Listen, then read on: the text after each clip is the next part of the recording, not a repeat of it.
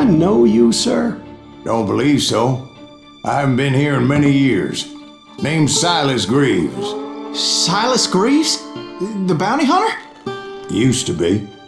What are you doing here in Abilene? Just passing through. Got a little business to take care of. Well, sir, it would be an honor if you would allow me to buy you a beer.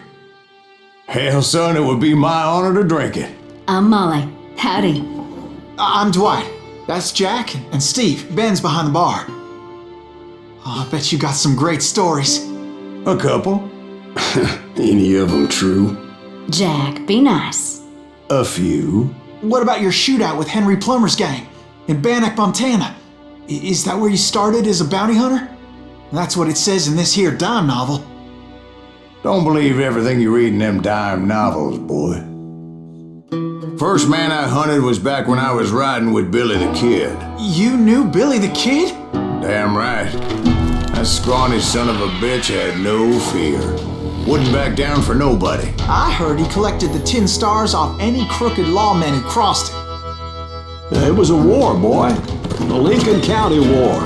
And Billy promised his regulators would take the life of every bastard who helped bushwhack John Tunstall.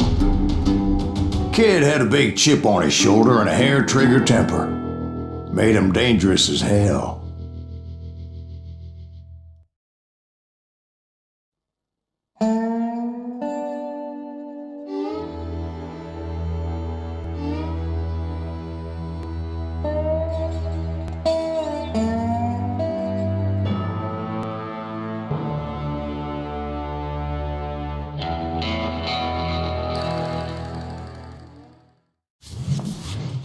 It was about 30 years ago.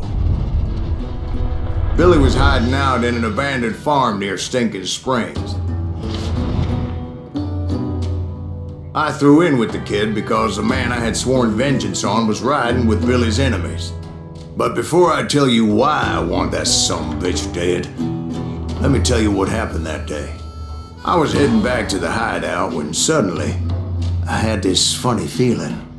Funny, ha-ha? No, Steve. The other kind of funny.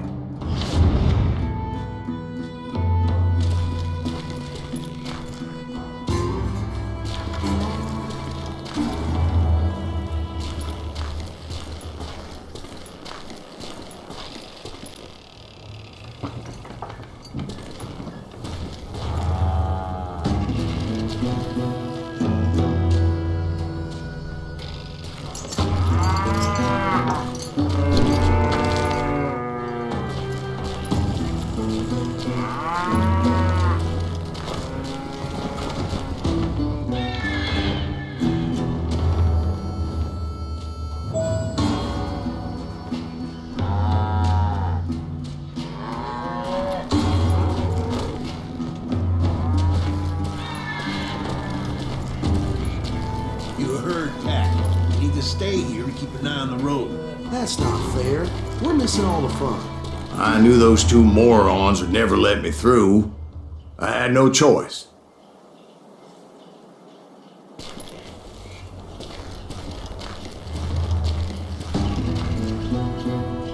What the hell? Shoot that sumbitch!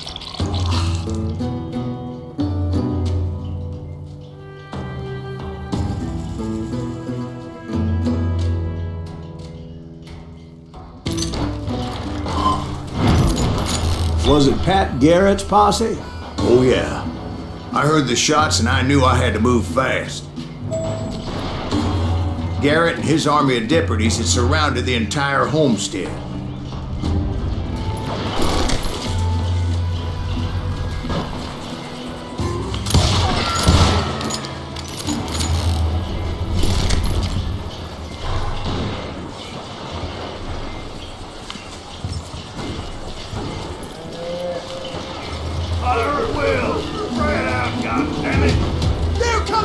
I decided to help Billy and the boys out a bit. So that's just what I did.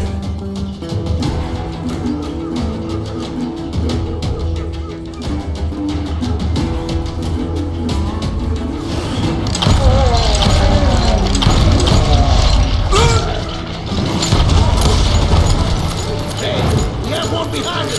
Stay on it! Cover fire!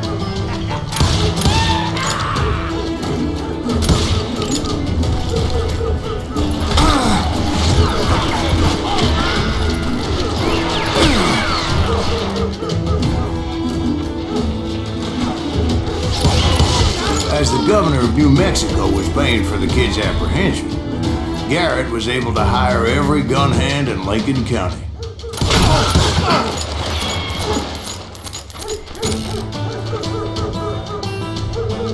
Where'd he go?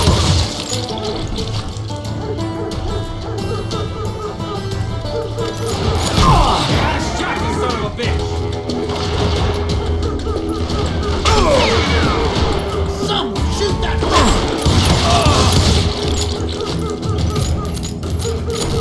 Had enough?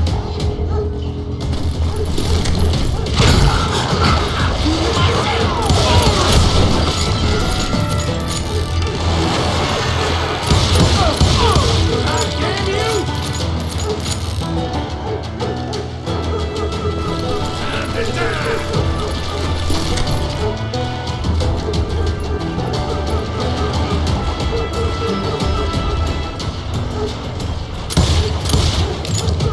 You're dead!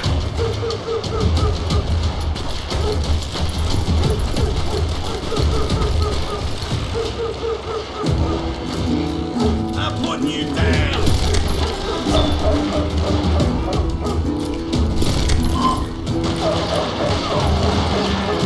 Watch out! One of us! God damn it, he's right behind us!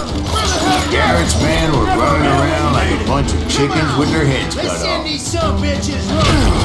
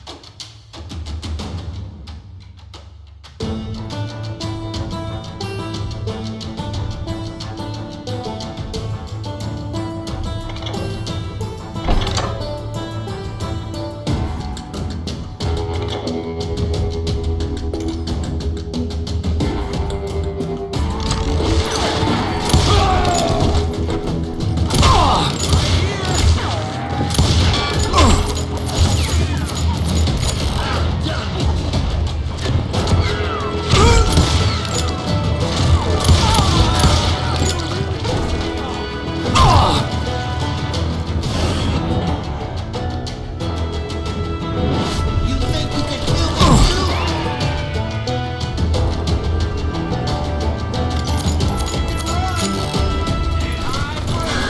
Still, one of them reached the water tower. Not a bad idea. It would be a turkey shoot from up there.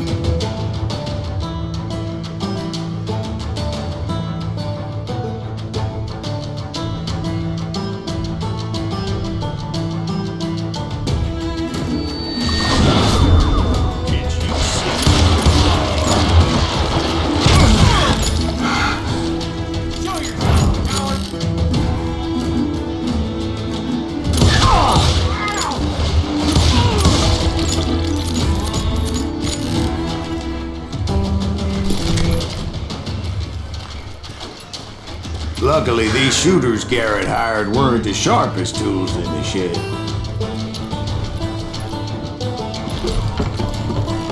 The right position is very important. Personally, I prefer to be on top. Oh, you do you? Indeed, darling. But where was I? Oh, yeah.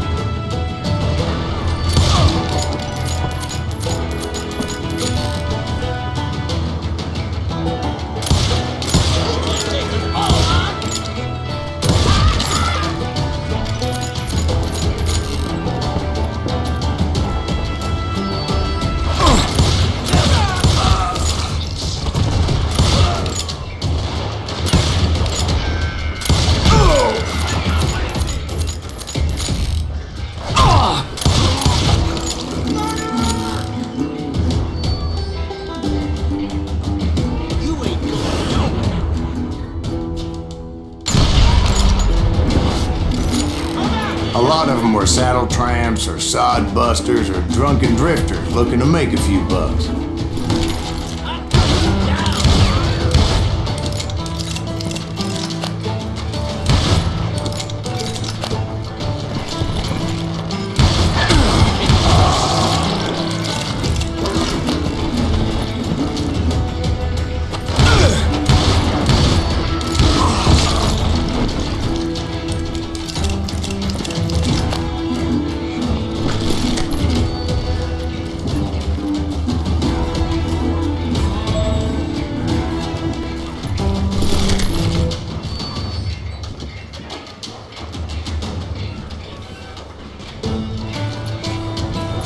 Then, I heard a friendly voice yelling at me from the window. Back door! We'll cover you! Rock aiming, you idiot! Truth be told, things weren't much better behind the house.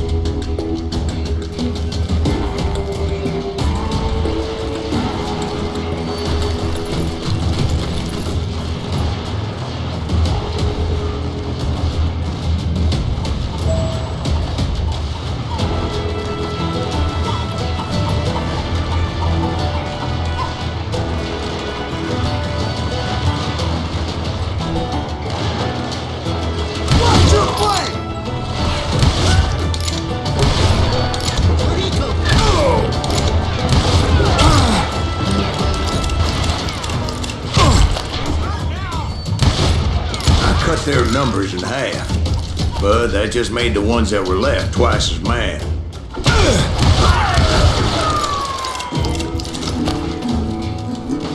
made up for their lack of skill with a seemingly endless supply of ammo.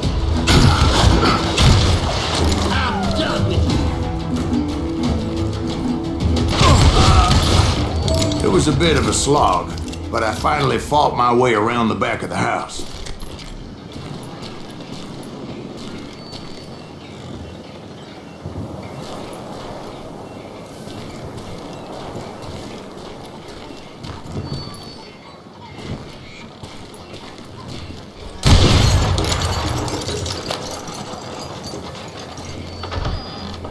And like that, I was inside, none the worse for wear.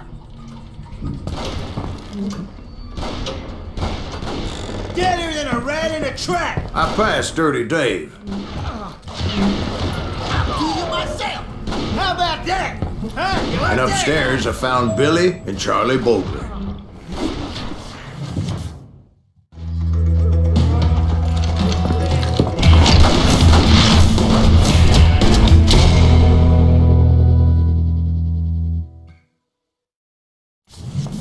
Billy looked at me and said, "About time, amigo! Grab a gun and get to the window." Wait, so you were friends with Billy the Kid? Yeah, sort of. Anyway, we were surrounded by dozens of deputized shooters who wanted to do us harm.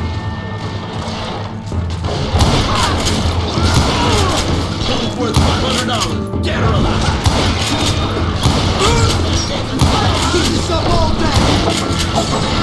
I'm telling you, Garrett's men were dropping like flies, but they just kept on coming.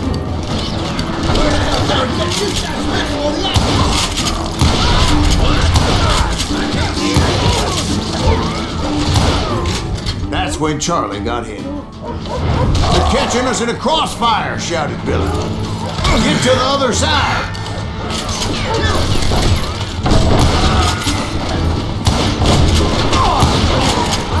We're in trouble!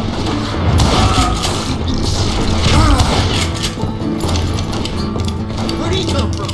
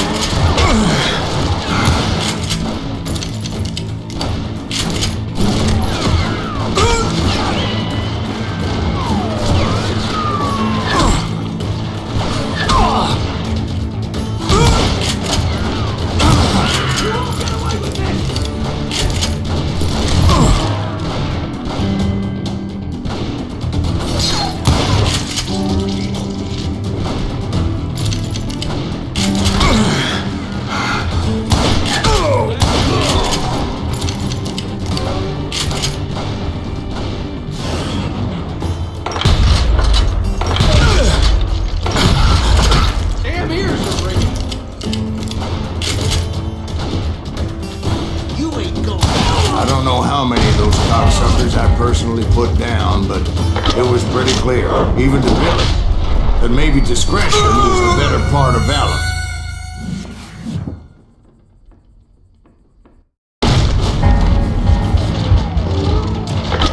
It means that it was time to cut and run.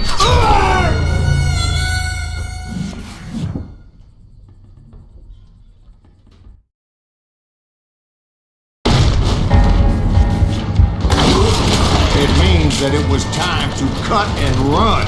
They got a Gatlin, Billy shouted. Get the horses and bring them round back. I'll draw their attention. He directed that order at me, and I thought, why the hell do I have to do it? But I went anyway. Dumbass that I was back then.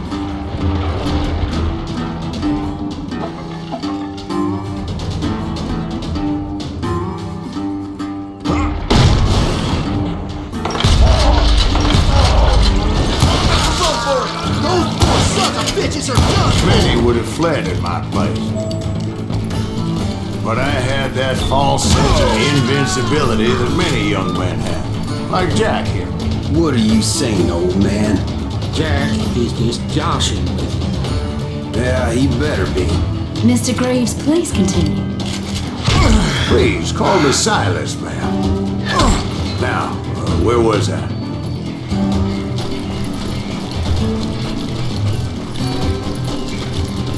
Won't need it, Ken.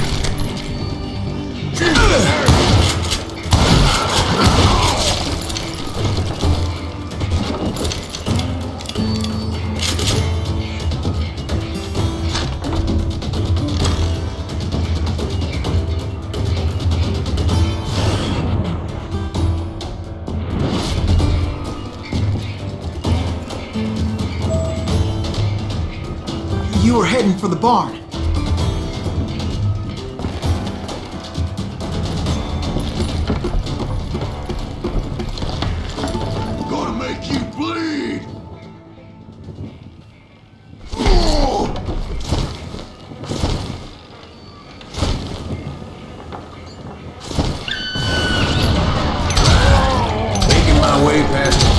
Fallen foes.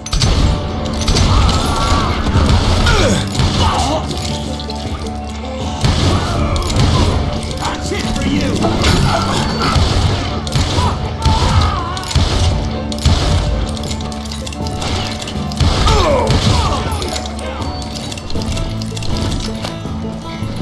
Sounds like Garrett hired a whole regiment of hired guns.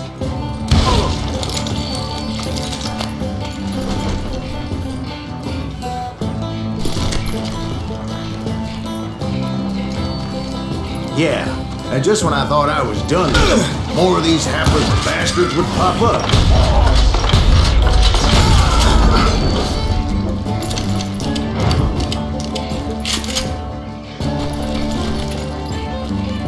Finally, I had the stables within my reach.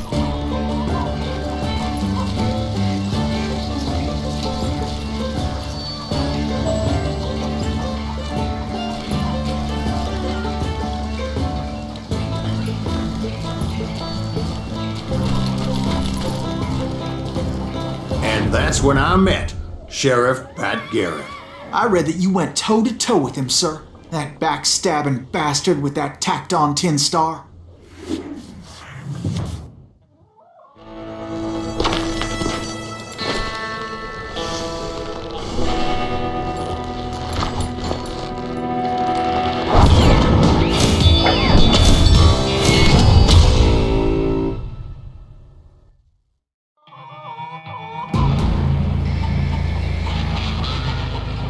Challenged him to a showdown.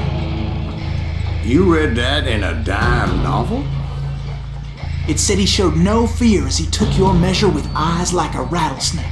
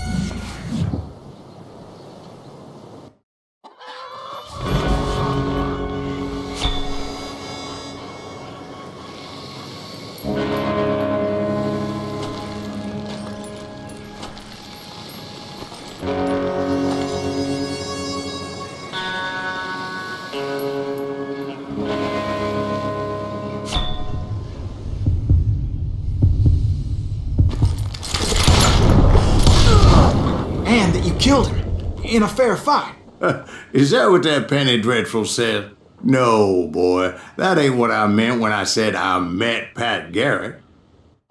So let me start again. I finally reached those damn stables.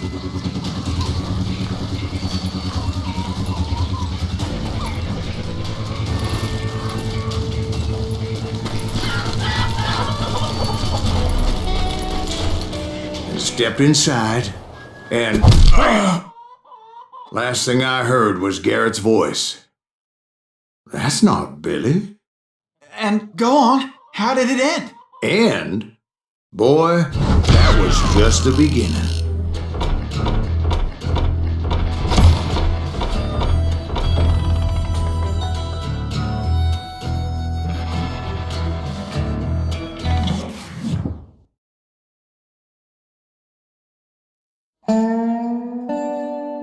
So what happened? Did Garrett arrest you?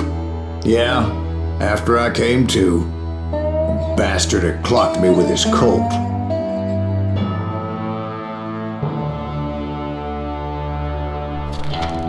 And the kid surrendered? When he realized there was no getting out of there alive. So they locked you up in Lincoln? Indeed they did. Sentenced me to hang right along with the kid.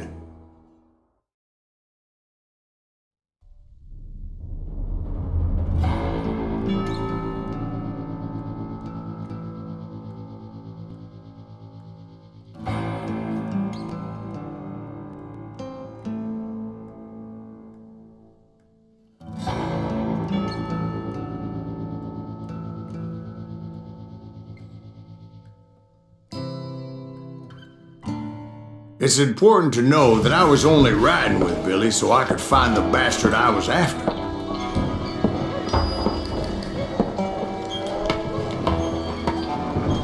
He was with John Kinney's gang, and they were sworn enemies of Billy's regulators. Why were you after him? I owed that son of a bitch a bullet for what he had done to me and mine. Instead, all I got for myself was a goddamn death sentence. Luckily, it was right around then that I heard Billy make his move.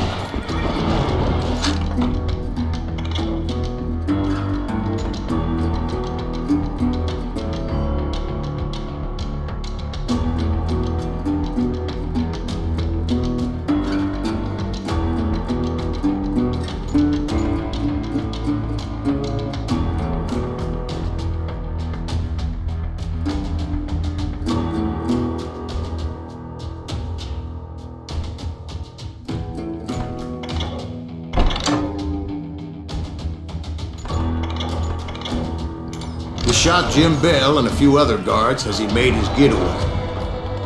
Later, they wrote that some lady friend planted a pistol for him in the privy.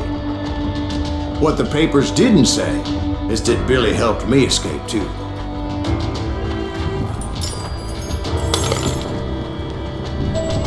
My first order of business was finding a firearm.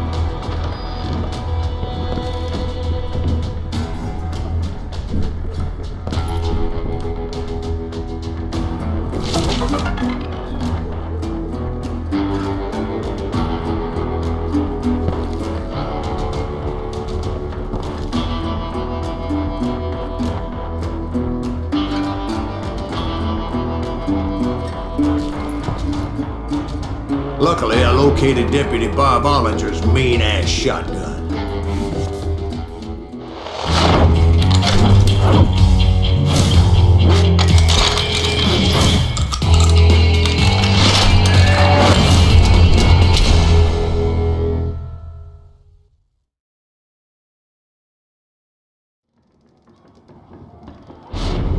I saw Billy through the window, and he yelled that I should take to the rooftops to make my escape.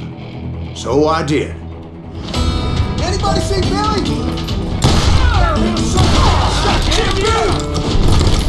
Hell yeah. That scatter gun was like a double-barreled howitzer. It could clear off his feet. You hardly had to aim the damn thing. The kids escaped, raised a huge ruckus.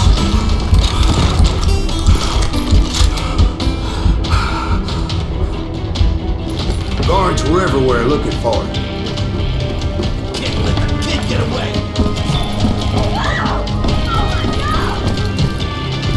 Anybody see him? I had to jump from roof to roof like a damn alley cat. I followed the planks where I could, but some of that wood was slippery as hell. The whole town was up in arms.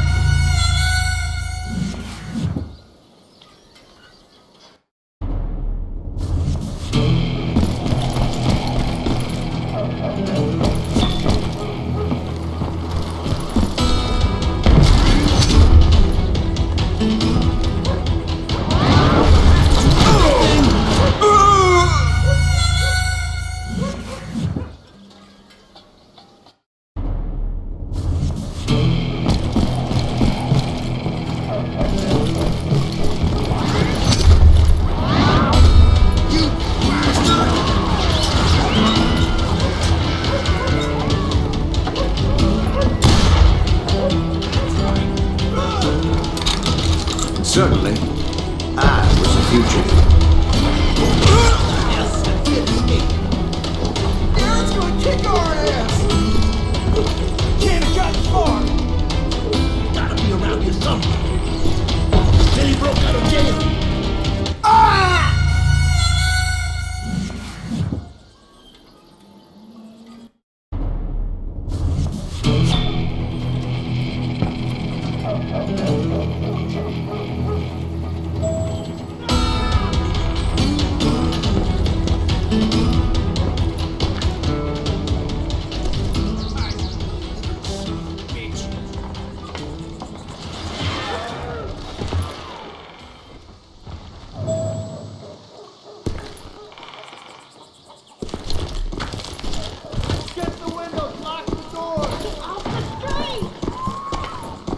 So that bastard you were after, what did he do? He did me and my family a grievous harm. But I knew if I was ever going to find him, I would need to get my ever-loving ass out of there. I tried to be stealthy and sneak my way past. This town doesn't have a moment's peace.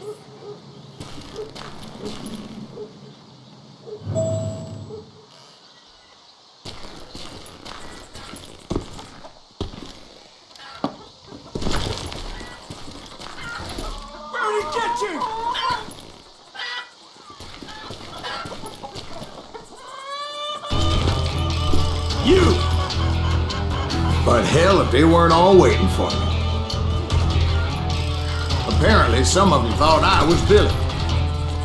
You hooligans can go to hell. Tell him!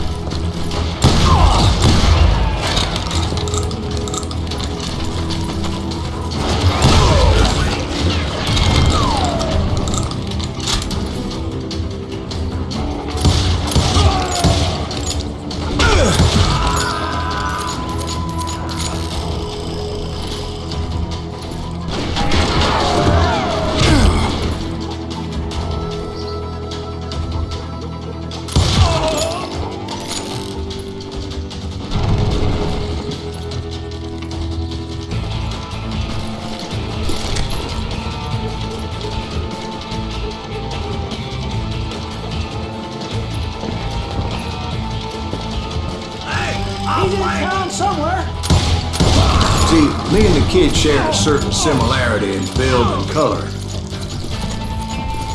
I was just glad I had Deputy Bob's mean-ass shotgun. They're shooting in the street! Get it up!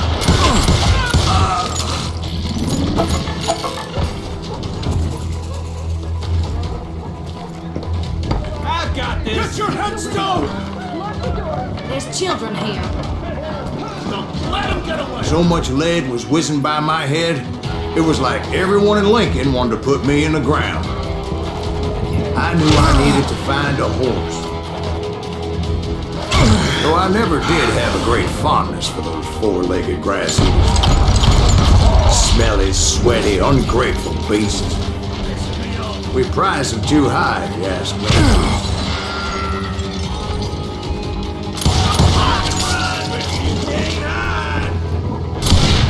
What? I can't hear you.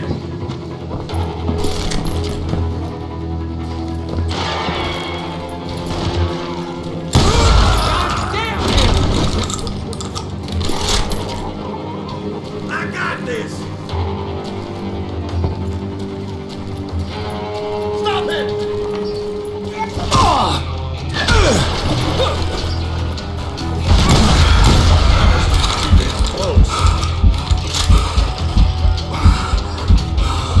I don't get paid enough for this.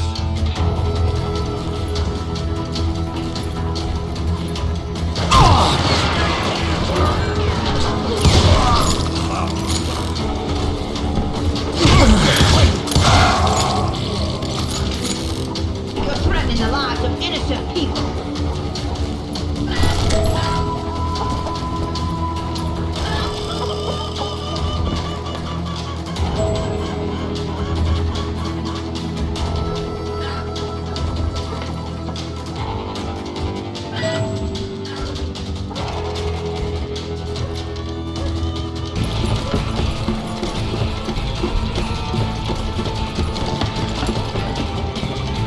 That sounds going to hell in a headband.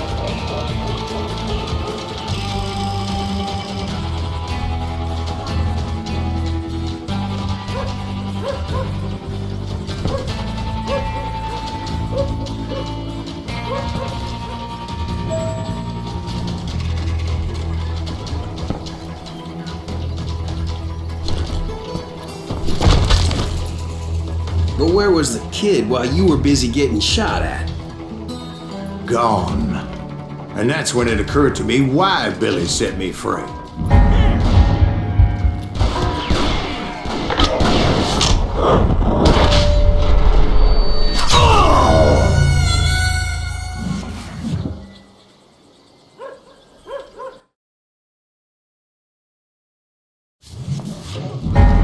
Beefy!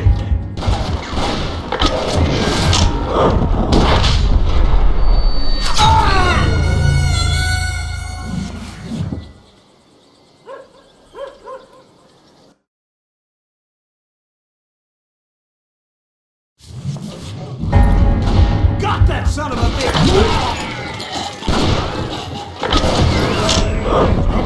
Respect for decency?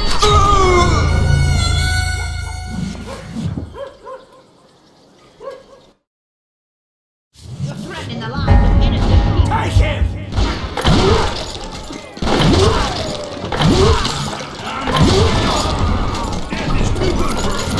So I could be a hapless decoy and draw attention while he snuck out of town.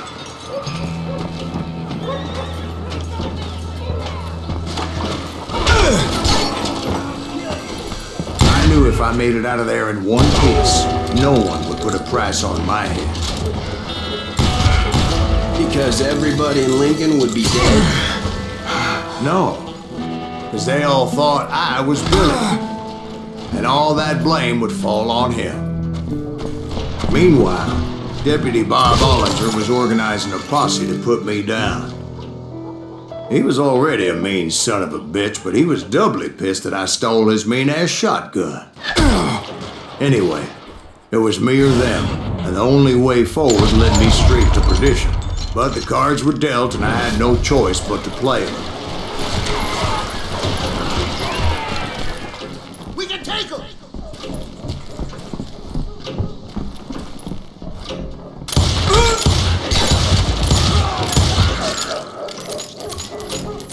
We're gonna be a deep shit when I get back!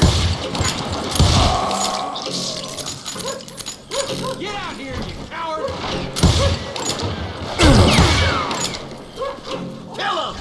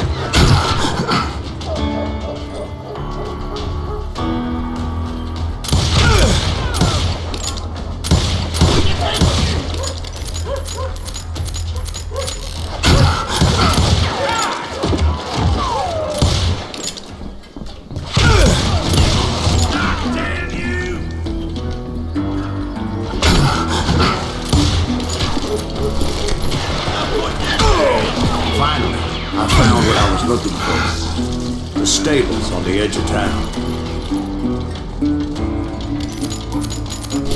You're dead!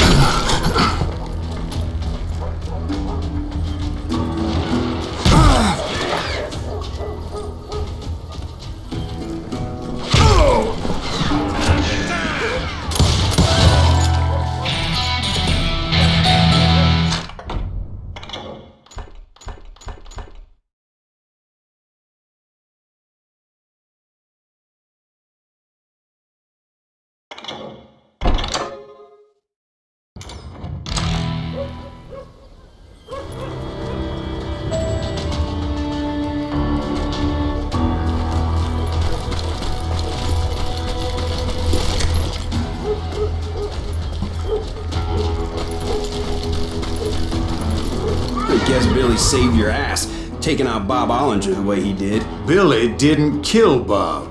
Well, sure he did. He dispatched him right after he shot Deputy Bell. No, sir. Because Bob came right up behind me, angry as hell that Billy had lit out. "Hello, Bob," I said. "I think you better let me go."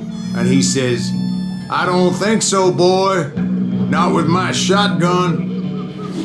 So we stood there in the middle of the street, eyeball to eyeball.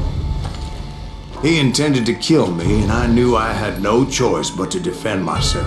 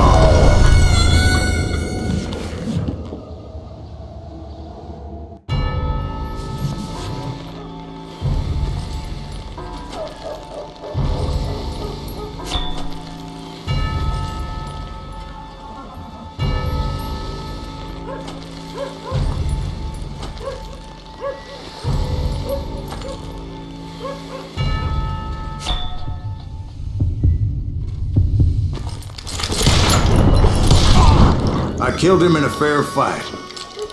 Everybody saw I had no damn choice. Well, Lincoln got a mite depopulated that day. Pat Garrett gunned down Billy 3 months later, so his escape was all for naught anyway.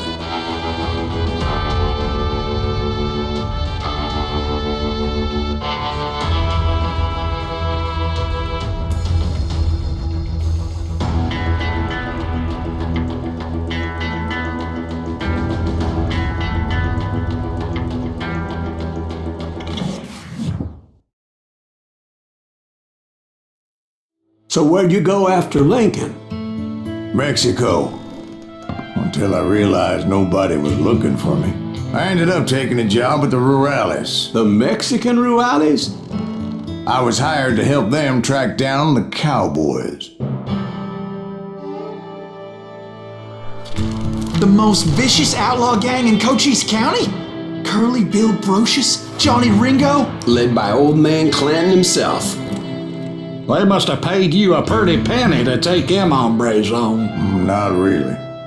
But truth be told, I had my own reasons for going after those boys.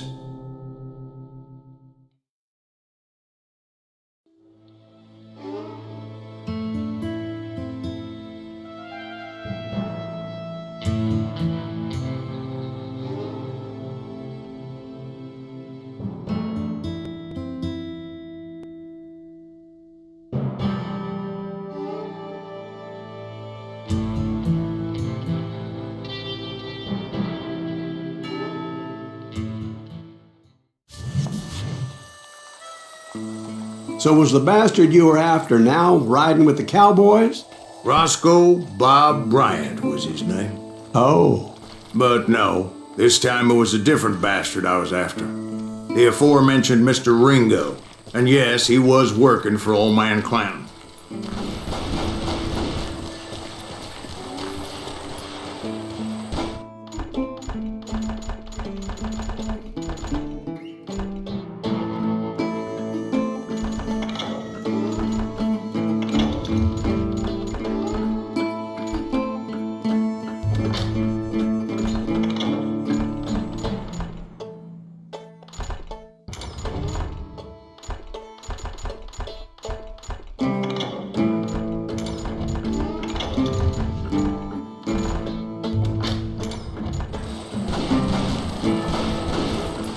Where's he going?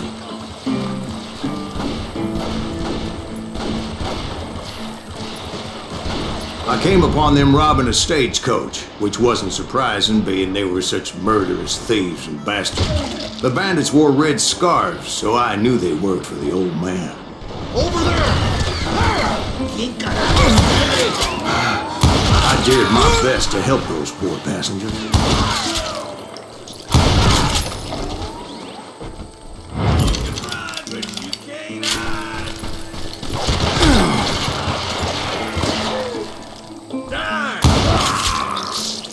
Moments later, the attackers were dead, and I checked the stagecoach to see how many passengers were still breathing.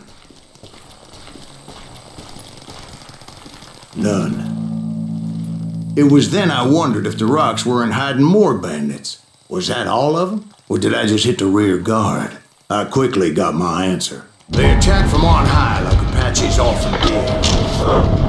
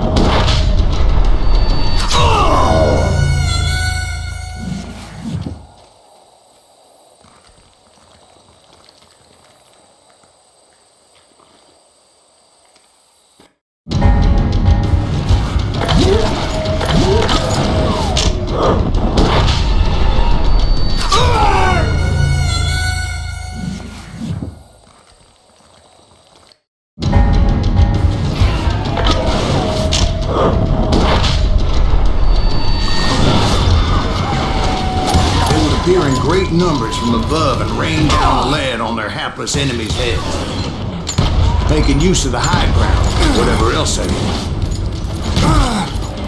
Yep, the Apaches always appeared out of nowhere, and there never seemed to be an end to them.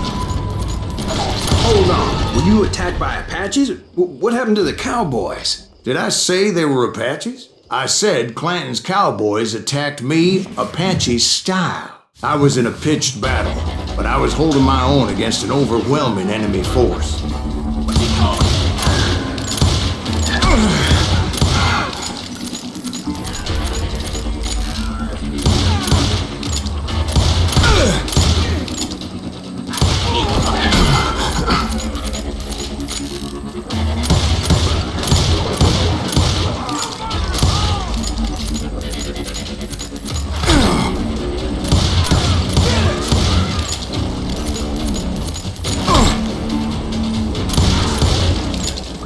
See, at the time, I was still pretty green and would often blunder into regrettable situations.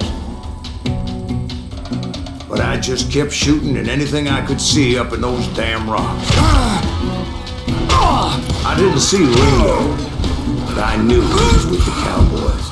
He and Roscoe Bob had done me a dreadful wrong, and I was determined to have my revenge.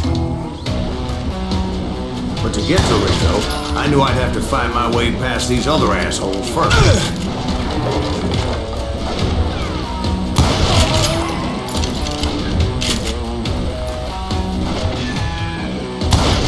He's getting away!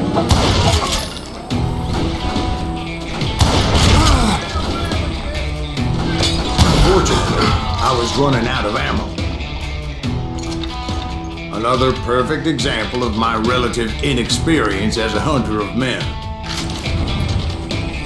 I immediately knew that a tactical retreat was called for, as my vengeful fury was much less impressive without the bullets to back it up.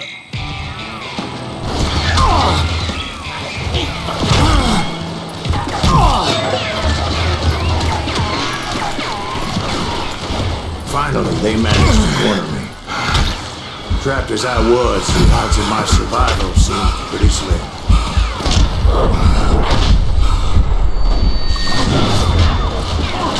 Luckily, serendipity was on my side as I suddenly spotted a way out of my predicament.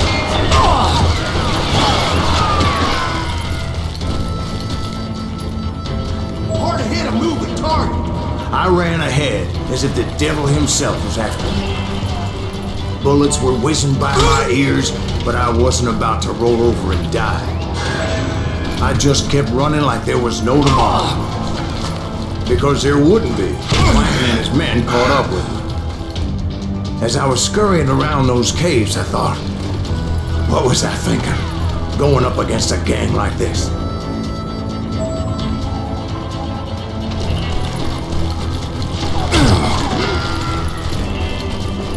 I just kept running, not knowing where the hell I was going.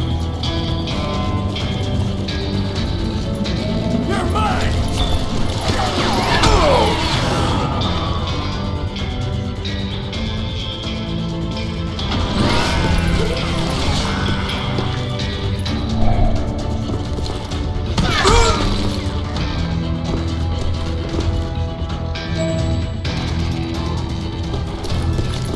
And that's when something miraculous happened. Like manna from heaven, I found the desiccated remains of what looked like an Apache warrior. The old weapon next to him supplied me with some much-needed ammunition.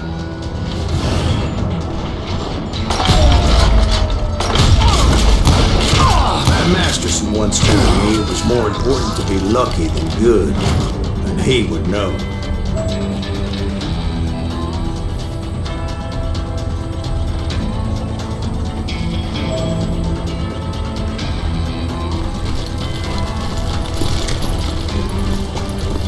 And imagine my surprise when I found a fistful of dynamite to go along with that ammo.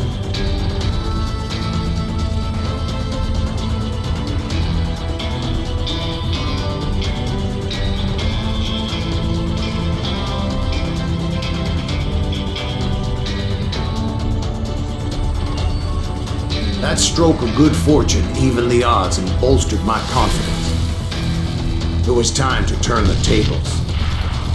Time for the prey to become the predator. Time for the hunted to become the hunter. Time. All right, Jesus, we get it. They were right where you wanted them. That's right, Jack. I was done running. And the old man's boys were not expecting that. No, sir. I came at them like a wildcat. My fury knew no bounds.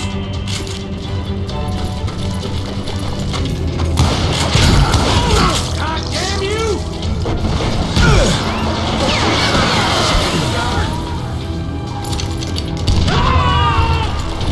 Where's he going? It was finally time for that old man to pay for his sins. Now you're really pissing me off.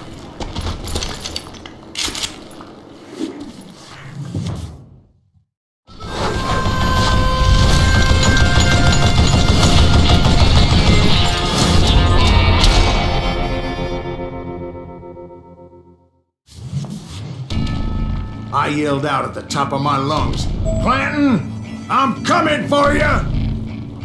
A little stealth might have made more sense, to be perfectly honest. Because that old fool had a Gatling gun and enough bullets to last him till kingdom come. But I knew I could not let that deter me. Not if I was to find and kill Ringo. I needed to get that old man off that gun.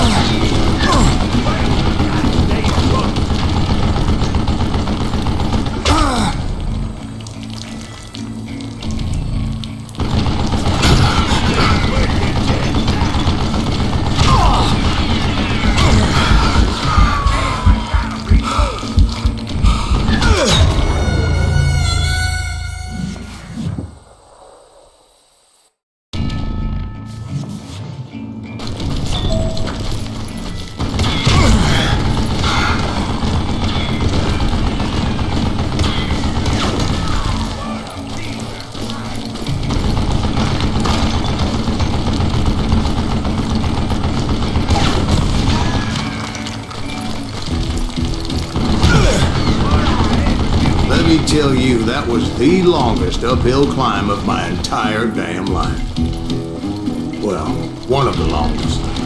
There was that one time I was pursuing Frank James, Jesse James' brother. Jesse James? Perhaps we could talk about that one later. Now, where was I? Right. I had old man Clanton in my sights.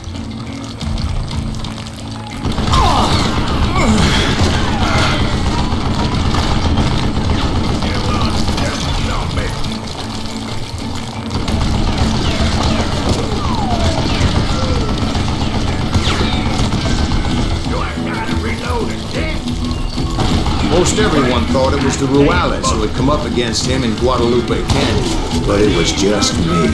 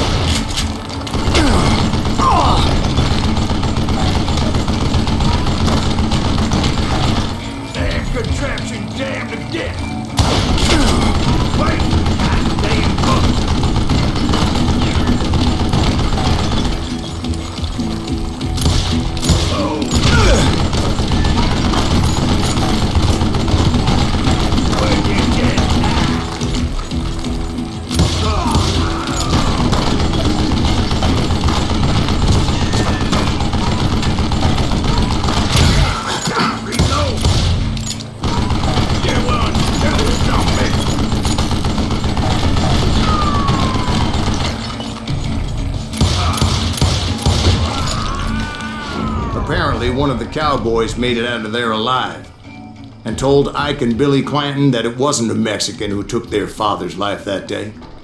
They just assumed it was one of the Earps, and that little misunderstanding eventually led to that legendary gunfight at the OK Corral.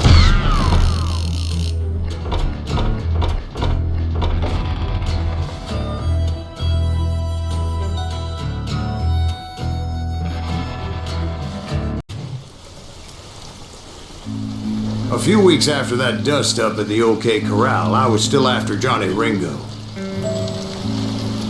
I had tracked him and the cowboys to their hideout at a sawmill, and they were loaded for bear.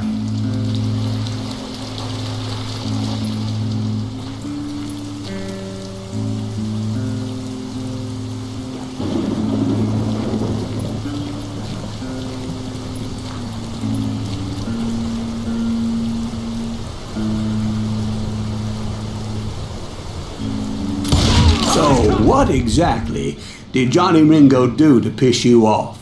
Well, him and that other bastard. Roscoe Bob Bryant? Yep. They both deserve to die, and I promise I'll tell you why. But first I need to tell you about the Cowboys' new boss, Curly Bill Brocious. Earp's coming! Get ready, boys.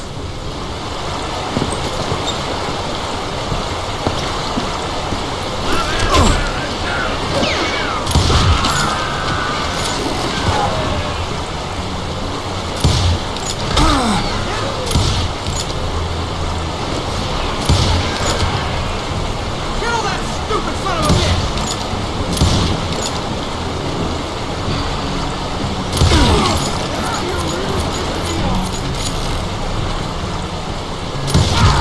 Curly Bill took charge of the Cowboys upon the old man's demise, and after that gunfight at the OK Corral, the Clantons wanted revenge.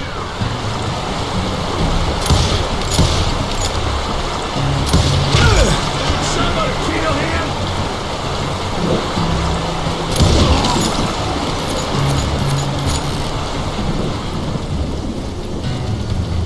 Murder him!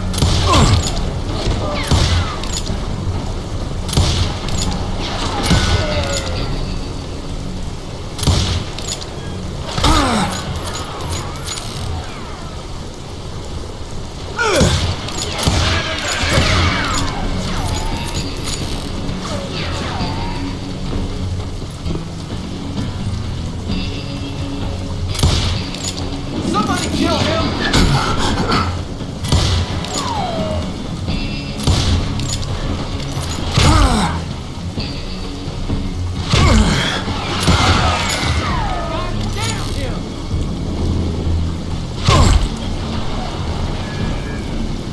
Put some howls in him! So they murdered Morgan Earp and grievously wounded his older brother, Virgil.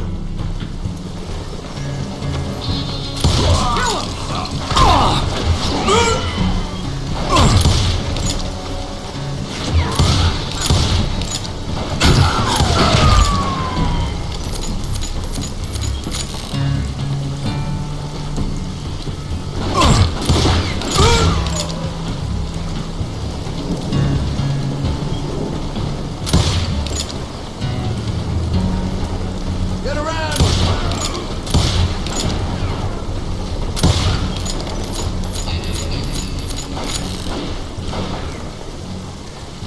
Is that one of Wyatt's boys?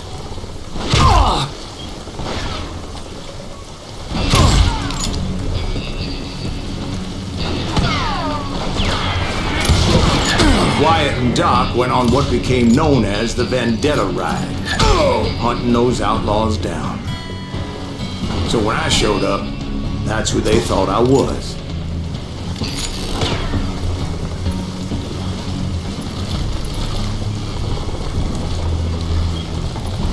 Kill that dickweed!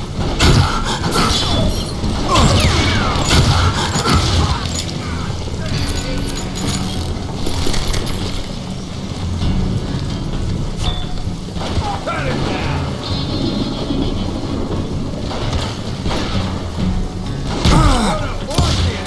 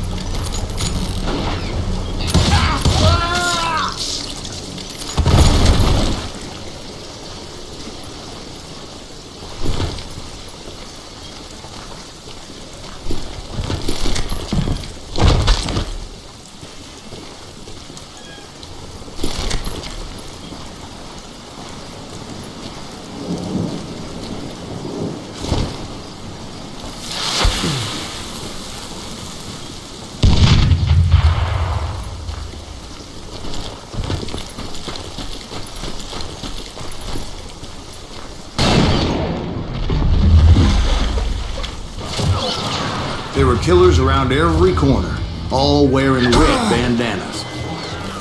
That's how the cowboys identified each other. And I was beginning to wish I had one myself.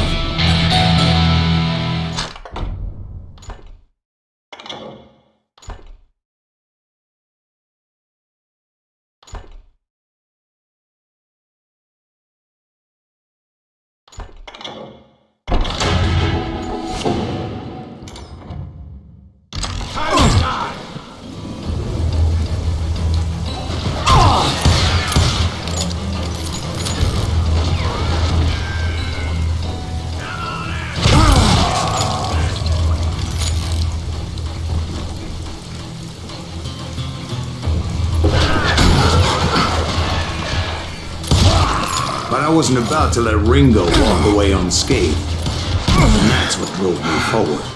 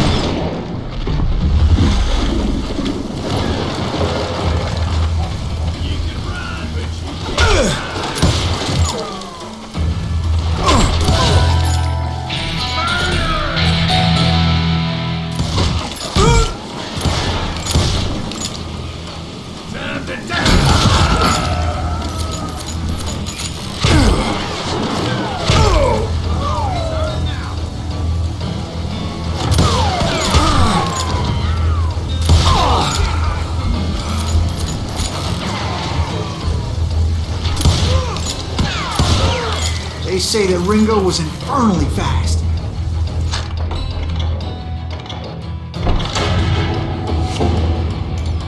I hardly saw anyone faster, boy.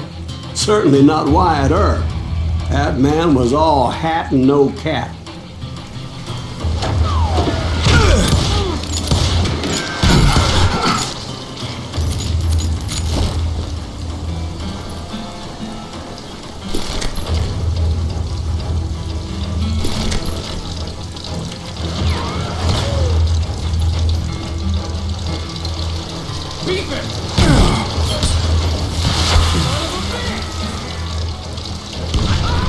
Earp wasn't much of a match for him, but Doc Holliday might have taken him. That Lunger should have kept his nose out of it. They never charged anyone for the murder of Morgan Earp. But everybody knew that Curly shot him in the back. That was common knowledge. Yeah, maybe so. But Ringo had nothing to do with it. He was just being loyal to a friend. Is that what you call it? Being loyal? Well, to get to that loyal friend, I had to pass by some buzzsaws as big as a man.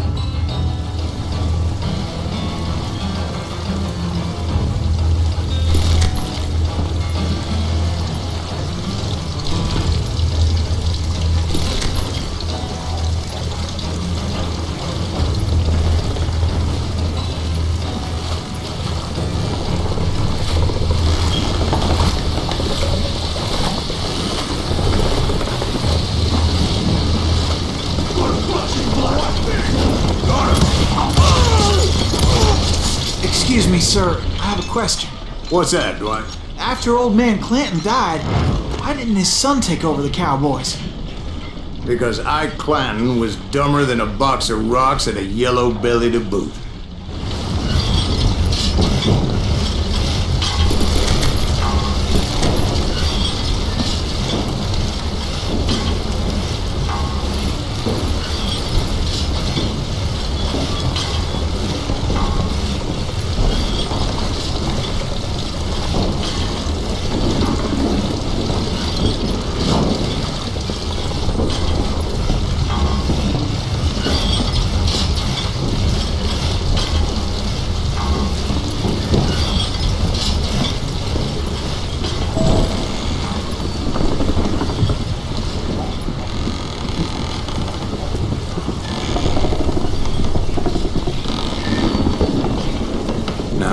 Where was I? Taking down the entire cowboy gang single-handed. Indeed I was, Jack.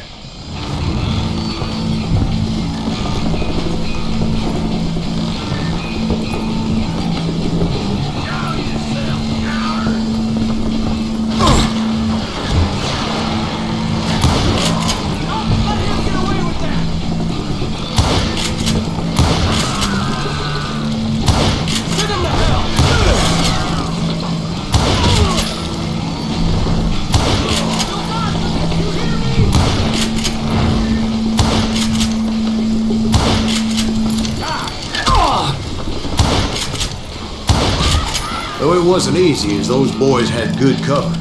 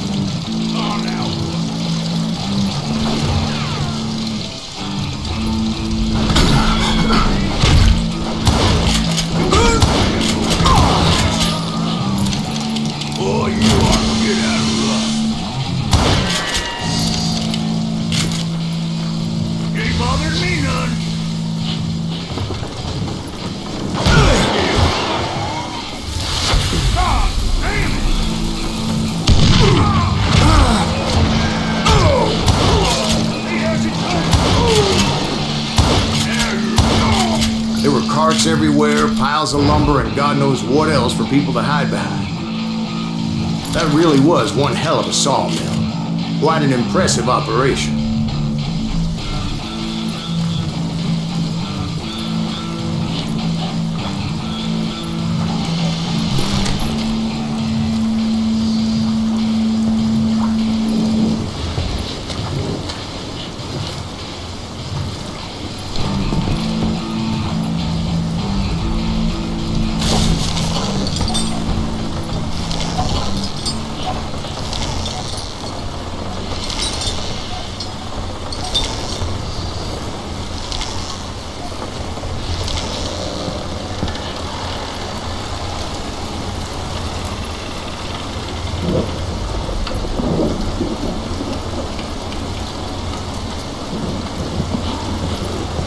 And where was Curly Bill? Did you see him?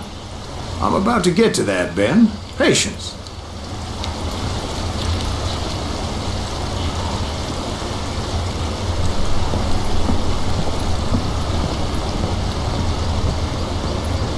I'm painting a picture here. There was this beautiful waterfall and a crystal clear stream that led to a verdant valley that was truly... Consider your picture painted. What happened next? Well, finally the bastards that were still alive made a last stand.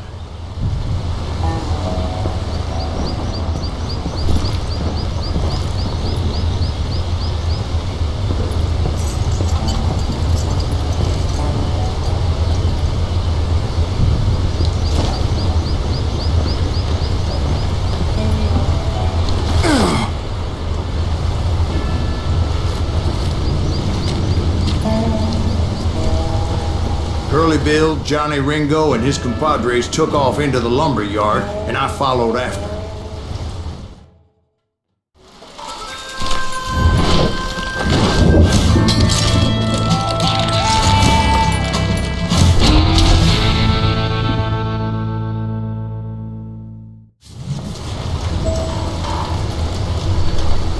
Are you saying they ran?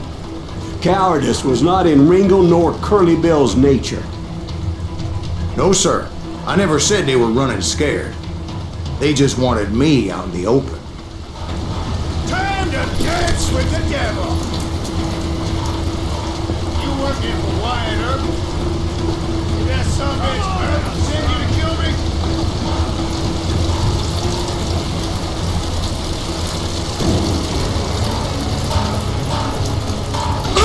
Big mistake coming after me!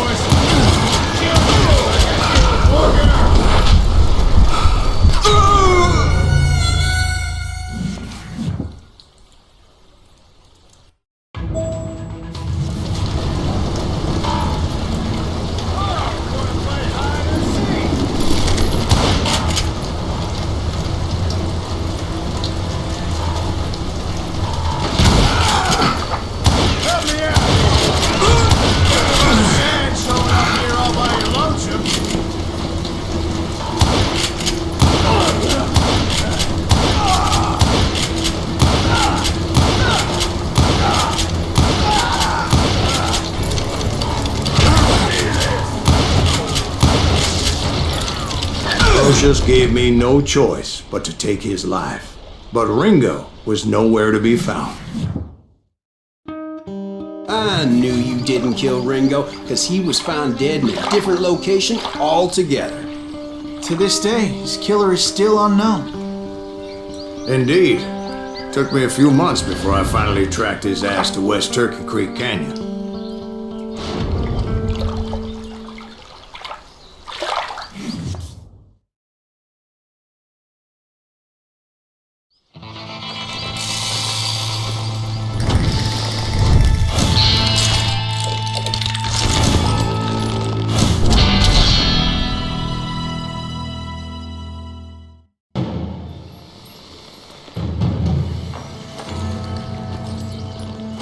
That's incredible, sir.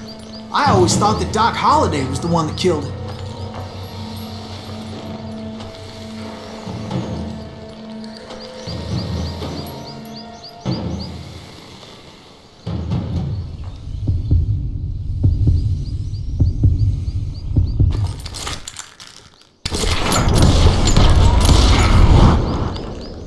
Sorry I had to ruin the legend for you, boy.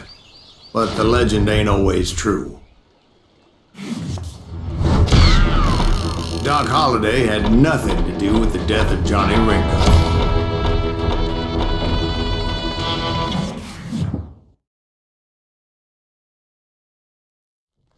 I was paid a healthy bounty for Ringo and Curly Bill, and realized there was real money to be made.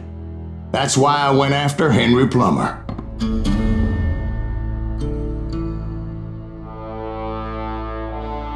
Now, wasn't he the sheriff who augmented his income by shaking down miners and robbing gold shipments? That's the one. Oh, yeah, I remember him. He ran that gang of thieving outlaws called the Innocents. So it's true that you went toe-to-toe with him? Indeed I did, son. Indeed I did.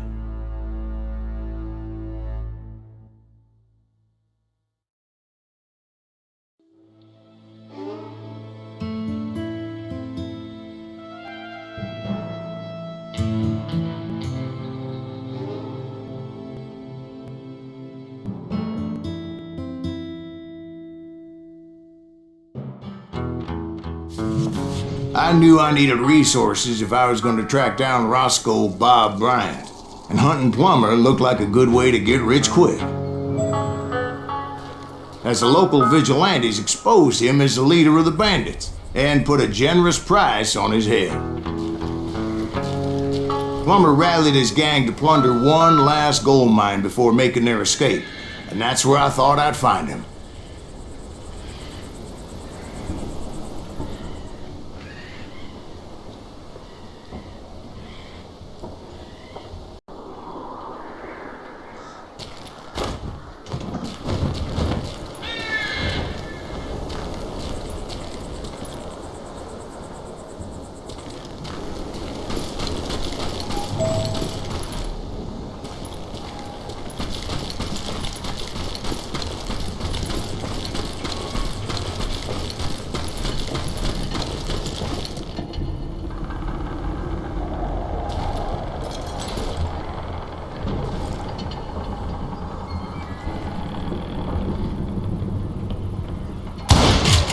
As my late father pointed out to me more than once, God made men, but Samuel Colt made them equal. Oh yeah? Who the hell is that then? Come!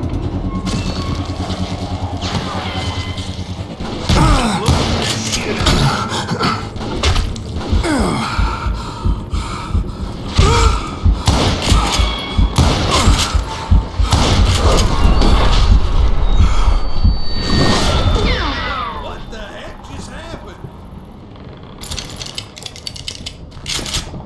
I will drop you down a mine shaft.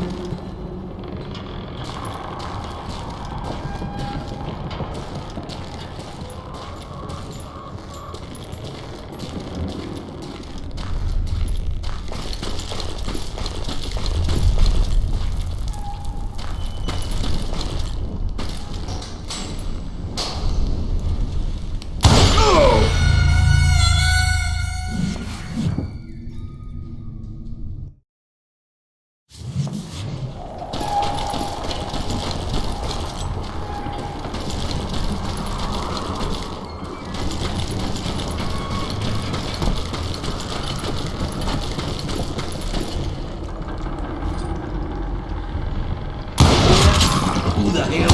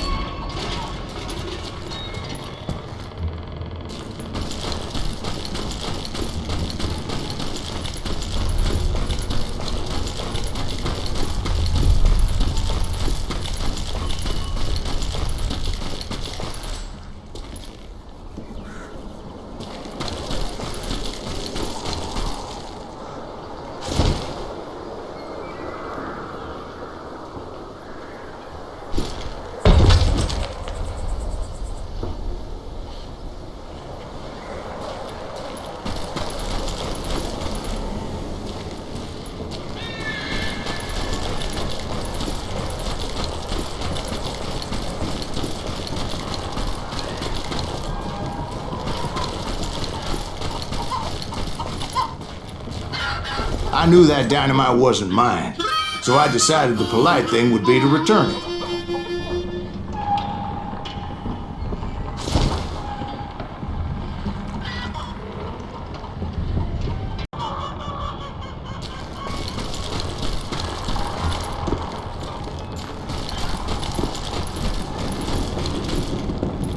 It was the biggest gold rush since Sutter's Mill in '48. Unfortunately, prospectors weren't the only ones drawn to those riches.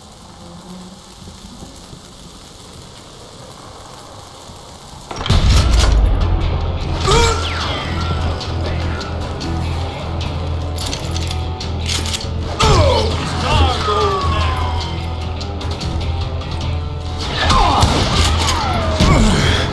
thieves and killers, robbing travelers, and hijacking gold shipments. Like those that ran with Plummer. Some were just regular folks I knew from town, drawn by greed and easy pickings. Charlie Crow, the blacksmith.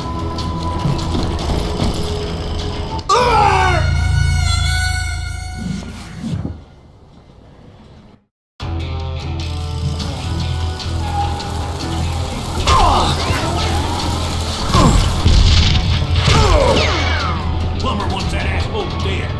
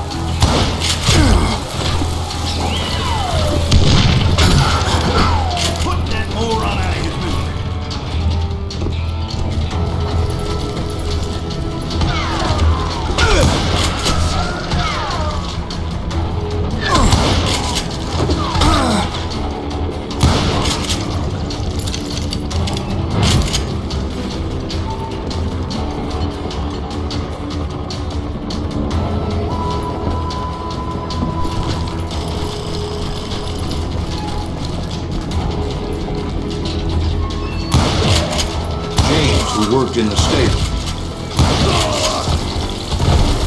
Sam and Jeremiah Barber, the butcher's son. Ordinary citizens who lived a double life. Stealing and thieving and murdering their neighbors.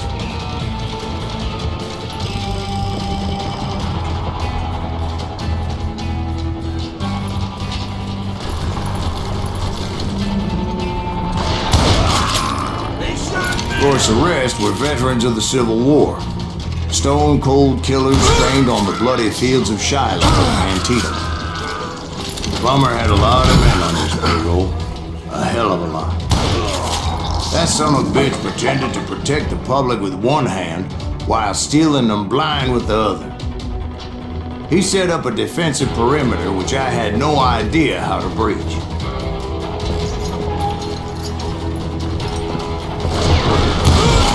Dangerous, desperate individuals. I was outnumbered and in way over my head, but I was too damn stubborn and stupid to realize it. If Daddy had lived to see Alfred Nobel's explosive invention, my guess is he would have told Samuel Colt to kiss his ass.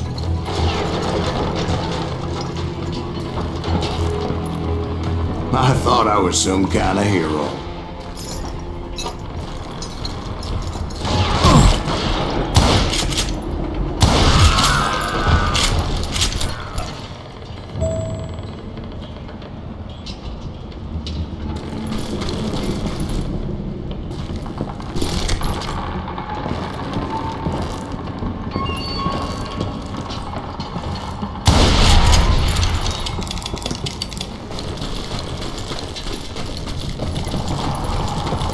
I finally made it past and headed on to meet my destiny.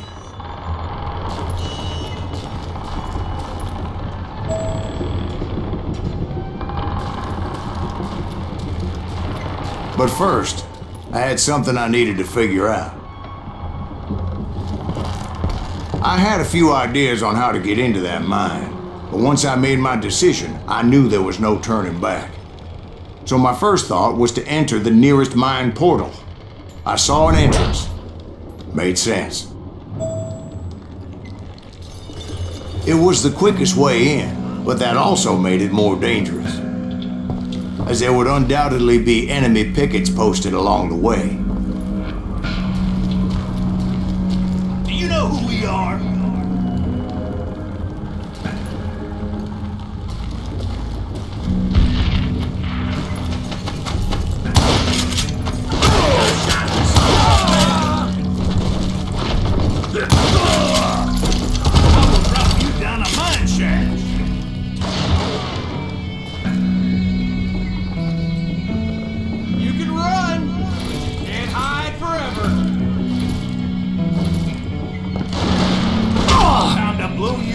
shit up!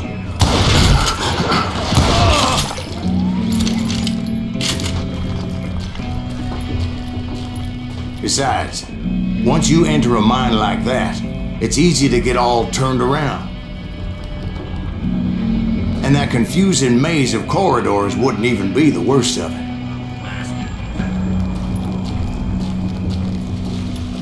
This is our goal now.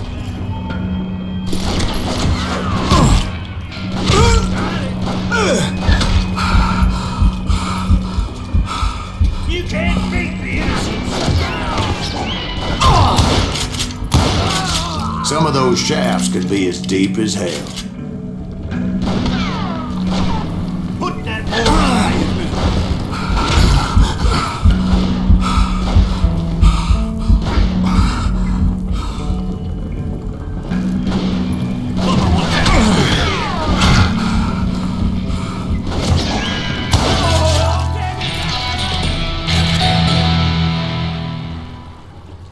I do not deserve.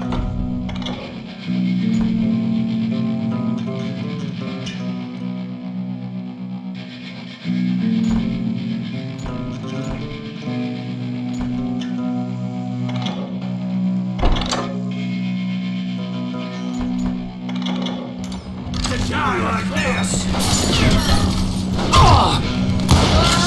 A single stumble or misstep can easily end in a deadly plunge to oblivion. You must be about out of bullets. I got this. You ain't beefing me.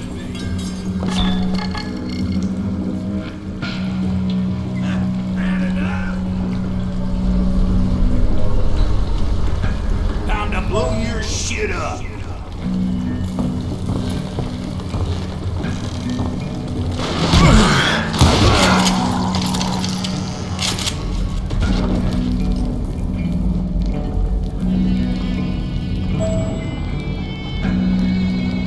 Quick reflexes often make up for a lack of common sense. Luckily, I was never one to be easily bushwhacked.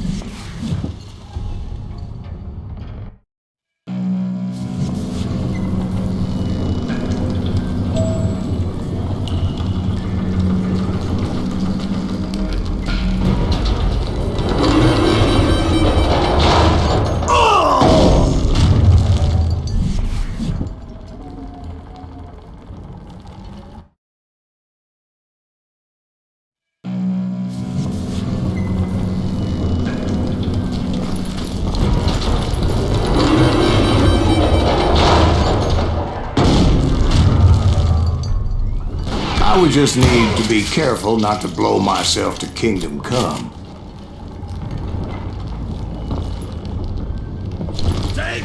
With all that gunpowder and dynamite everywhere, a body has to know what he's shooting at. All it takes is one tiny spark, and boom.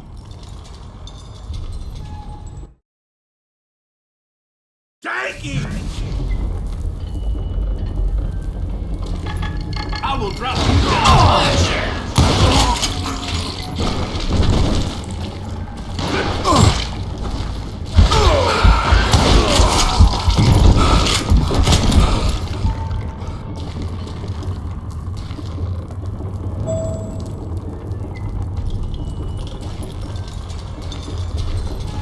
One wrong bullet could have turned that mine into a dad-blasted tube.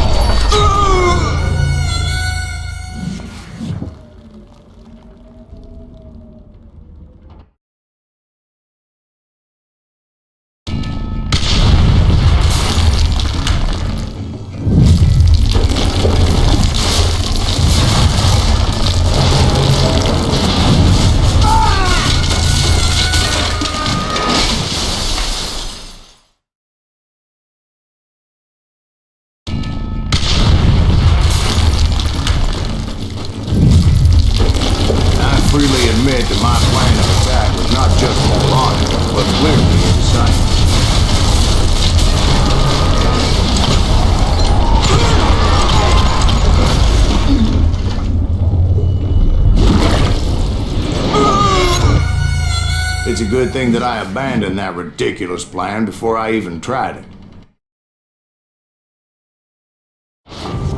Instead, I spotted a ladder, way into the mine from the opposite side.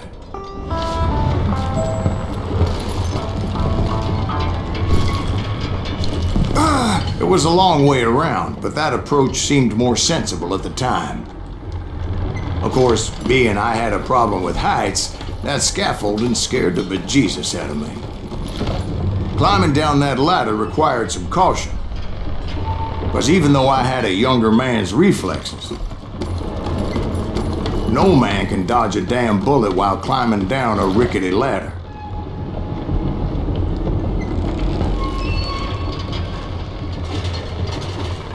I needed to make a leap of faith, which ain't easy when you're suspended between heaven and hell.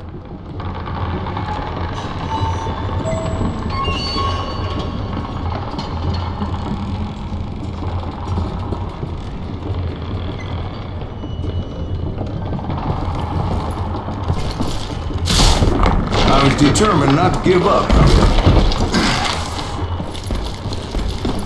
That Sheriff Plummer seemed quite the despicable character. When the vigilantes discovered what the sheriff was up to, people were outraged.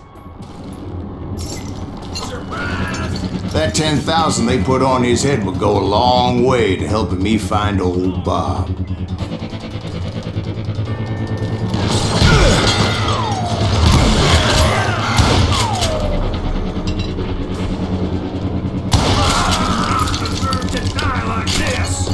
And I had made it my mission to settle that score come hell or high water.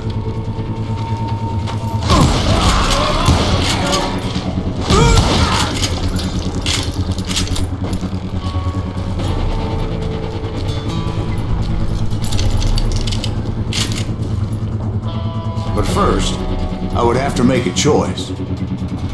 Take the elevator or climb the ladder.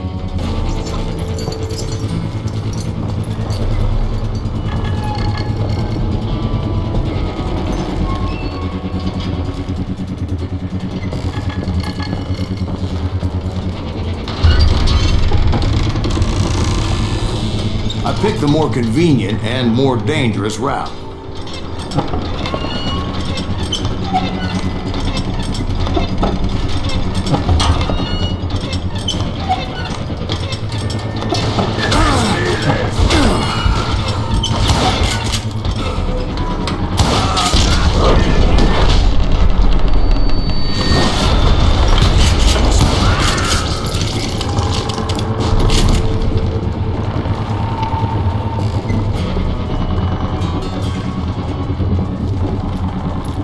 Plummer was a mad dog killer, and the people of Nevada City deserved better. Nevada City? Well, I thought Plummer met his maker in Bannock, Montana. Right, well, he was the sheriff of both places at one time or another, but that's neither here nor there. The point was, taking him down would save a lot of lives, including my own.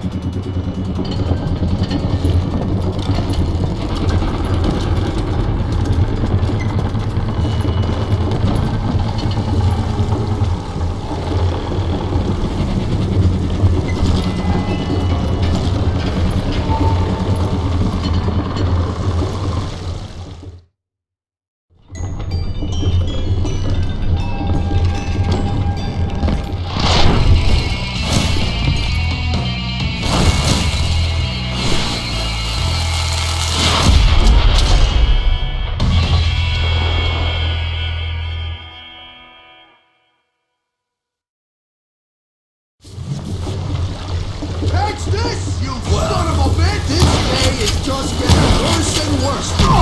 Hey! Henry Plummer was clearly unhinged, and I could see right away that this was going to take some doing.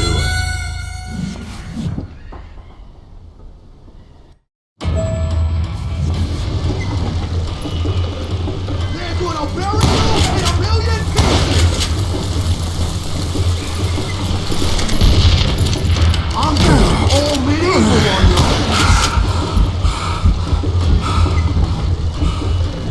Oh, guess you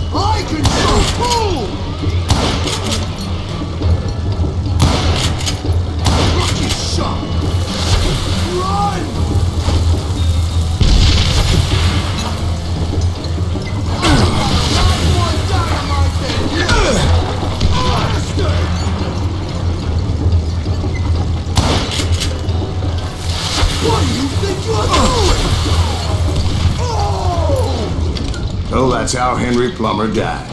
Him and his crew were worth their weight in gold. And now, I was officially a bounty hunter. Did you finally go after that Bob feller? Well, I heard word he was in Kansas with John Wesley Hardin. So that's where I went. Where in Kansas? Abilene. Why do you ask, Ben? No reason. Was Hardin as fast as Ringo? Ringo was fast, but John Wesley was as fast as the devil himself.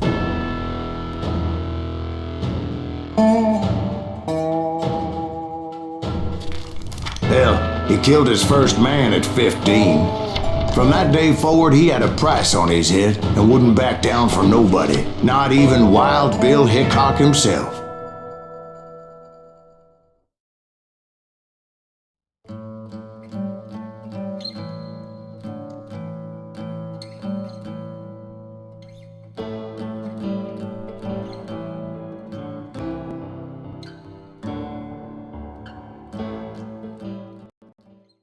I dodged death many a time, and that night in Abilene was so different.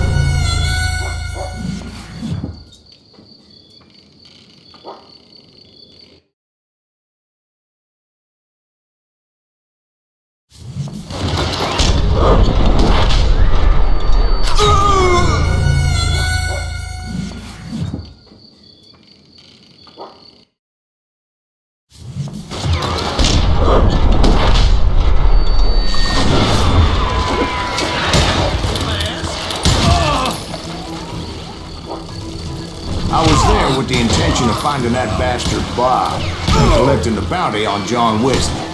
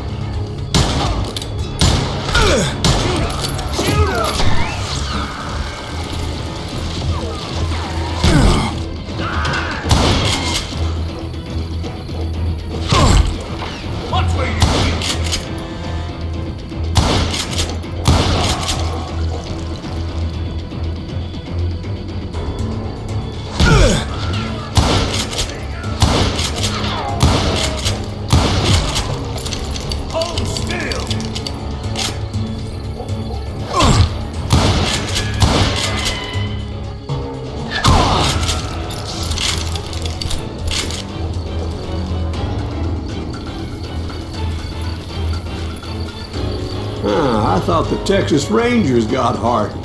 Yeah, that's what they want you to believe. It was cold in a witch's tit and a brass bra that night as I fought my way past his loyal compadres.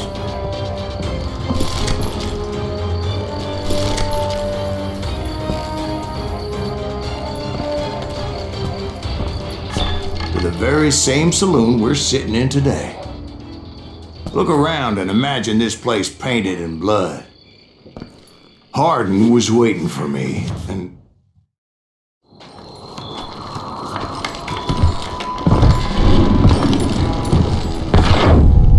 Wait, I'm jumping the gun here.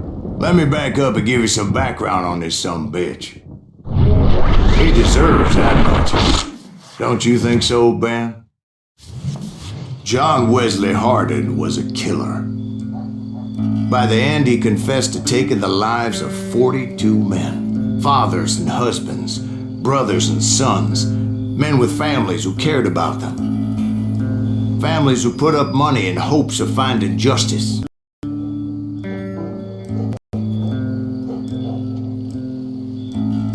Wesley Hardin was a killer. By the end, he confessed to taking the lives of 42 men, fathers and husbands, brothers and sons, men with families who cared about them, families who put up money in hopes of finding justice.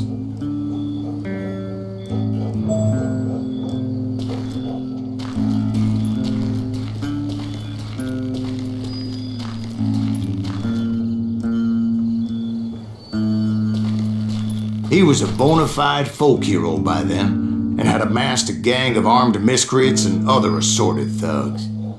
He and his men set up camp outside of town, and I was hoping Bob was among them.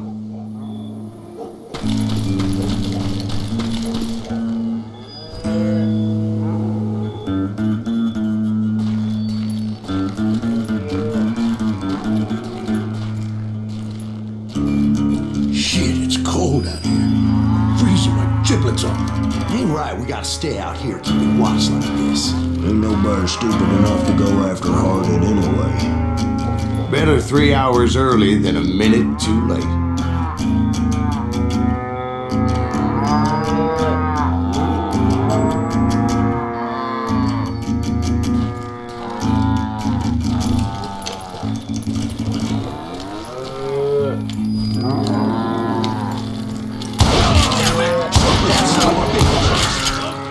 They didn't ask why I was there. They knew. most of them were wanted as well. I figured Hardin was here somewhere, but to get to him, I'd have to get past his gun hands. And that was easier said than done, as most of them were as foolish and full of bravado as I was.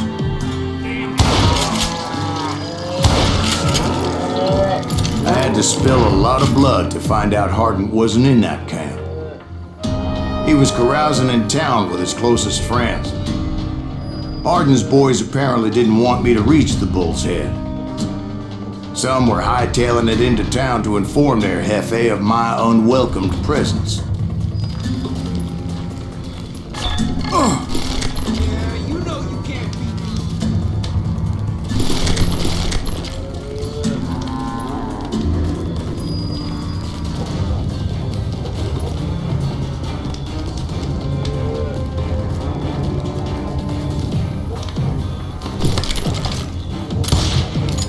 That's right. Run!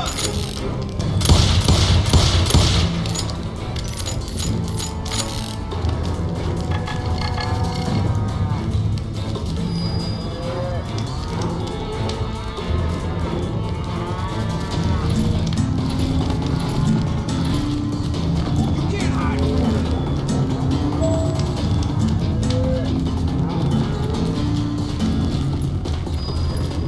Get him!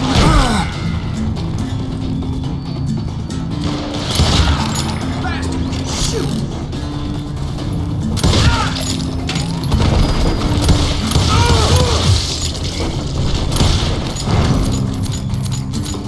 You better hide!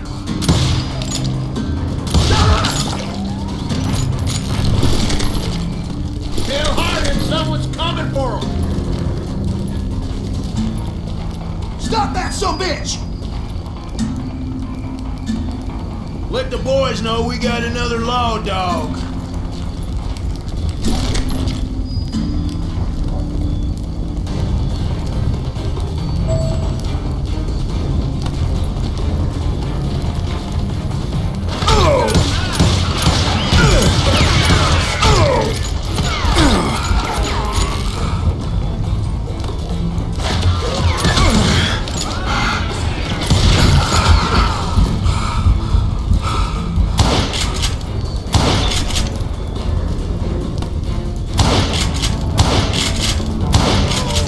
I wondered if Bob was among them.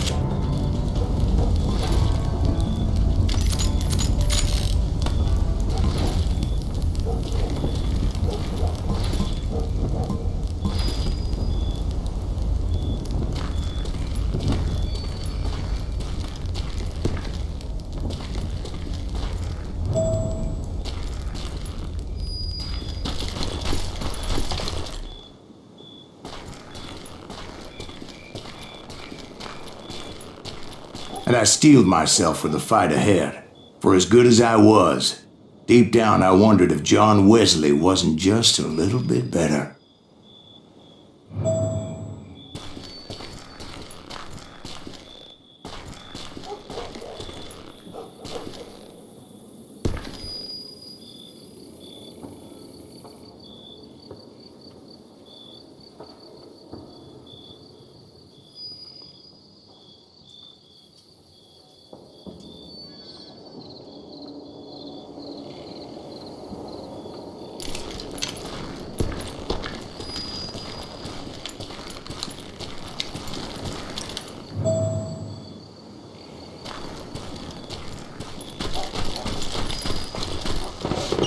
Before I could test my mettle against Hardin, however, I would first need to dispatch his cadre of hired killers.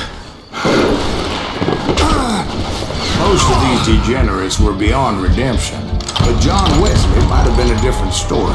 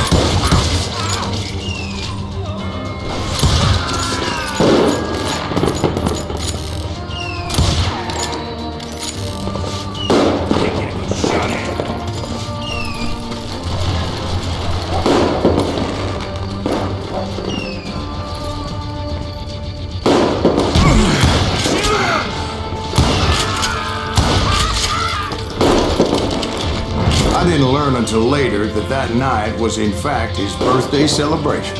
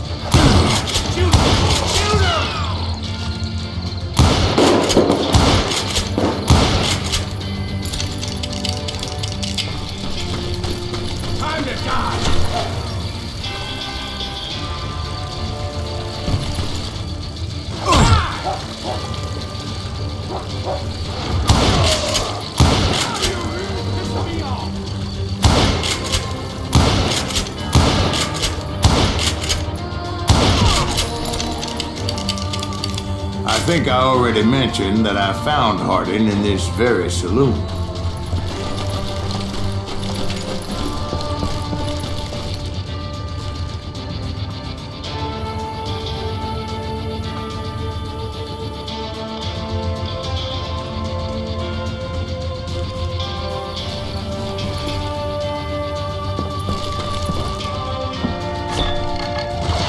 Suffice it to say, nobody there was happy to see me.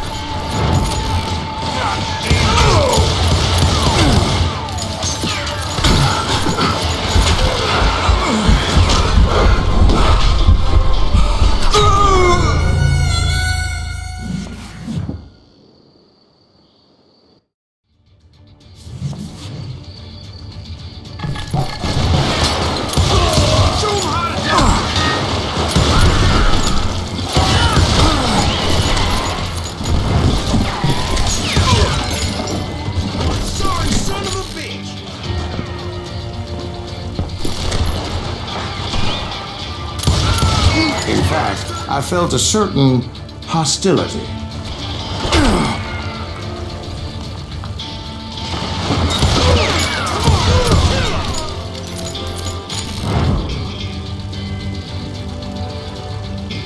Time to fill you full of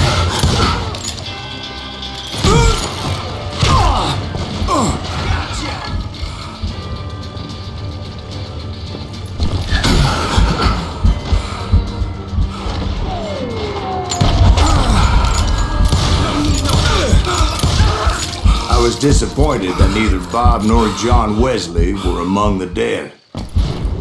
But that was short-lived, as a moment later I was facing down the fastest gun in the West.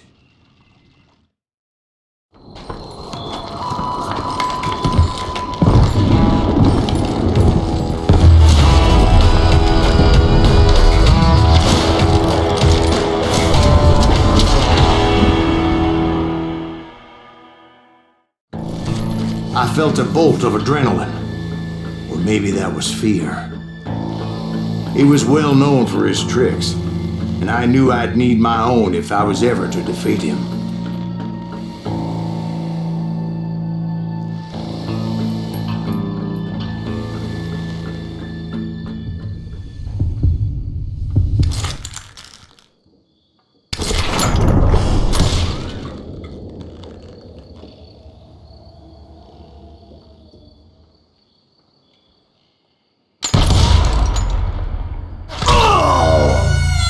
No, wait! He didn't hit me then. I'm sure of it.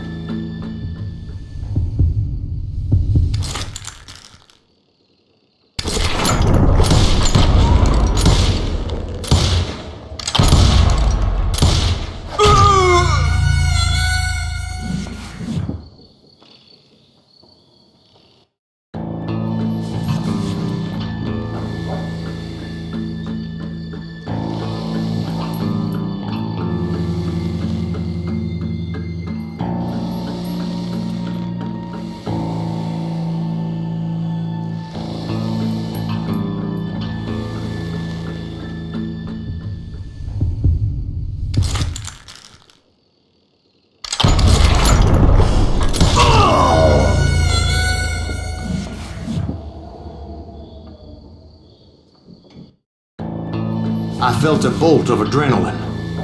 Or maybe that was fear. He was well known for his tricks, and I knew I'd need my own if I was ever to defeat him.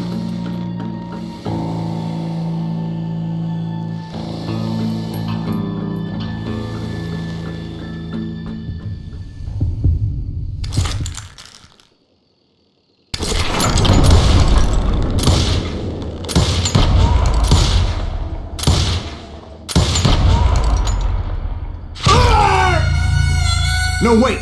He didn't hit me then. I'm sure of it.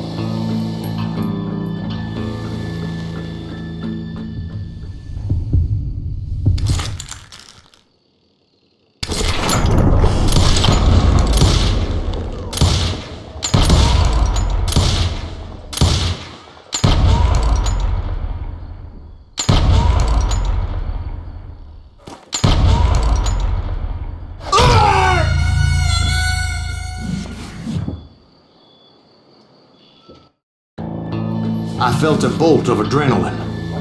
Or maybe that was fear. He was well known for his tricks, and I knew I'd need my own if I was ever to defeat him.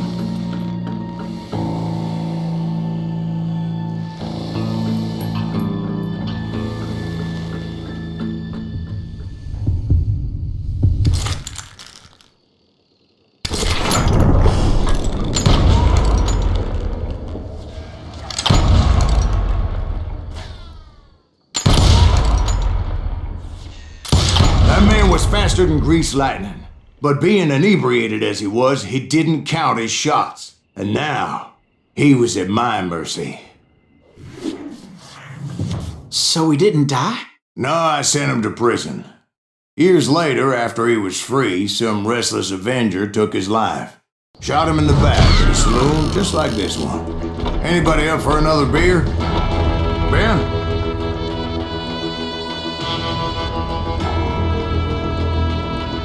Thank you, darling. Yeah, some say revenge is a dish best served cold. So whatever happened to that Bob guy you were after? Personally, I'd like to hear some of your other adventures. Like, I don't know, do you ever go toe-to-toe with a red man?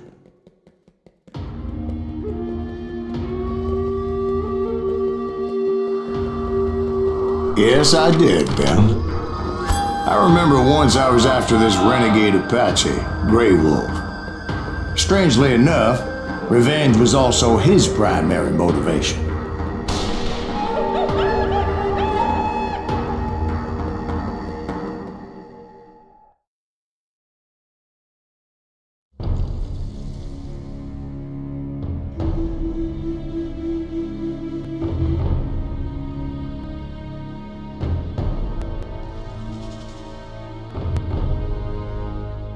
A bounty was put on Grey Wolf's head, and that's how I came to hunt him in the mountains. Mountains so high they tickled the nether regions of heaven.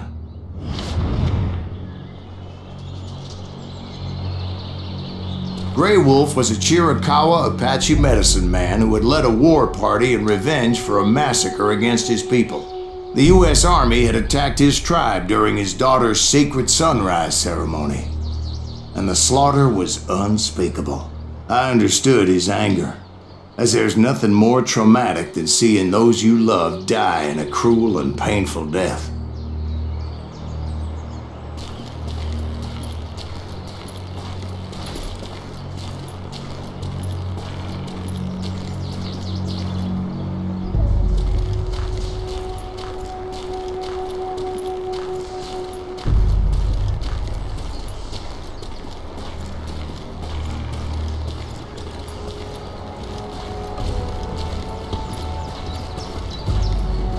Right from the beginning, I couldn't shake the feeling that Grey Wolf was watching my every move.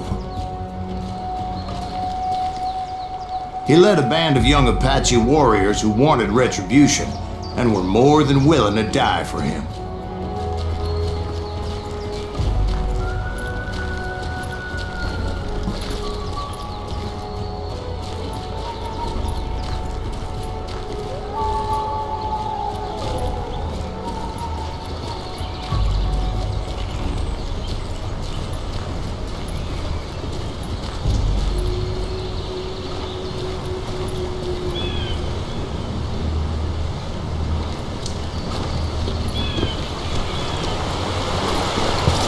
They saw me before I saw them.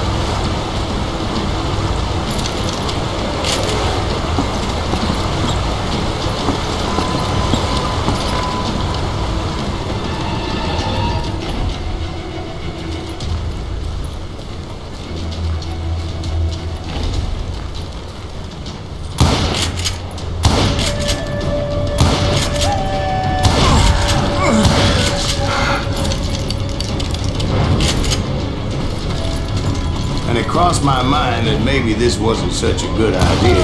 But now that the shooting had started, there was no backing down.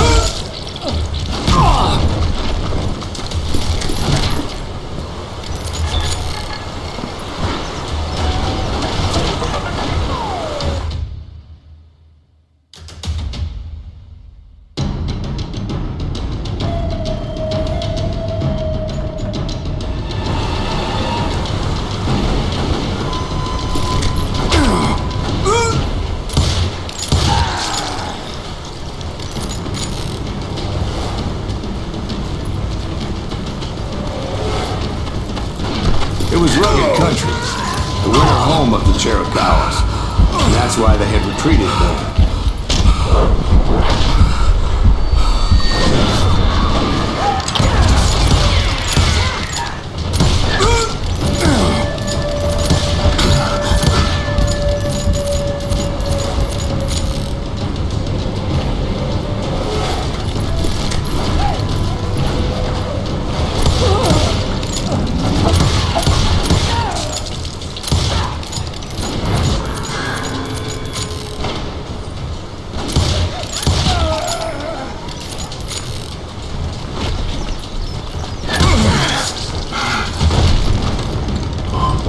I admit to having some regrets about going after them the way I did. But then again, I got a lot of those.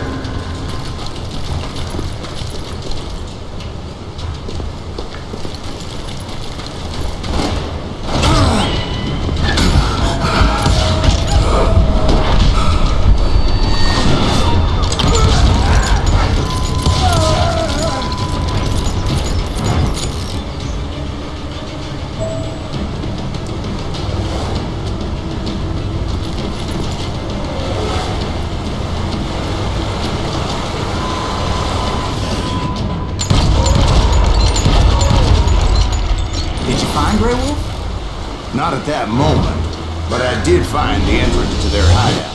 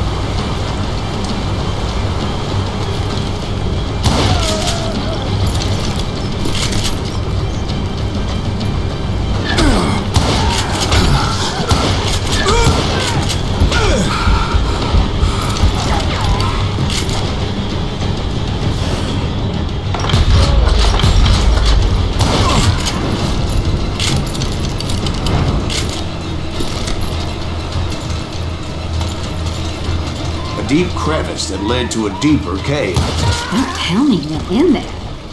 Yeah, but it's not out of bravery so much as pure, angry cussedness.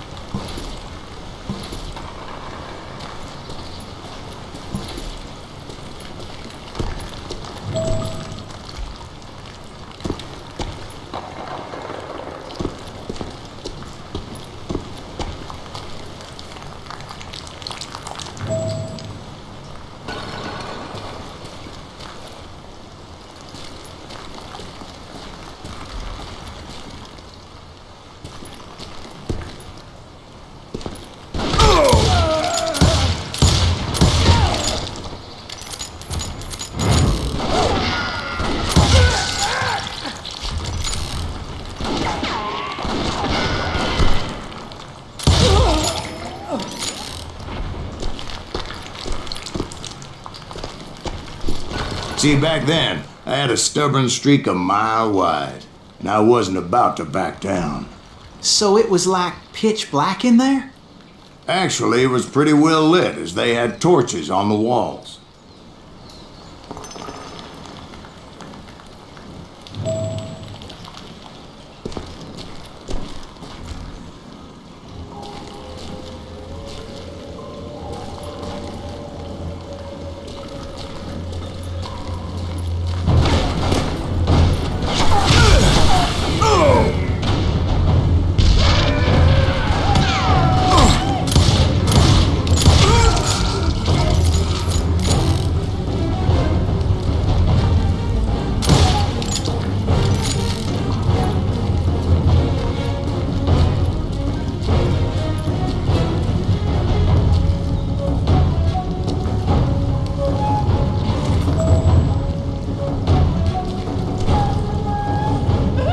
How big was this cave? Big as hell, Ben. Chiricahua had hid out there during the Indian Wars.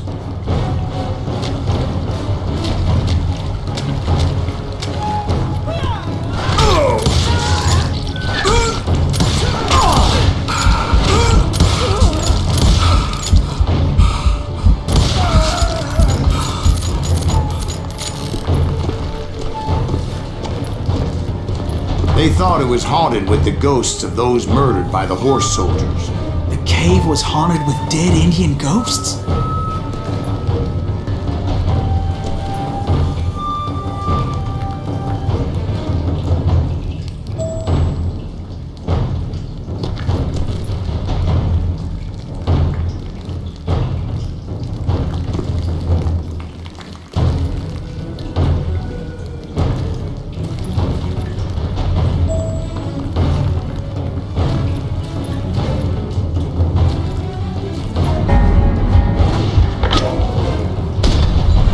To be honest, I was more concerned with the live ones than the dead ones.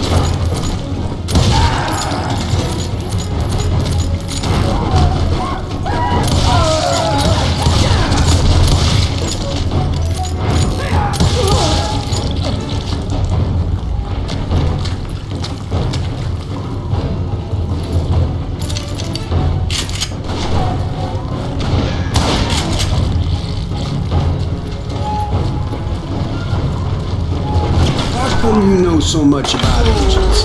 A few years back, I was married to two Mescalero women. At the same time? Yeah, they were sisters. Polygyny is traditional among the Mescalero. So what happened? Oh, I had to get out of there. Those girls never shut up. Both of them nagging at me all the time. Drove me half crazy. Haven't seen them since. No, I mean, what happened with Grey Wolf? Oh, well, I pursued him into the Cave of Death.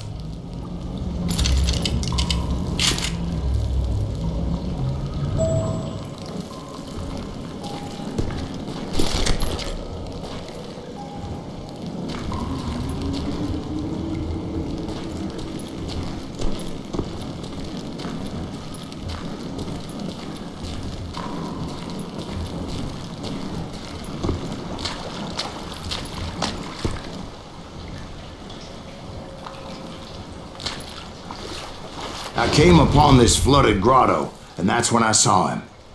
He came to me unarmed and unafraid. His voice echoed in the shadows, and I sensed he meant me no harm. You carry great darkness in your heart, and if you do not release it, it will claim your soul.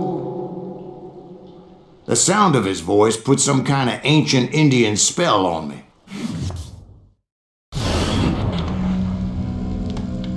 As his story unfolded in my mind. You will come to this place again and kill many more men, and the darkness will grow until it consumes everything that you are. The soul would have no rainbow. I had no tears. He said I was a great warrior, a coyote man, unequaled by any other pale-faced warrior, or something like that. The snakes will bite shadows of your past until a venom poisons your heart, and an echo of the song of the dead summons the spirits deep from within the mountains. I didn't quite get what he was saying, but there was definitely snakes. And indeed, his warriors surrounded me and attacked me like hungry wolverines. They couldn't stop me though, and Grey Wolf wasn't in the mood for idle talk.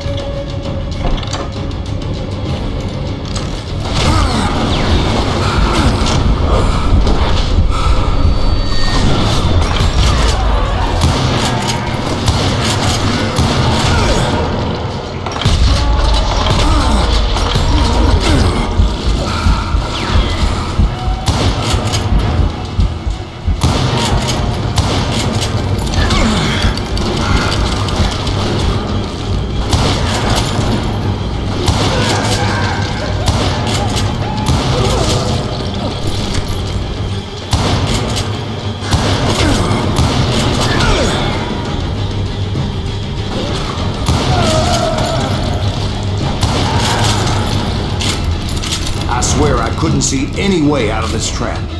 But suddenly, one just appeared. Kind of like a miracle.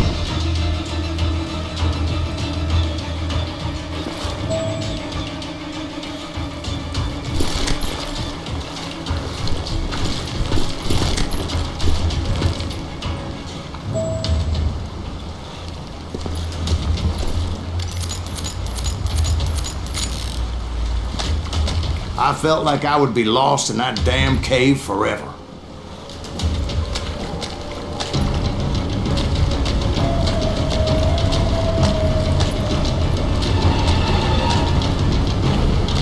Finally, I found myself back outside, perched on the edge of a precipice overlooking a thundering whitewater river. To get where I was going required several leaps of faith, but no way in hell I was turning back.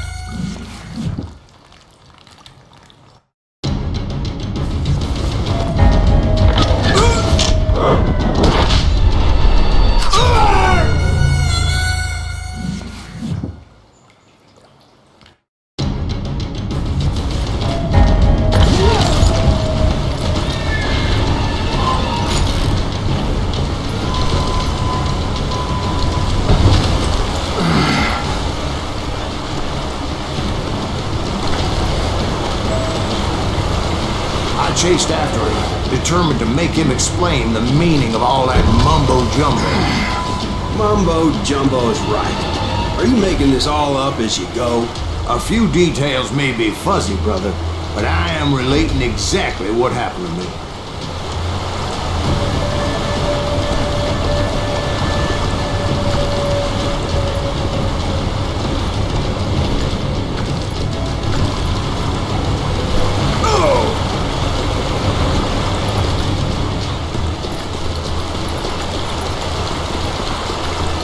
There were dozens of Apache warriors aiming at me from on high. Dozens?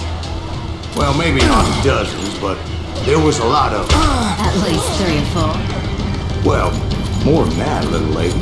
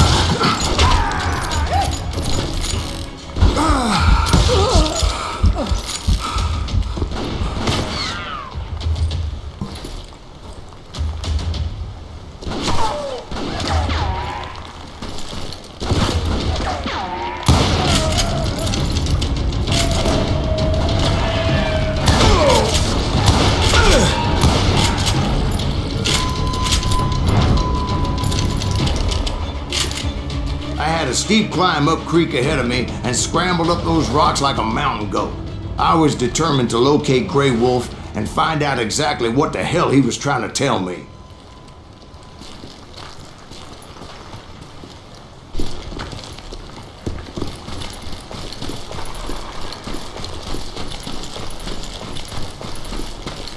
And wouldn't you know it, that crafty son of a bitch led me right into a trap. What kind of trap?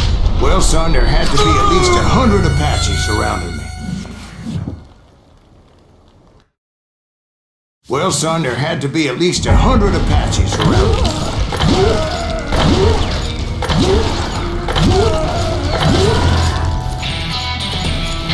100? God be my witness.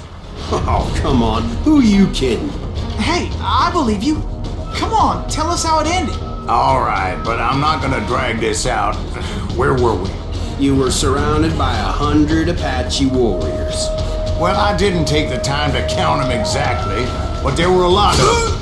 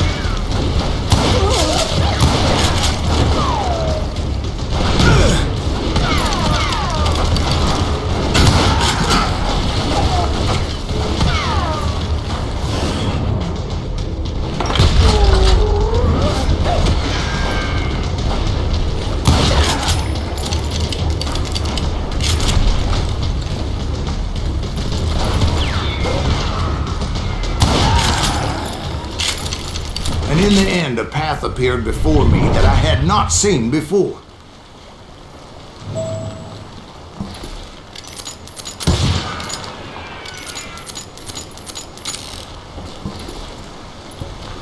I followed it as I desperately needed to find out what Grey Wolf was trying to tell me.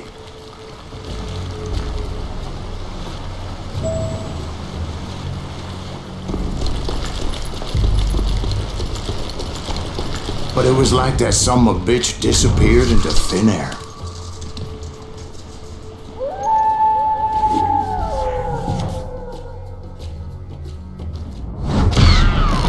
Never did find him. And never did collect my goddamn bounty. You darling, it's interesting how the truth can sometimes seem might malleable, depending upon your point of view. Like how those dime novels make you out to be something you're not? Jack, don't be starting trouble. No, he's right. They do tend to exaggerate. Did they exaggerate your part in taking down the Daltons? Well, I was there in the flesh, boy, so I saw what happened firsthand.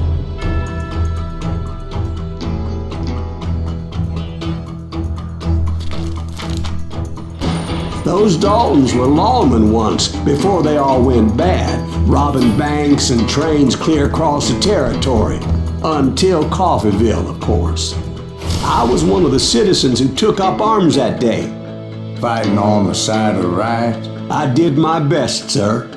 We all did.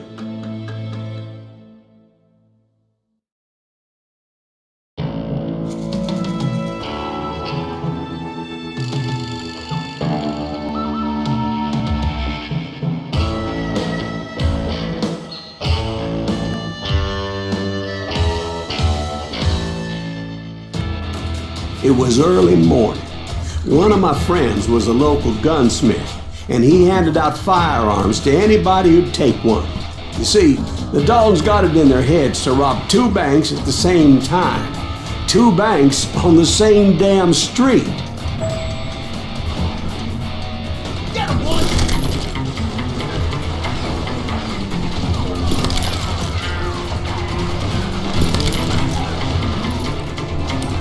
He can't stand against the thump. Story was Bob Dalton's girl was always writing him about how he had no ambition. Oh, you're nobody next to Jesse James, she'd say. Finally, the bastard took his brothers to Coffeeville just to shut her up. Well, the locals recognized the Daltons right off. Before they could get away, half the town took up arms to defend their property. Their first mistake was pulling a job in their own damn hometown. The boys grew up in Coffeeville, so everybody knew him. He got us a hero. Put some holes in him!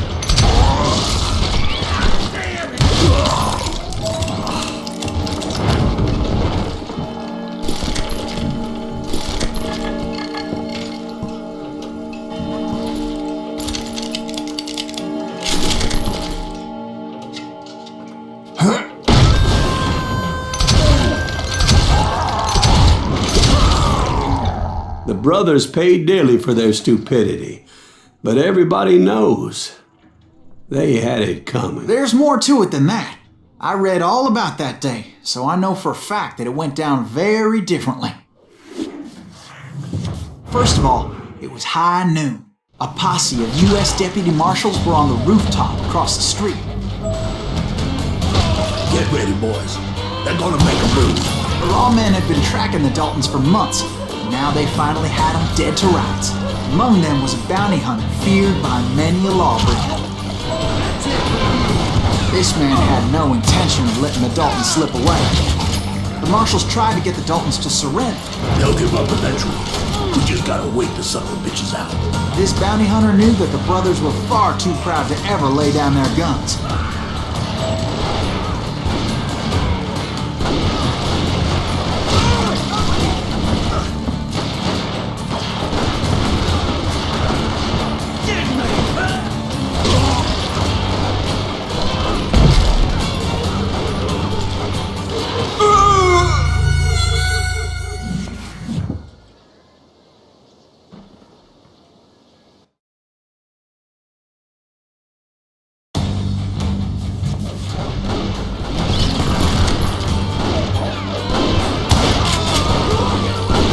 Those boys had a reputation as stone-cold killers, so the marshals took every precaution, knowing they wouldn't go easy.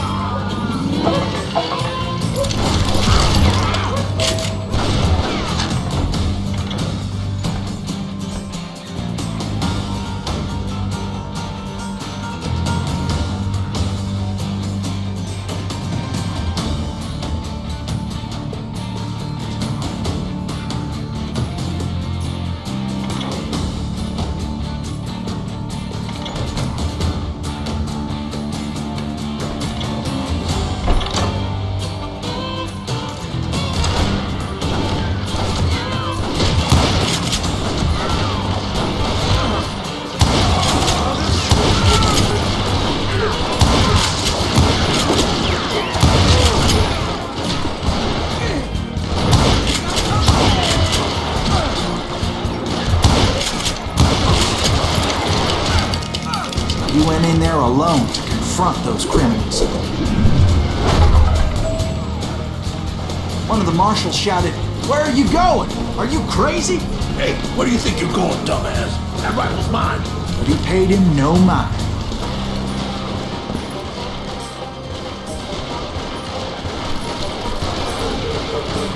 He saw a way to get around to the back of the bank.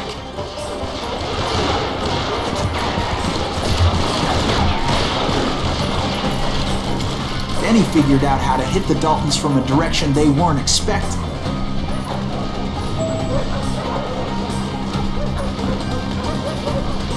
From above. Fortunately, a water tower was right there. A moment later, he was climbing up a steep ladder, laughing at danger as he did.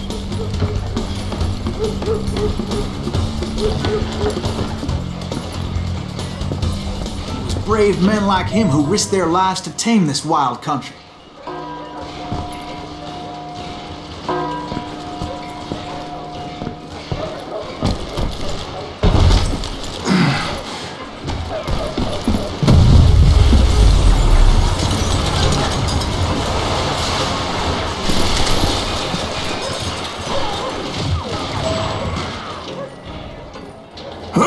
We've got company.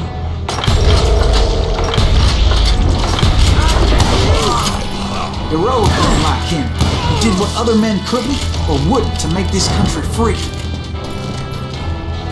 Like Jim Bowie and Davy Crockett, who died defending the Alamo.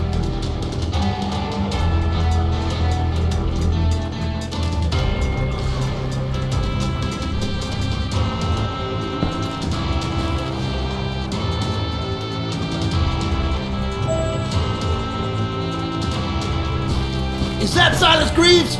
Son of a bitch! Sorry!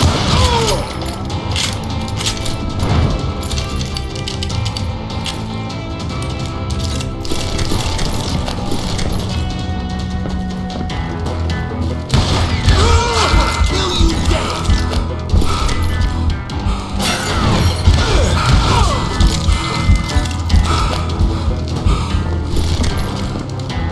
Over there! You ain't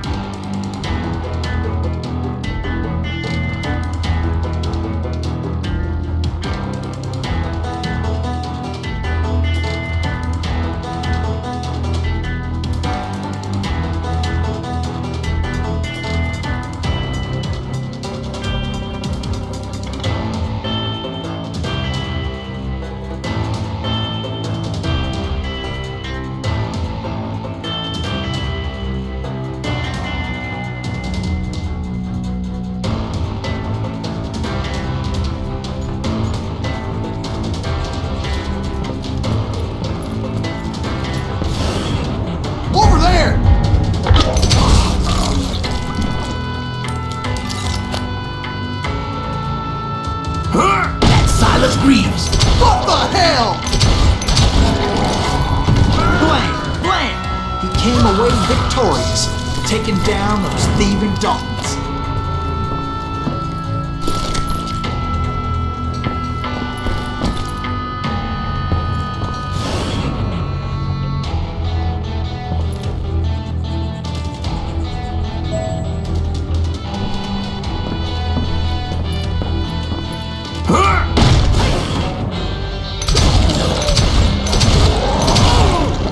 His name was Silas Greaves, and when the dust finally settled, he was the last man standing. Sorry, kid, but that just wasn't the way it happened.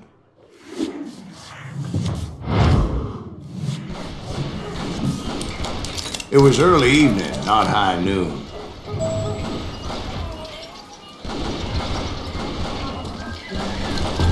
I was late to the party and Coffeyville was already up in arms.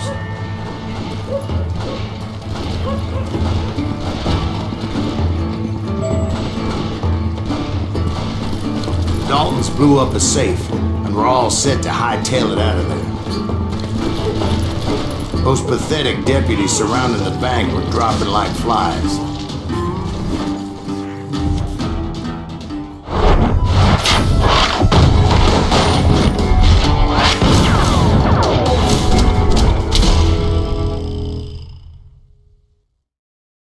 I had been tracking those jokers for months, waiting for them to do something reckless.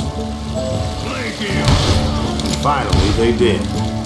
Those stupid bastards decided to rob 2 banks at the same time in the same town where everybody knew them. But they still had friends in Coffeyville.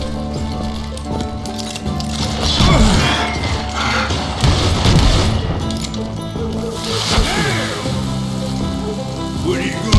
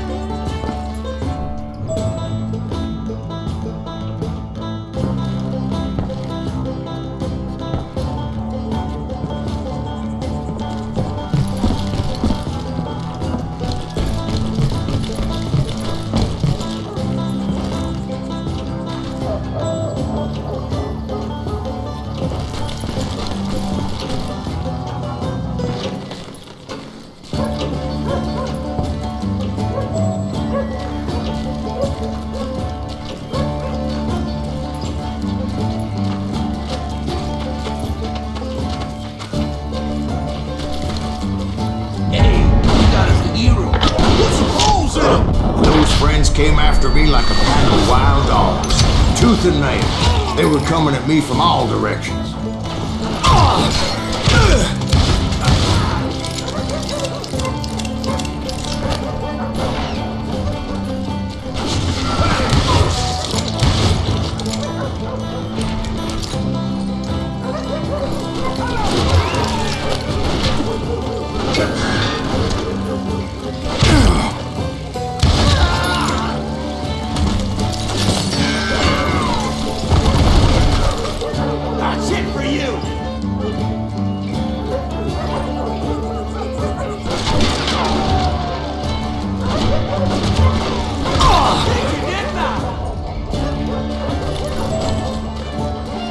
I caught sight of the Daltons running with the money and didn't want to lose them. Problem was, they knew the town better than I did. And to top it off, I found myself in the middle of another shootout entirely. Did the Daltons hole up in somebody's house? No, it was the Smiths, I believe. They were cousins of the Daltons. They were shooting at the Browns, who were shooting at the Daltons. Which wasn't any surprise, because those 2 families have been feuding forever. And since the Joneses are related to the Browns, they shot at the Smiths, pissing off the Heimhoffers, whose daughter recently married a Smith. Well, bullets were flying every which way as all the old feuds in Kansas caught fire all at once. There was a hell of a lot of pissed off people in Coffeyville that day. But that's just the way life is sometimes. Shit happens. This some bitch will listen to me off.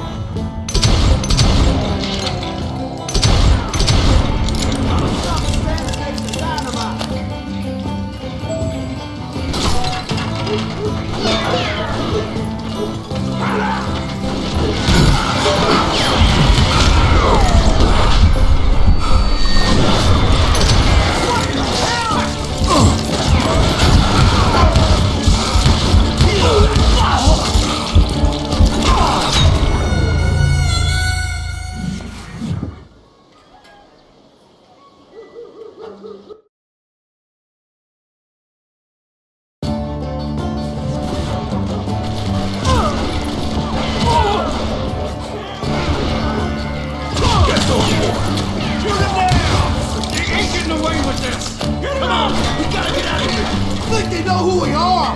Hey, what idea was this? Shoot!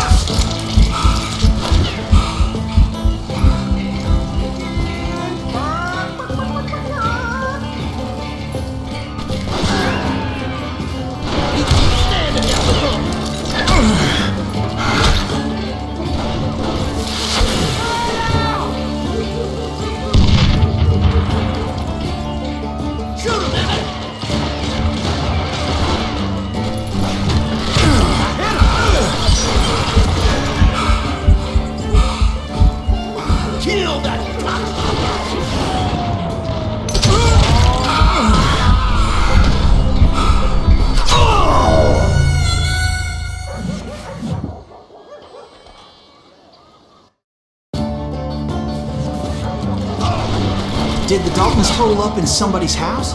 No, it was the Smiths, I believe. They were cousins of the Daltons. And they were shooting at the Browns, who were shooting at the Daltons. Which wasn't any surprise, as those two families have been feuding forever. And since the Joneses are related to the Browns, they shot at the Smiths, pissing off the Heimhoffers, whose daughter recently married a Smith. Well, bullets were flying every which way as all the old feuds in Kansas caught fire all at once. There was a hell of a lot of pissed off people in Coffeyville that day. But that's just the way life is sometimes. Shit happens.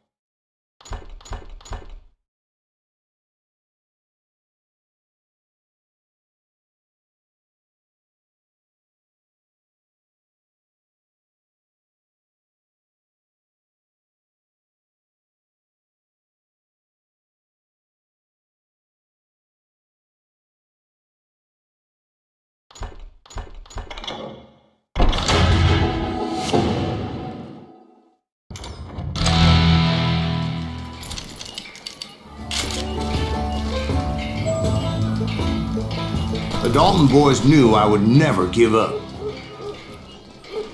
Those Daltons weren't the sharpest knives in the drawer, but they always stood together. They set a trap to slow me down and allow at least 2 of them to escape. The third brother stayed behind to plant me, just in case that trap of theirs didn't work.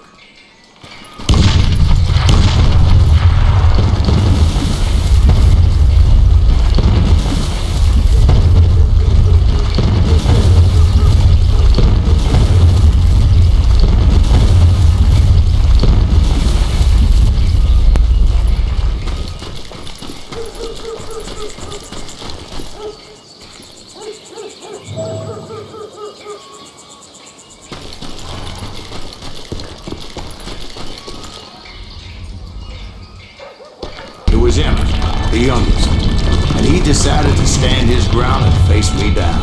I ain't afraid of you, Silas Greaves. This is where it ends for you. He was determined to protect his brothers. And I understood how he felt. Taking me on all by his lonesome wasn't exactly a recipe for a long life. But Emmett Dalton survived the robbery in Coffeyville. He's the only Dalton who did. They say he was shot 23 times. Well, Dwight, who do you think put all those damn holes in him?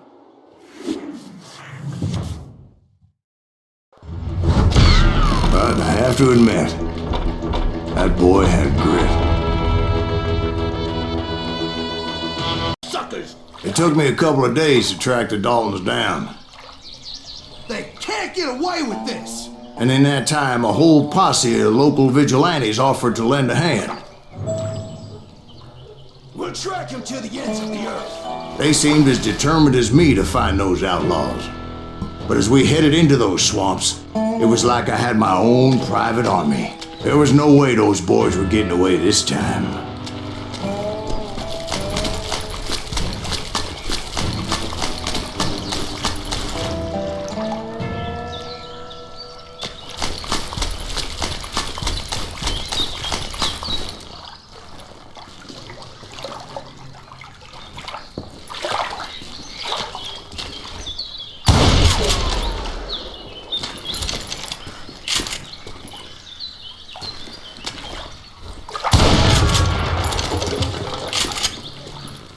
It was early fall, right?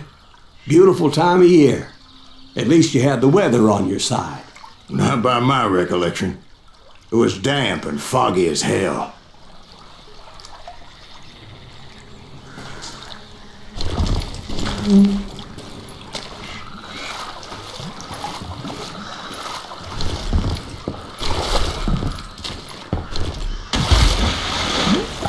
It was tough to stay on a true course, so we kept an eye out for landmarks.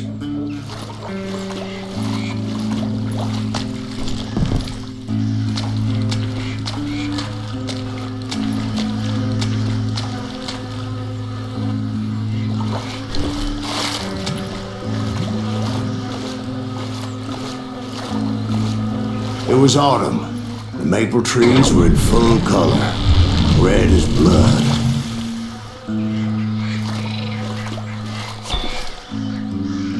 The rains that year were torrential, so the whole area was flooded. The vigilantes had spread out wide, and pretty soon I couldn't see anybody.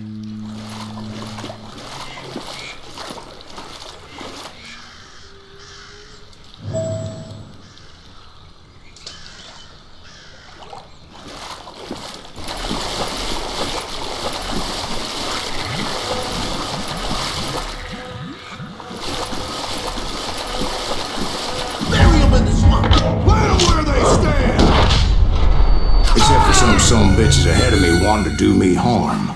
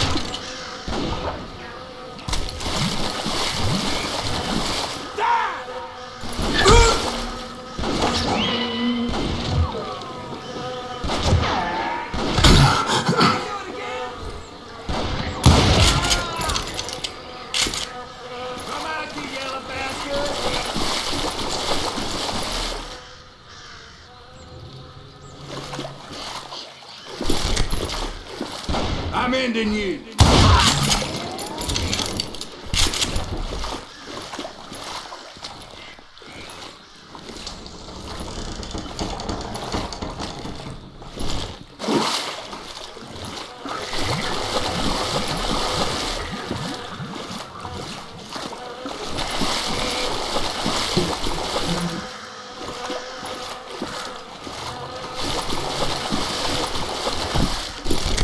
So did you find the Daltons? Not yet, but I did have the questionable pleasure of meeting a few of their friends.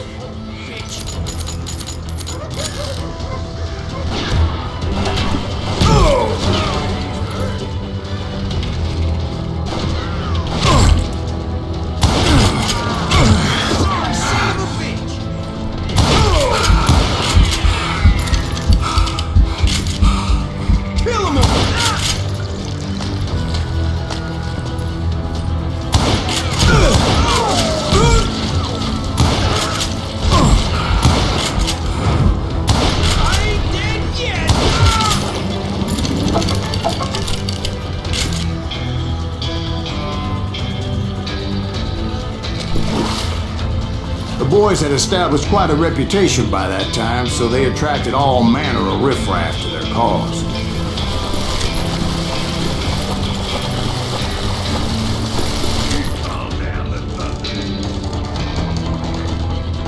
I'll blow you right out of there.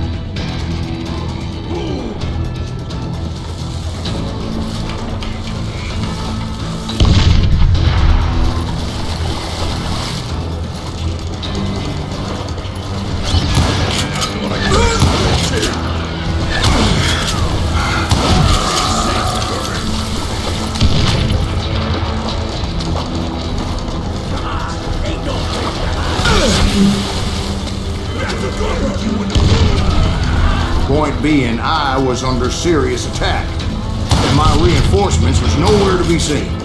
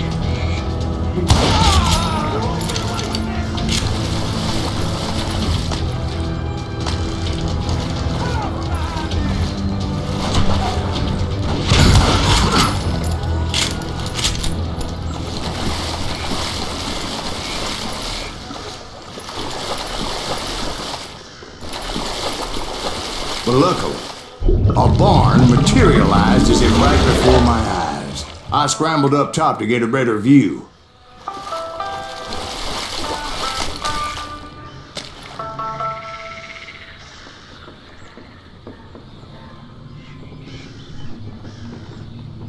But just ended up falling inside. So, how did you get out? The barn doors was open. About right then, I saw some suspicious characters running for the bushes. Of course, I followed them. But that goddamn swamp was like a goddamn maze, and pretty soon I had no goddamn idea where I was.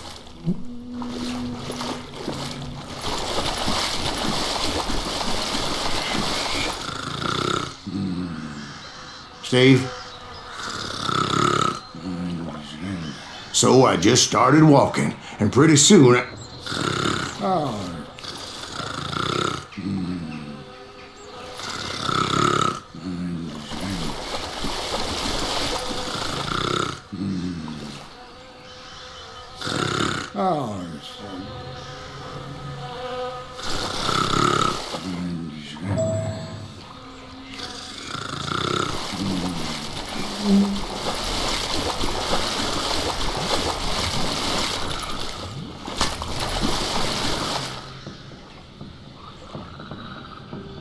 Steve?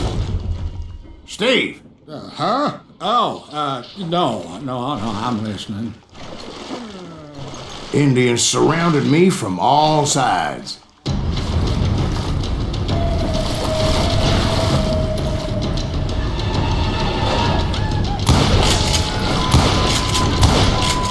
Indians? There were Indians? No. I just wanted to make sure Steve was paying attention. Now, where was I? You were following the Daltons through a swamp? That's right. See, Steve? Dwight's paying attention. No, I'm listening. I was just resting my eyes. So, where was I? The Daltons. Right. See, there's a reason so many outlaw gangs are made up of brothers. Being a brother is a very sacred thing. It's a bond like no other.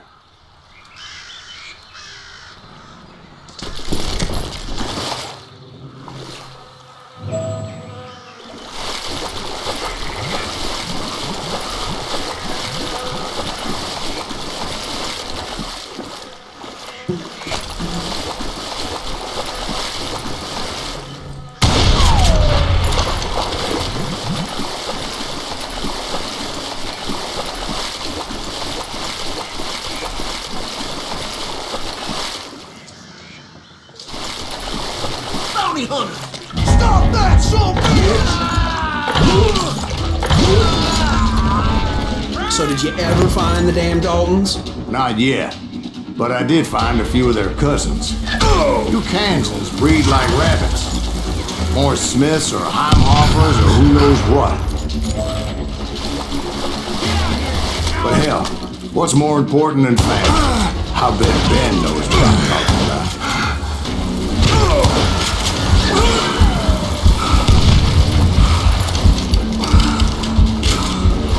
Shoot that asshole!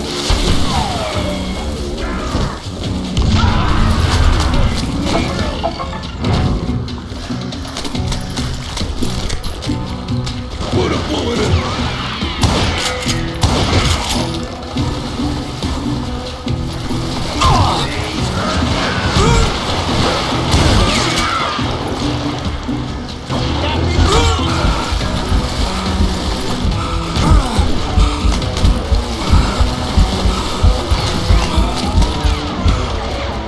Bury him in the swamp.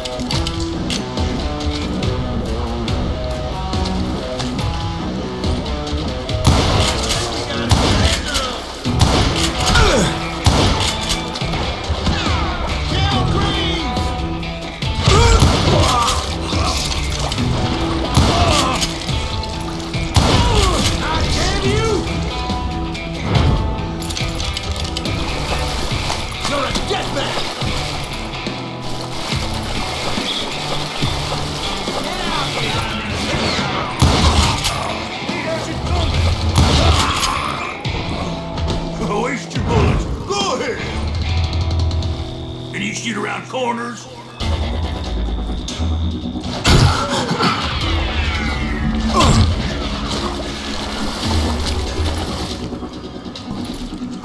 You can't get me. Ain't bothering me none.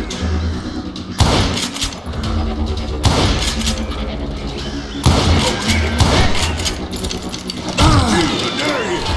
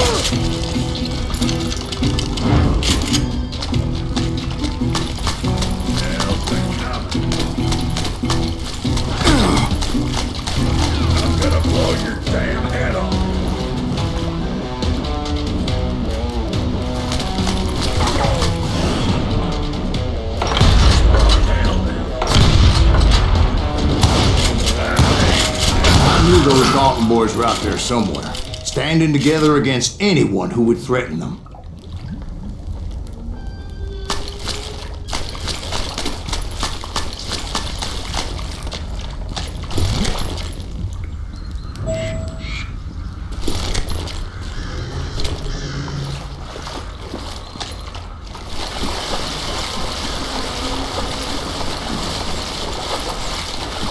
And that's when I saw it. A goddamn steamboat.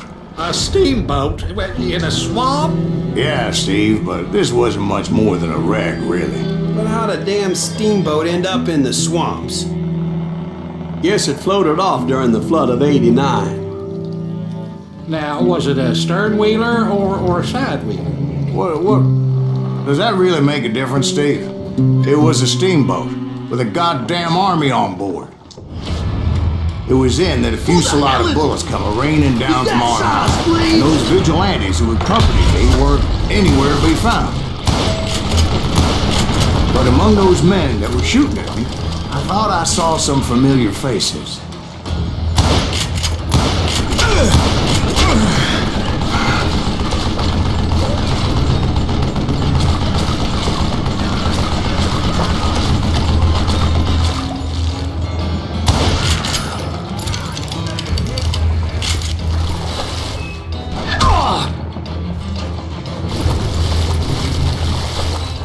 It's you or me.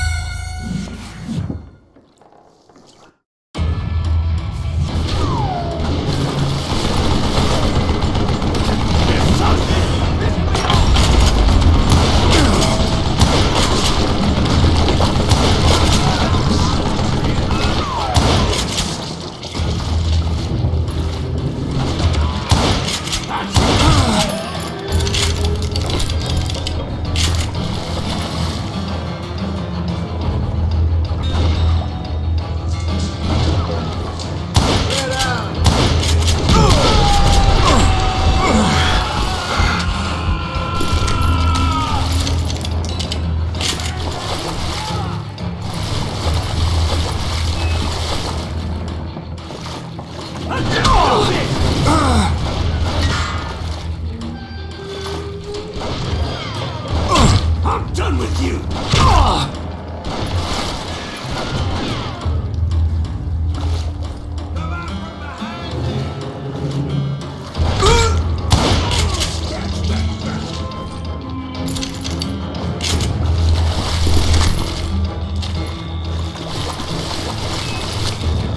What you got?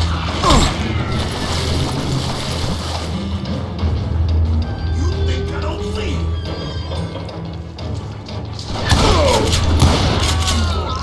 Son of a bitch!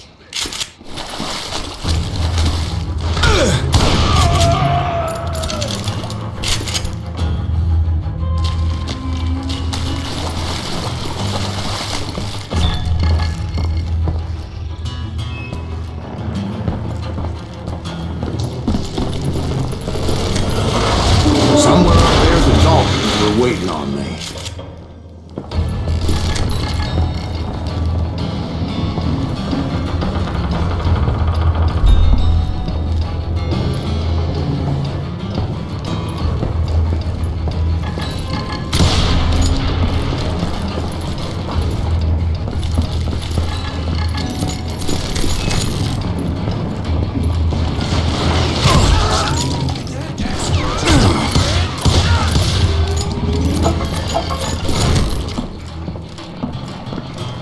Sounds like you don't give up too easy.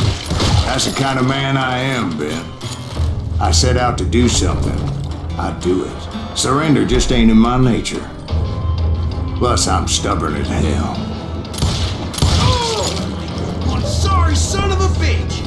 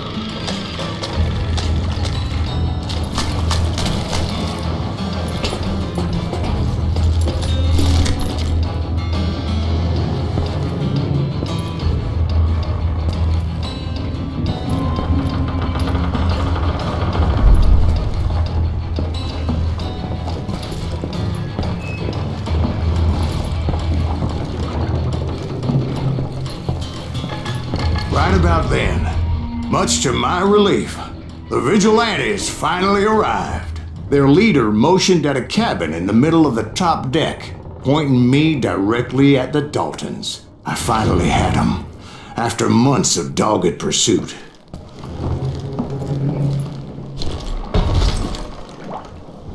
But it turned out that they had me. Take him out! I'm sending you to hell!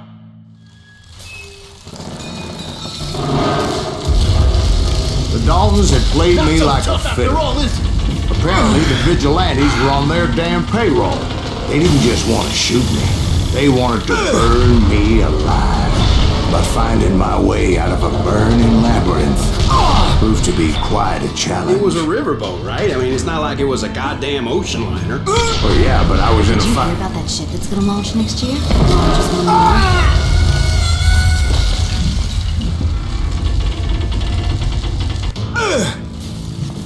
But finding my way out of a burning labyrinth proved to be quite a challenge. It was a riverboat, right? I mean, it's not like it was a goddamn ocean liner.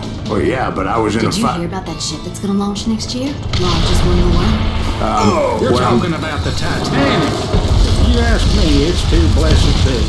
I don't think it'll even float. So anyway, Don't be stupid, Steve. They know what they're doing. They say that the Titanic is unsank. oh God.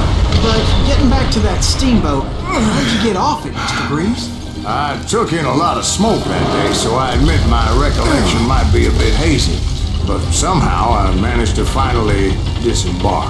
I was coughing up smoke and pretty damn pissed. I was done playing games with those boys.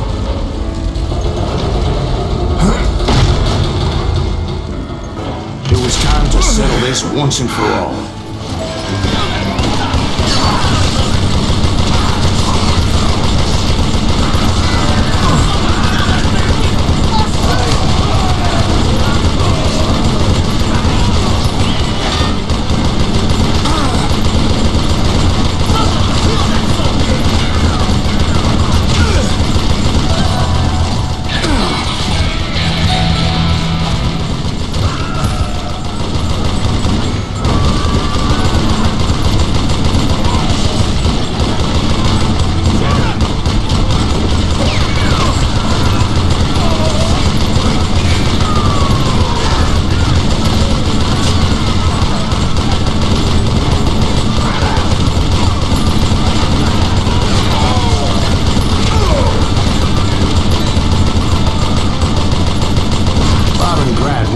To come at me one at a time. They were in this together. Two brothers side by side, determined to take me down. Confident that this time the odds were on their side.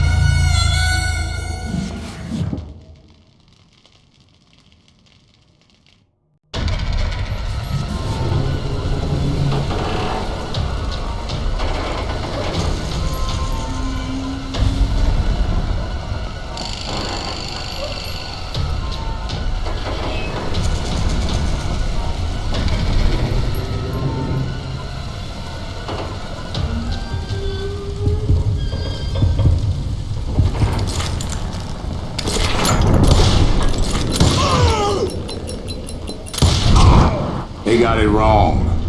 A sad end for those two. If they'd only known that Emmett was still alive despite his wounds.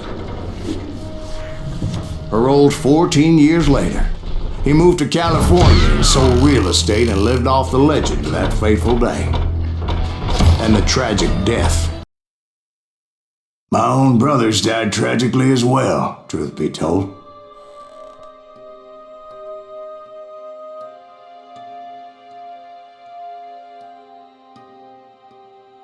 It was 1868, and me and my older brothers were pulling a tidy profit running cattle into Juarez, Mexico.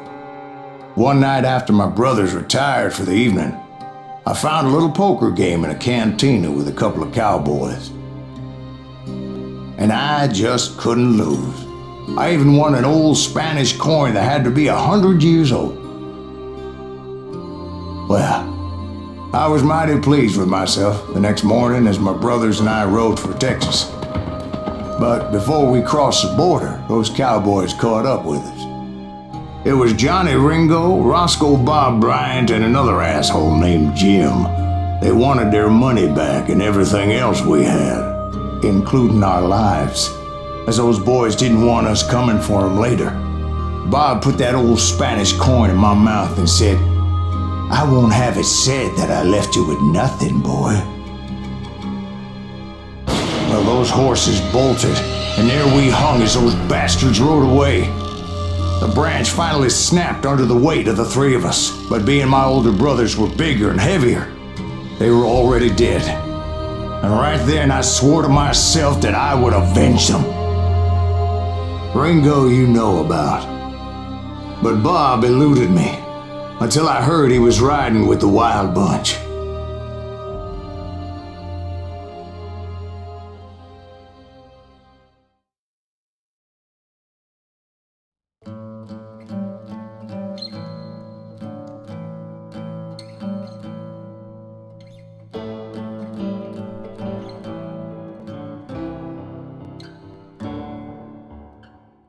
I'd been on their trail for months, ever since they left their hideout in the Bighorn Mountains. Led by Butch Cassidy, they were a loose association of outlaws who robbed banks and trains from Colorado to Montana. Among them was the Sundance Kid, and that murderous hombre I was tracking, Roscoe Bob Bryant. Were you a part of that giant Pinkerton posse after the Wild Bunch? No, boy. A circus like that would have slowed me down. Besides, I wanted Bryant all to myself. I'd heard about a large shipment of gold being transported to Wilcox, Wyoming on the Overland Flyer. I figured the Wild Bunch would likely hit such a treasure, and by God, I figured right.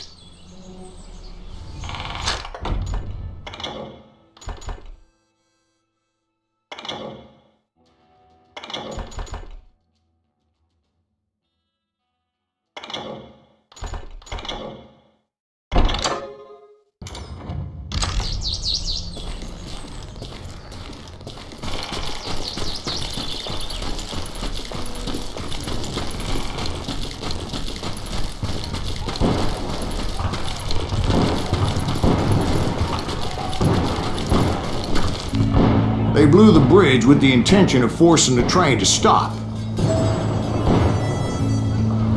Well, I assumed the Wild Bunch was likely in the still intact part of the train high above, so I had no choice but to make my way up through the passenger cars dangling down. I was determined to make that sumbitch Bob pay for what he did to my brothers.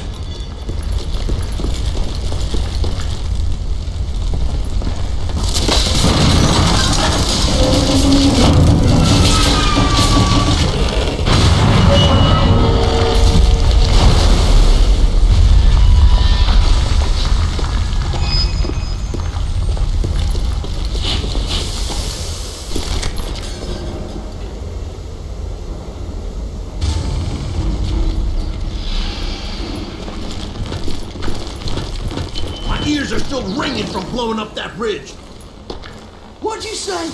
I can't hear a goddamn thing. Well, I made my way off unscathed and came upon a few members of the gang and had no choice but to dispatch them. From there, I had to negotiate an even more precarious route. But first, I would need to get my ass out of there.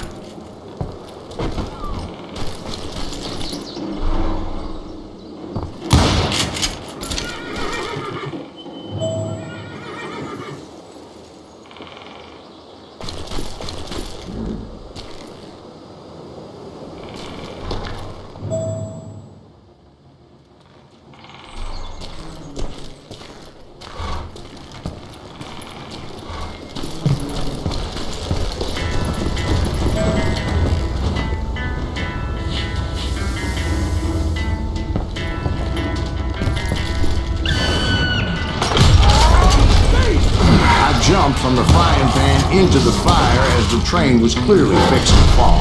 I had found the gang, but in order to find old Bob, I needed to fight my way forward past a whole passel of desperados. Outside, inside, any way I could, I made my way towards my prey. Well, what about the passengers? It was mostly a freight train, as I recall.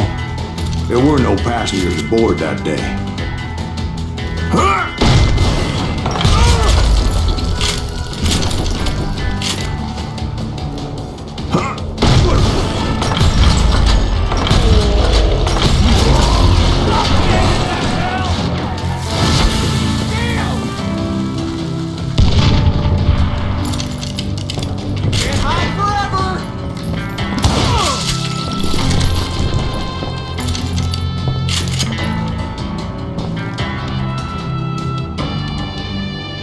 As I mentioned before, I am not fond of heights, but I was too busy dodging bullets to worry about falling to my death.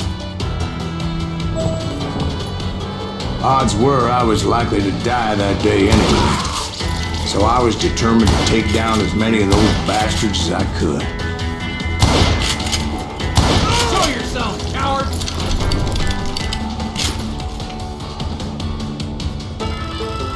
Time to...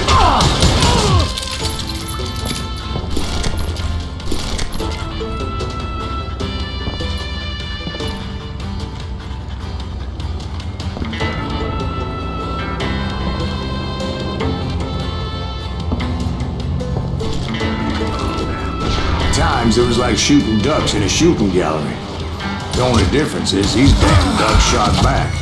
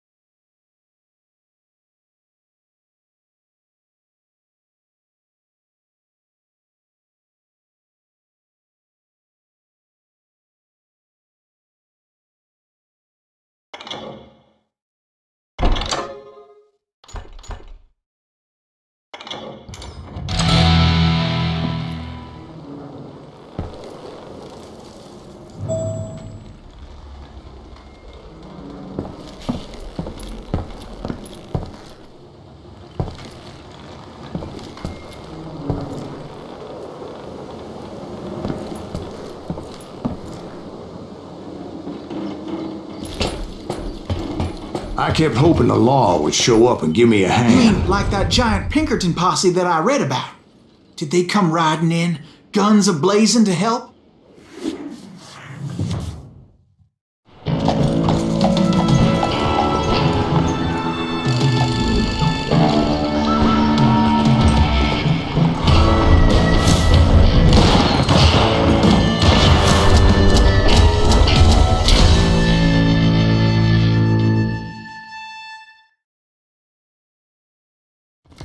Help?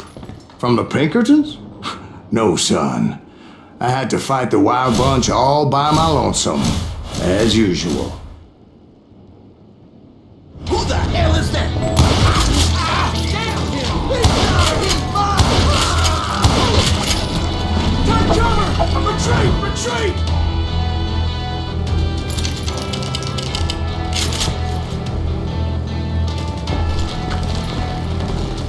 Killing everybody!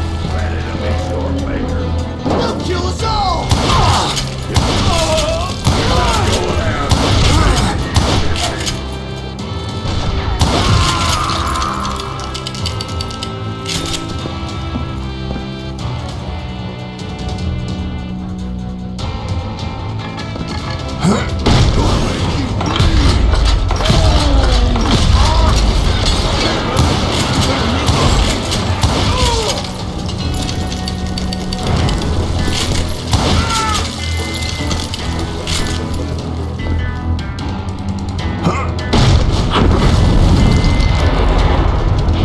Guess is those dime novels didn't portray this as it happened, did they?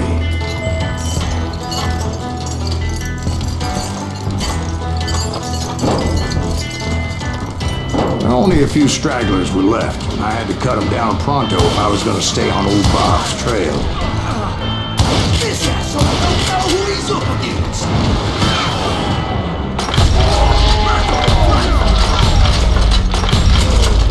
Nobody's always worth this. Run if you want to live. Shoot that stupid son of a bitch.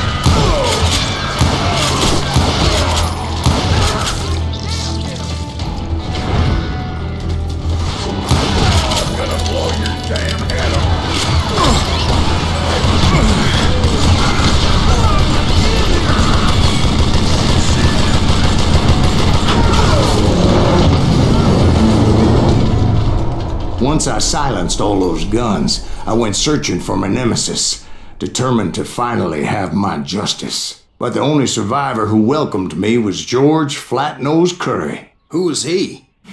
The fastest gun in the gang. Right after Sundance, I mean.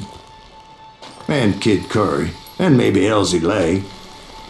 Though some folks might dispute that.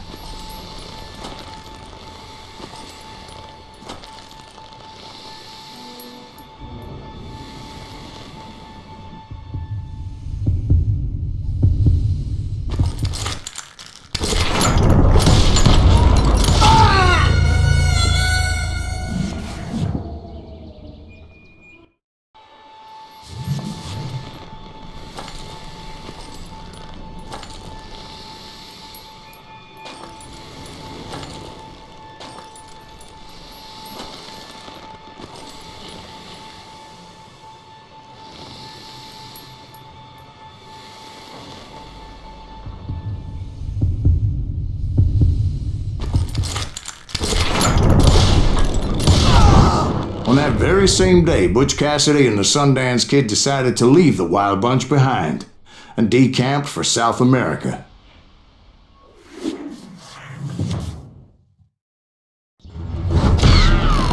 They ended up, you already know all about that.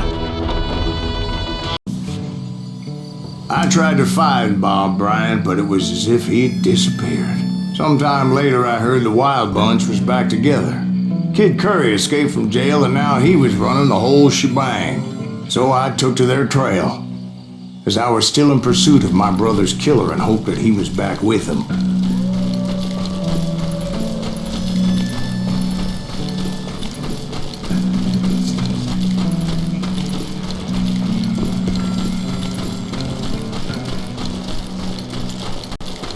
That Kid Curry's kinda crazy, ain't he? Don't let him hear you saying that. Anyways, I tracked those boys to a camp right outside of Parachute, Colorado. Being outnumbered, I didn't bother with a warning shot. I just started taking those bastards down.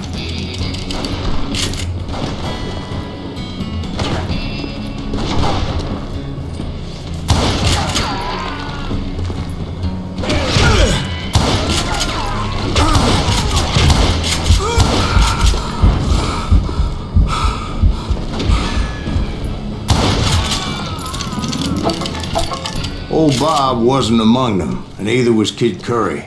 I could sense him close by, however, plotting something nasty. I just needed a clue as to their whereabouts.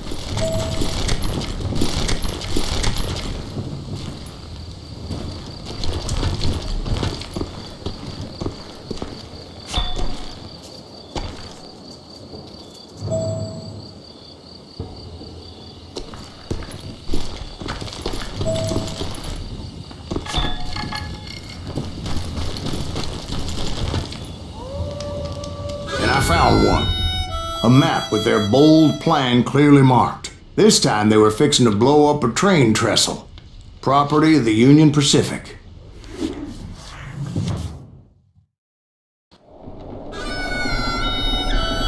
The plan clearly indicated how they were fixing to undermine several of the weakest wooden supports.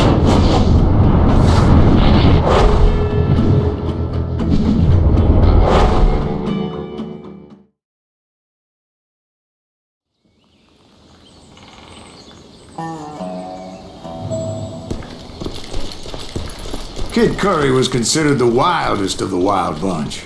It was said that he fathered 85 bastard children, though some say it was only 5.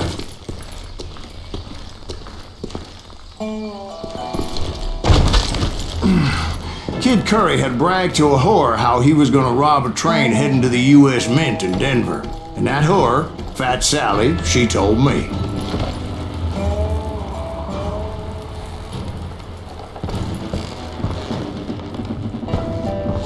The bridge was rigged with dynamite, so I decided I'd best be careful confronting those bastards.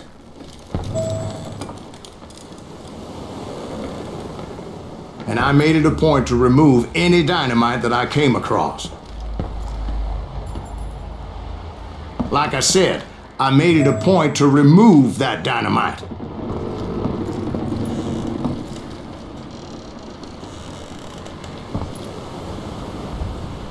I said I made it a point to remove that dynamite.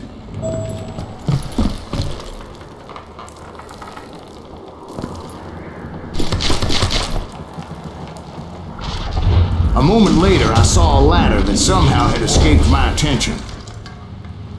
Don't you blow us up now. Don't worry, I know what I'm doing.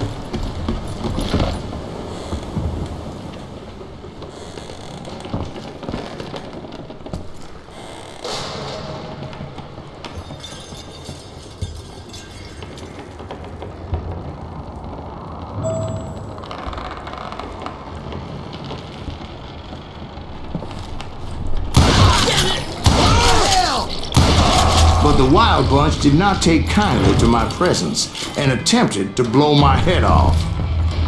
It appeared the kid had found a number of new recruits to bolster their ranks. Yes, there's always desperate men willing to trade their lives for stolen treasure. Get out of here! What happened next? Well, having removed the first bundle of dynamite, I decided I might as well remove the other one. Once that was done, I figured I'd find my way from there.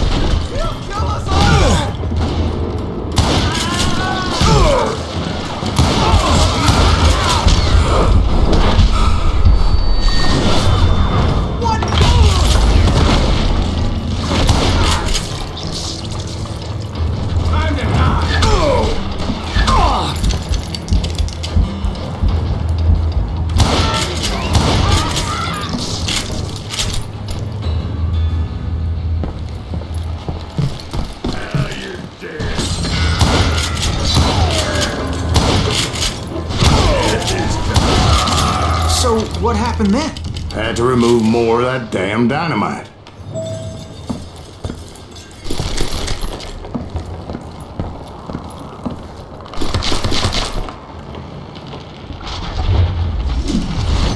It must have been terrifying trying to make your way across. I was sweating it a bit, but then I noticed a footbridge tied up on high, so I shot the rope.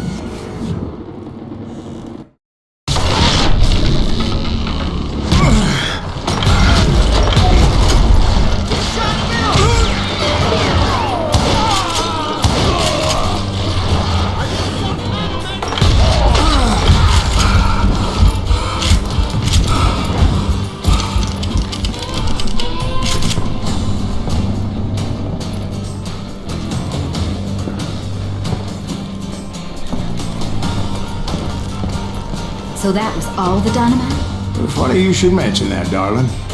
As actually there was a fourth charge impeding my progress.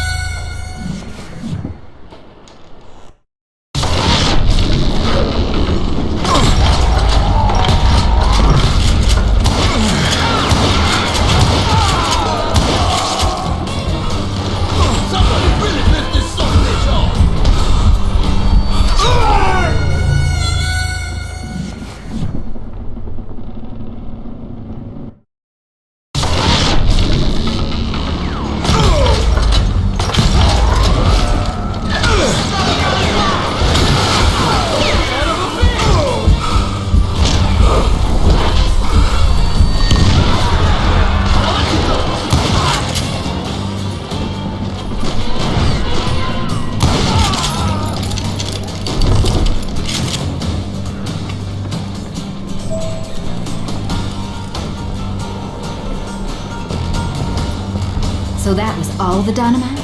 Funny you should mention that, darling. As actually there was a fourth charge impeding my progress.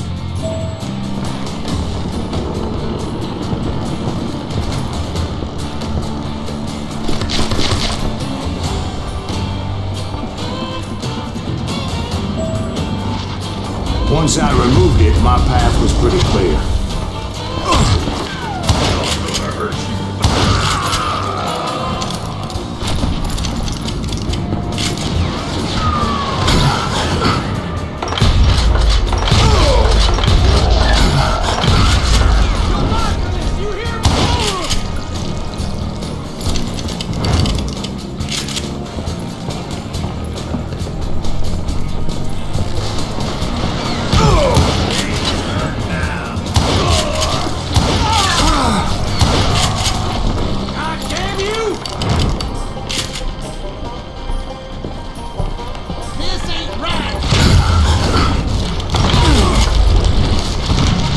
Proceeded onward and realized that that way just wasn't gonna work. I needed an alternate path forward.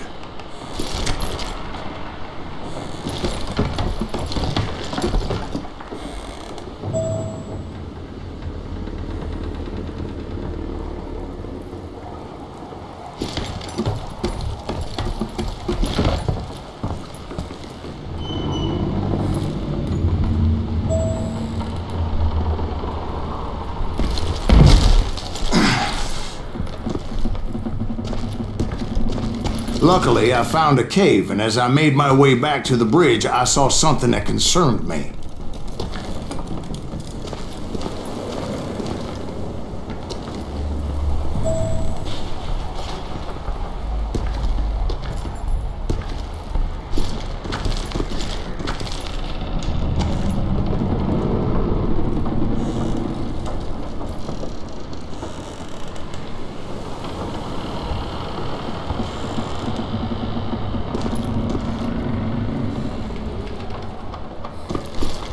I hope you understand how badly my adventure might have ended had I not been as careful as hell.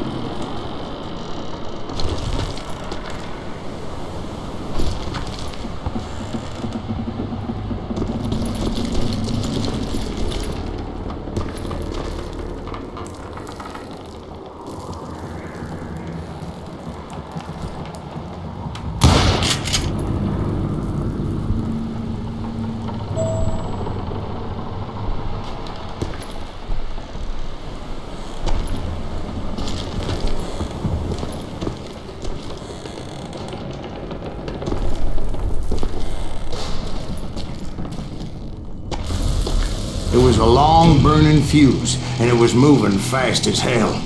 I had to catch it.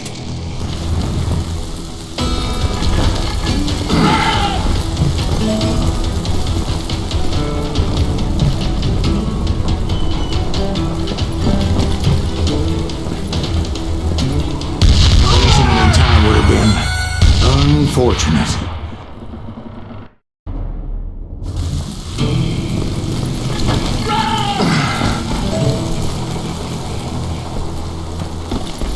The burning fuse was so damn quick, I had to run like the wind.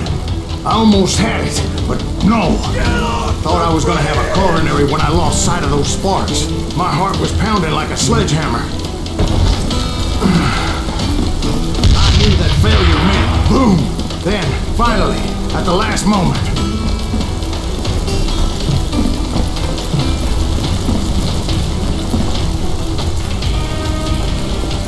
Whew. Of course, I was successful, or clearly I wouldn't be talking to you folks here today. Naturally, I removed that last dynamite charge. Well, it was a touching reunion. But by this time, I was thoroughly exhausted and dragging my ass, as I was not a young man anymore.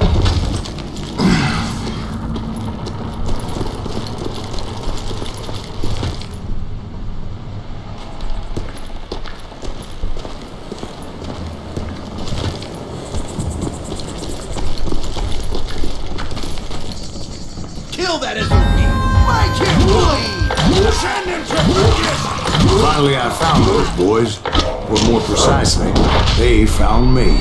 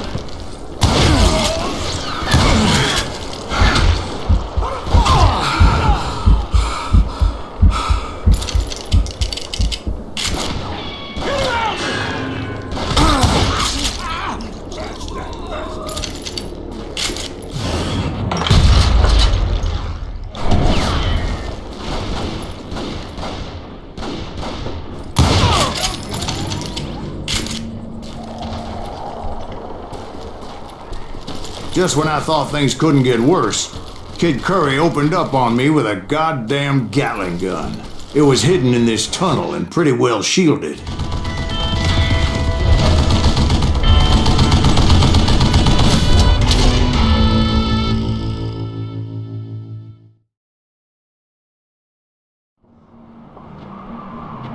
That's right. Run!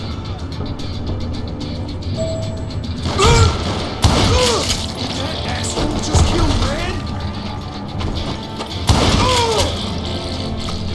Had enough?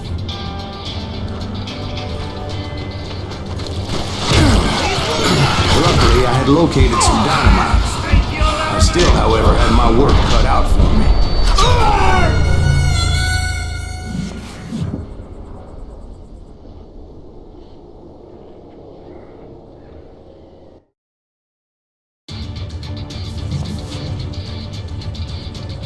You can't hide forever!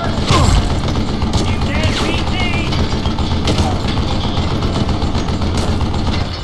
Am I out of bullets already? Time for you to lay down and die.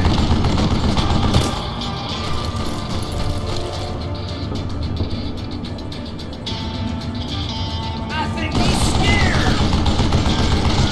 That smells like a killing!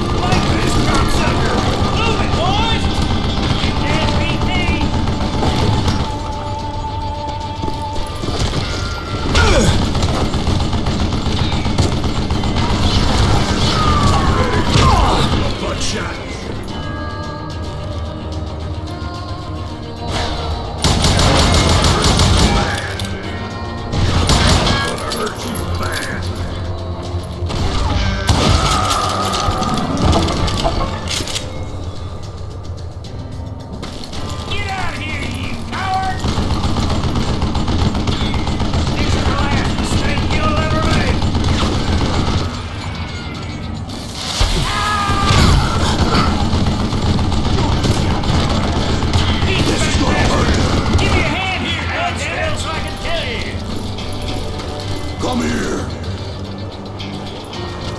Gonna cut you a new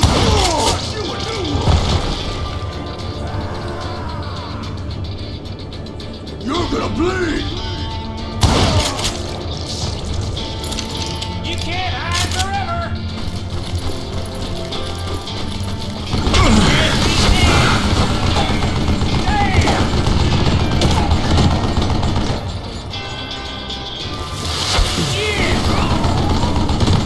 Eventually, I brought that tunnel down. And that's when I met Kid Curry himself. He had decided to stop pussyfooting around and deal with me personally.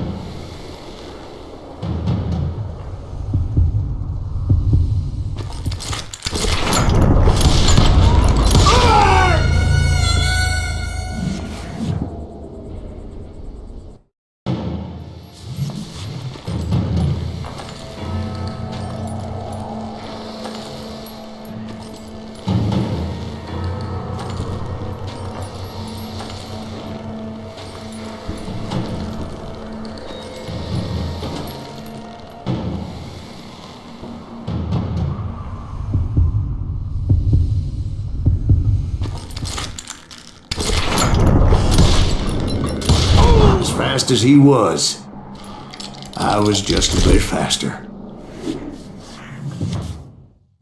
And as he lay wounded, I demanded to know the whereabouts of Roscoe Bob Bryant. He shouted at me, "Is that what this is about? Bob went with Butch and Sundance to South America.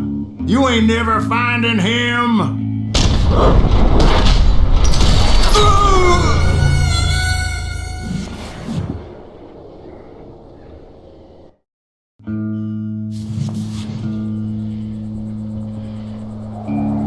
He shouted at me, "Is that what this is about? Bob went with Butch and Sundance to South America. You ain't never finding him."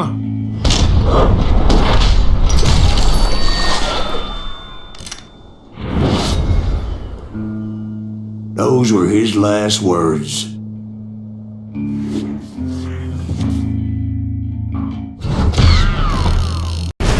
I confronted them as they were robbing a train. Bullets were flying at me from every which way. But I knew I'd have to fight my way forward if I was going to find this gem.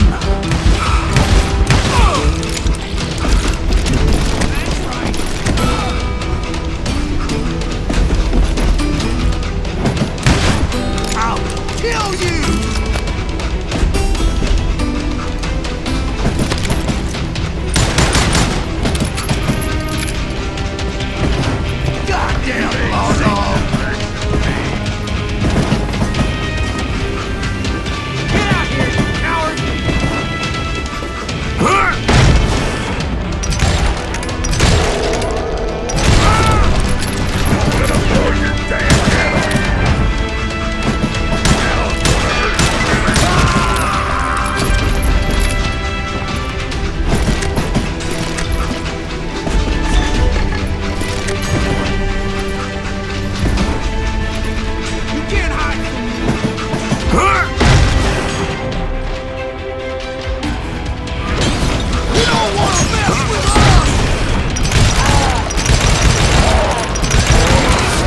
Now wait a second. Now, how'd they stop this train in the first place? Well, the James boys were experts at this.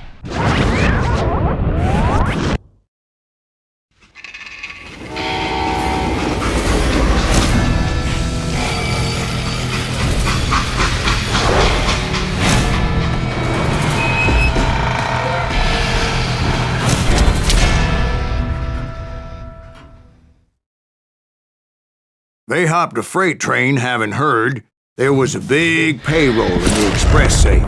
So, I hopped the same train.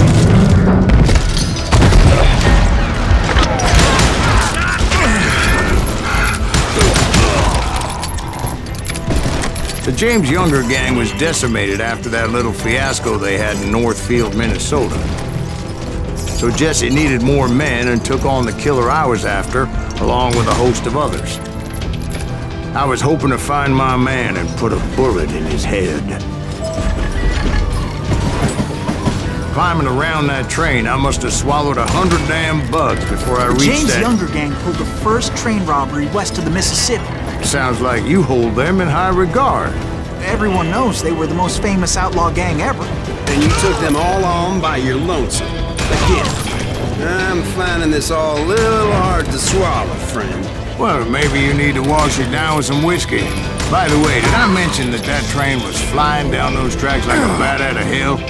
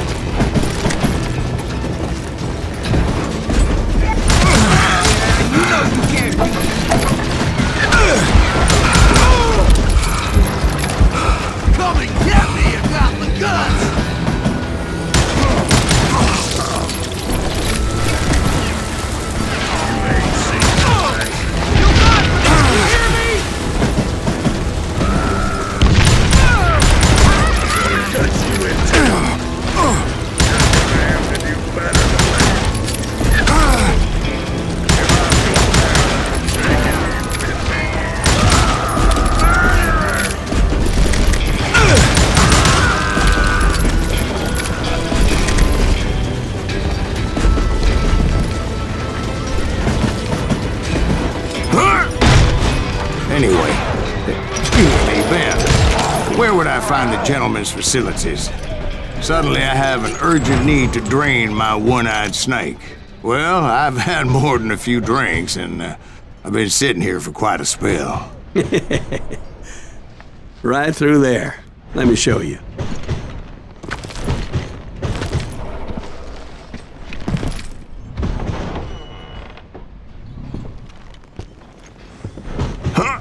I never heard so much malarkey in my life.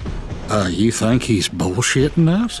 You don't think he's Silas Greaves? I think he's just some old drunk looking for some free liquor.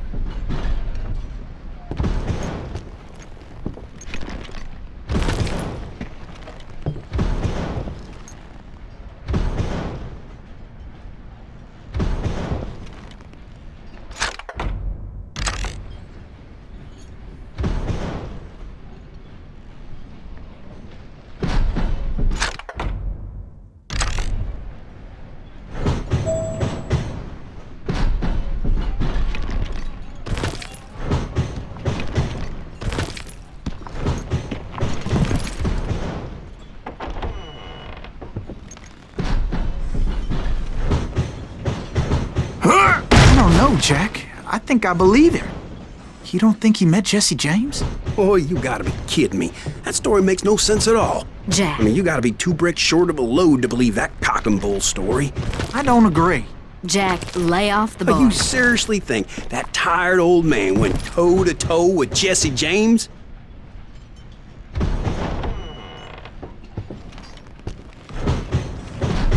Well, that's better. Did I mention that this Jim was married to the infamous Belle Starr? Of course, I didn't learn that until later. Anyway, I made my way forward the best I could. Around the sides, over the roof.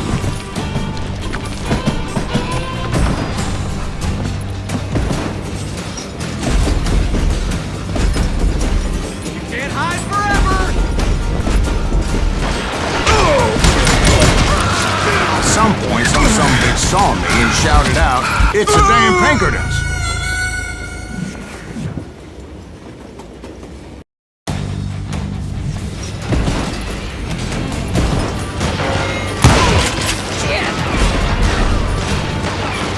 At some point, some bitch saw me and shouted out, "It's the damn Pinkertons!" It's the damn Pinkertons!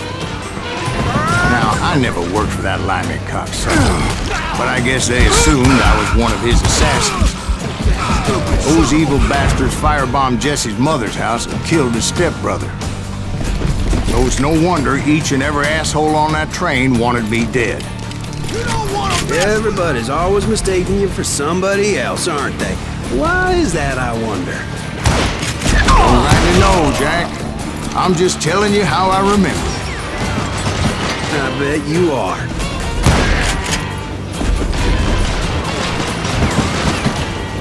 What are you, yelling?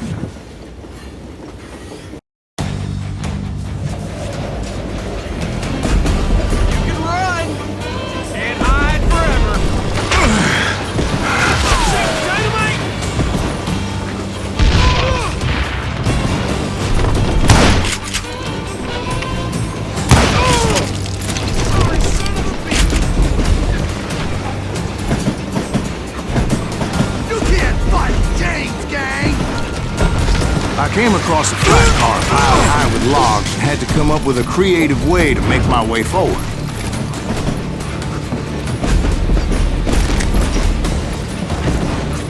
I wondered if I was ever going to find the front of that train, or the bastard I was after. Right about then, I was attacked by some asshole on a Gatling gun. Yeah, seems like you run into a lot of them. Asshole?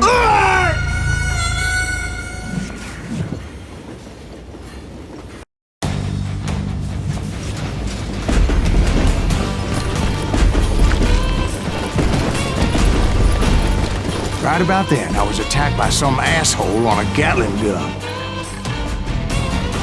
Yeah, seems like you run into a lot of them. Asshole? Gatling guns. Yes, I did. Now, I don't remember how I took it out.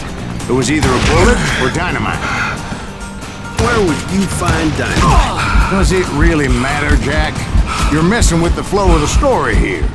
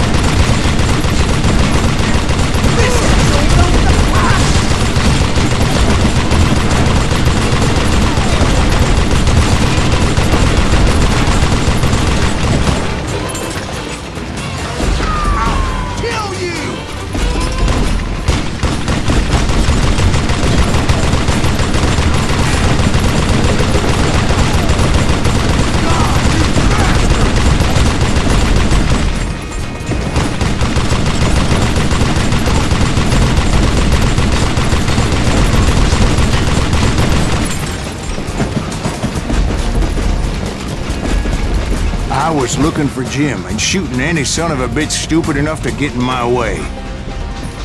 And that included Jesse James himself.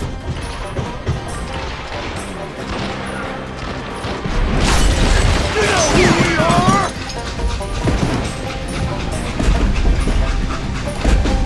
Better hide! Kill that missing!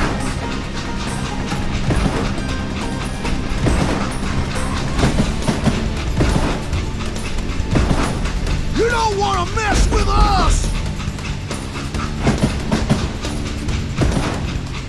Get out here! You can't fight James, gang!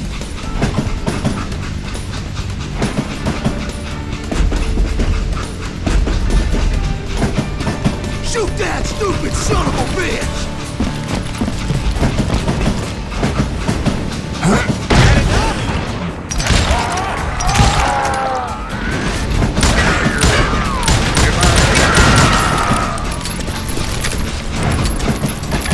There sure were a lot of men determined to die that day.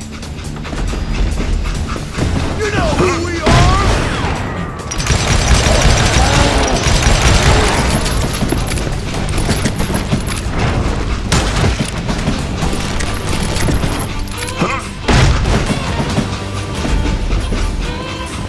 It was then that Jesse detached the express car from the rest of the damn train. I could see Jesse waiting for me, fixing to kill me so he could get away with all that money.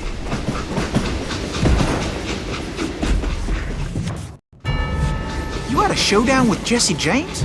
Of course he didn't. Everybody knows that Jesse was killed by Bob Ford. Yeah, Jesse went out like John Wesley Hardin. Coward shot him in the back of the head.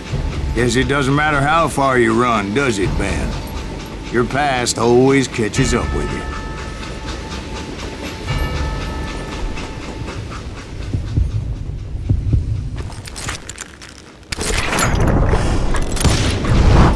Yeah, I didn't kill Jesse James. Just wounded him bad enough to convince him to hang up his guns. What about that Jim fella? What happened to him? I figure he was up front with a gun to the engineer's head. That bastard slipped away again.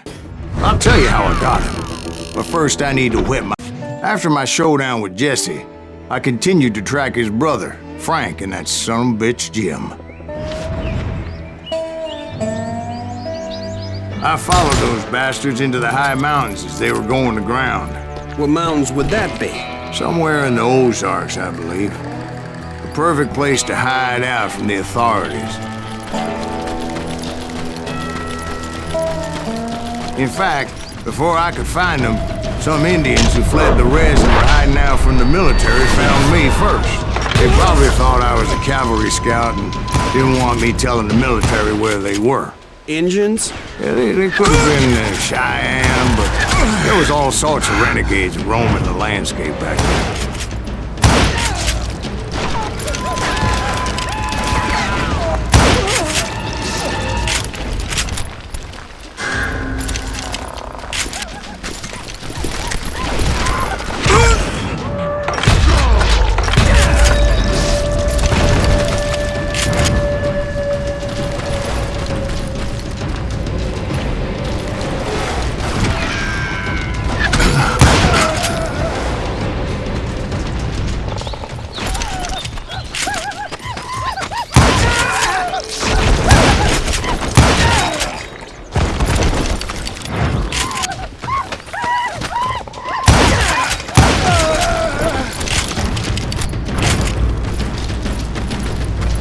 Hey, how about another whiskey, Ben? Nothing better to soothe the troubled soul.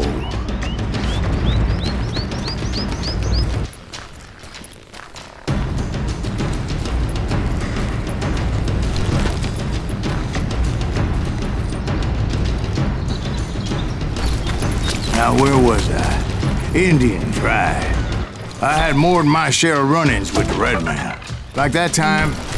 Did I tell you about Grey Wolf? Yes, sir. You did. Of course I did. In fact, I can still remember that old medicine man's words to me. Jesus Christ, we're back to that again. You carry great darkness in your heart. It will claim your soul. You will come to this place again and kill many more men.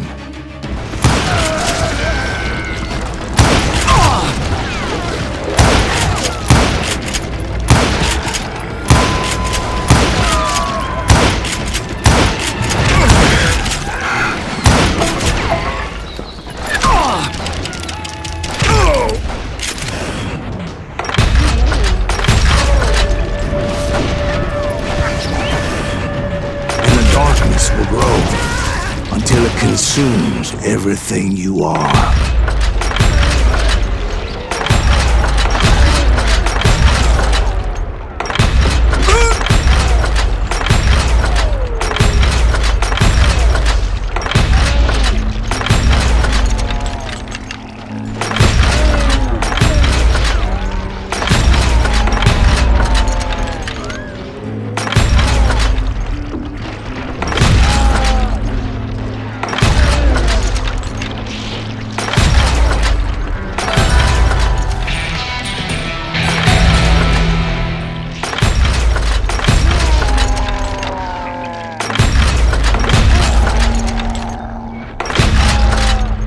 So, did you ever find him?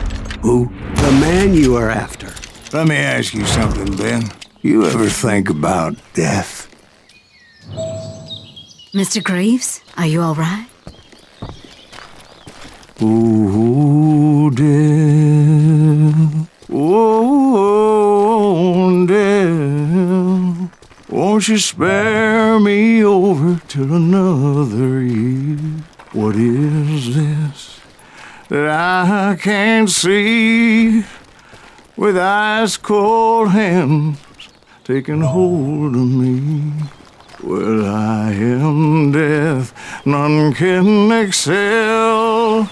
I'll open the door to heaven or hell.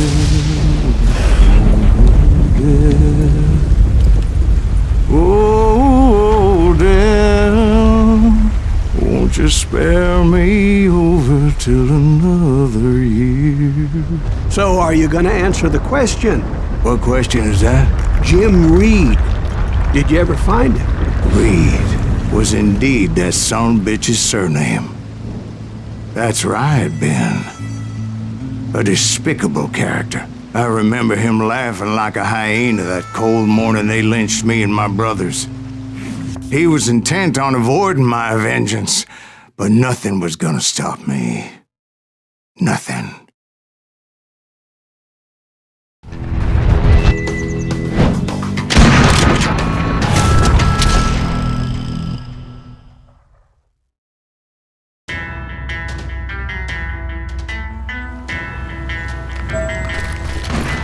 I finally did track those outlaws down.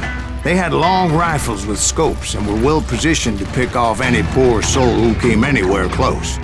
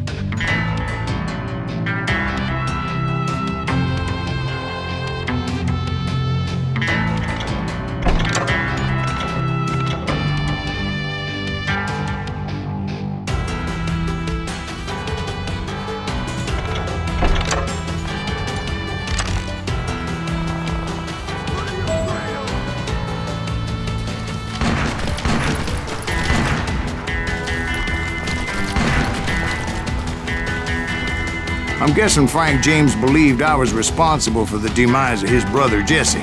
I couldn't really disagree with the man, as I thought Jesse was dead then as well.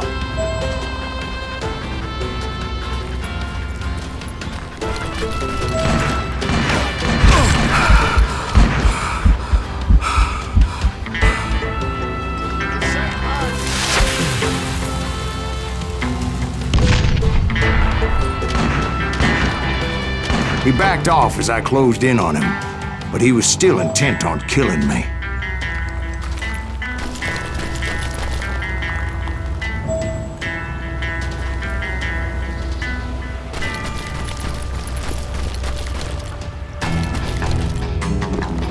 Now, when I closed in on him again, he backed off again, looking for a better angle on me.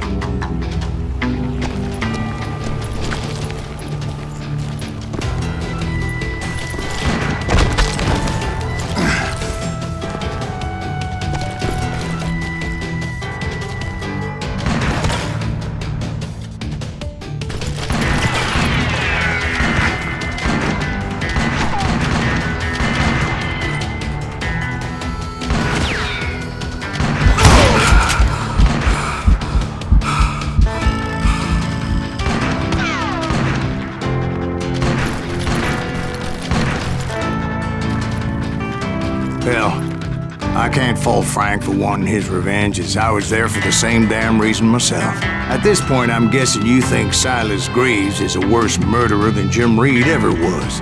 No, sir. A man who spent half his life killing somebody's brothers, fathers, sons. I think you were just looking for justice, sir. Is that what I was looking for, Dwight? Is that what it was? Justice?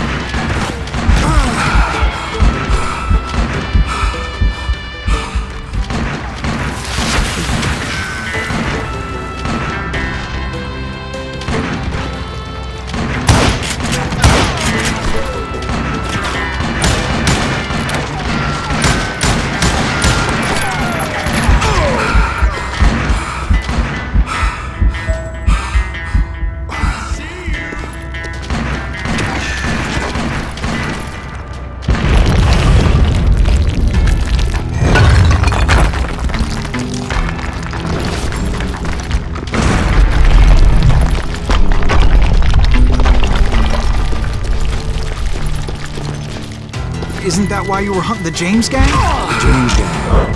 Right. I finally found Frank holed up in his mountain cabin, and he was determined to have me dead. It was a pitched battle that could have gone either way. Luckily, I had some dynamite in my possession. Dynamite? On your person? A few sticks, just in case. It's always good to be prepared. Right. I'm just laying out the facts as I remember them, Jack. Get out here and face it!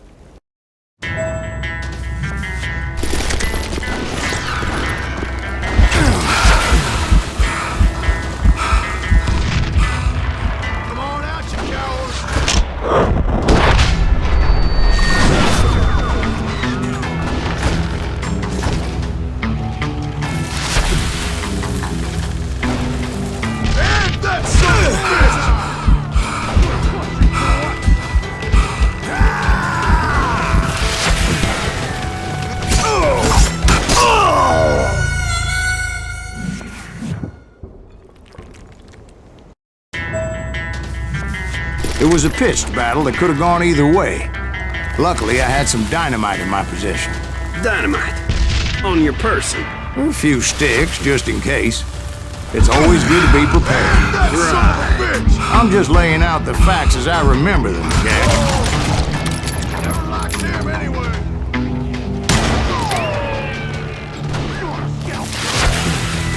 Come here! Take him out! He's just one man! Put him down! I want that bastard dead! This is gonna hurt!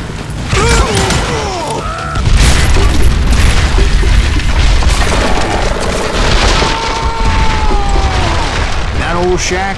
Well, it went tumbling right off that cliff. With Frank James still in it? Yes, sir. But Frank James is still alive, living in Missouri, showing folks around the family farm for 25 cents a tour. I didn't say he died in the fall, now did I?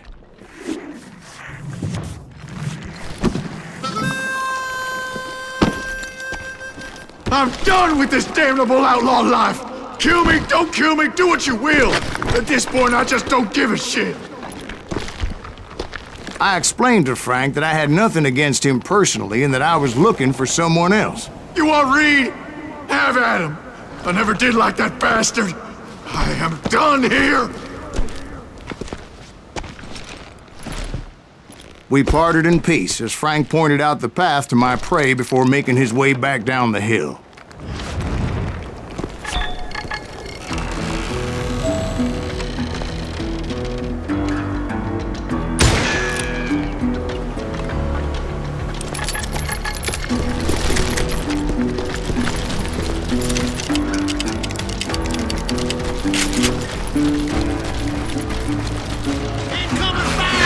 What happened with Reed? Well, I finally found the last of the gang hiding in a nearby cave. First, I had to dispatch the lookouts.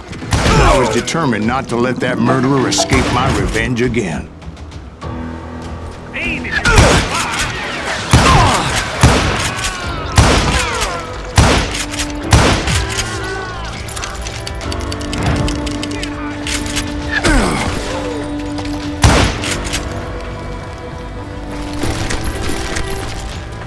Rather than wander in willy-nilly, I decided it would be better to smoke that sumbitch out.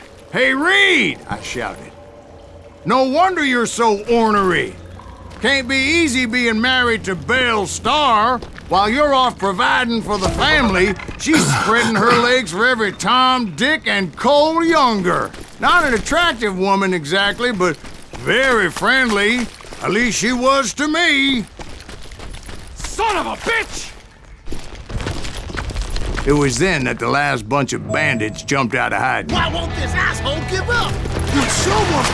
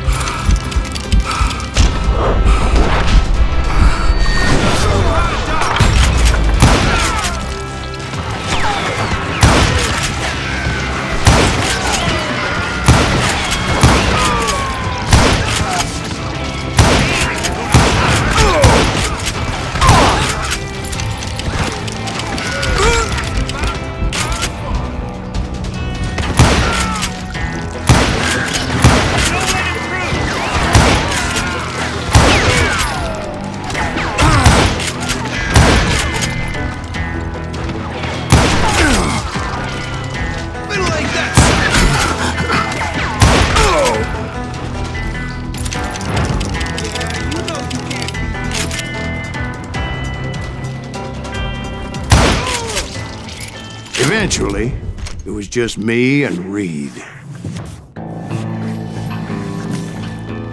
I had waited a long time to face him down, so I could repay him for what he did to my brothers.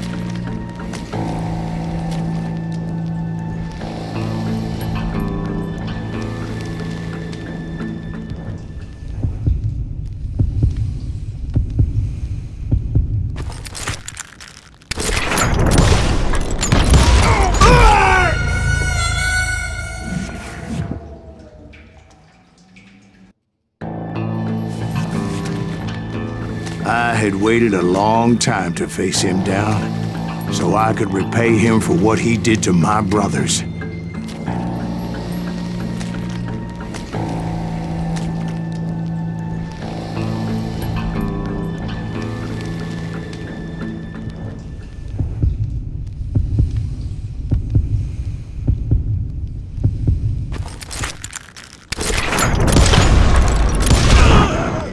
And repay him I did.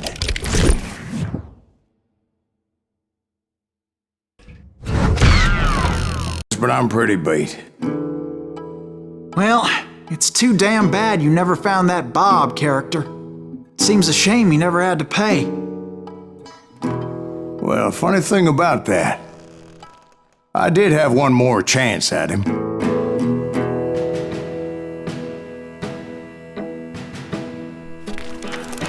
Six months ago, I heard that Butch and Sundance were back in the States and had gathered up some of their old gang.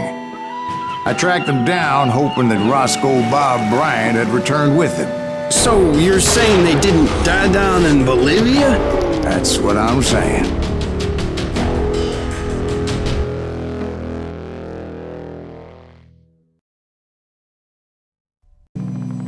For 40 years I had waited to get my hands on the last of my brother's killers.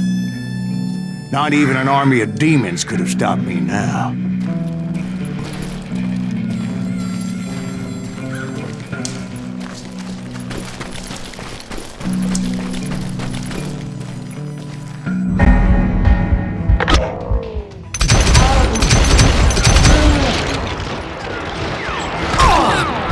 Both Johnny Ringo and Jim Reed fell fairly quickly. But the last one, Roscoe Bob Bryant, that son of a bitch had managed to escape my vengeance time and time again. I couldn't even be certain I'd recognize him after all those years. By now, he had to be close to 70. But for all you know, he could have been dead. That thought had indeed crossed my mind. as did others.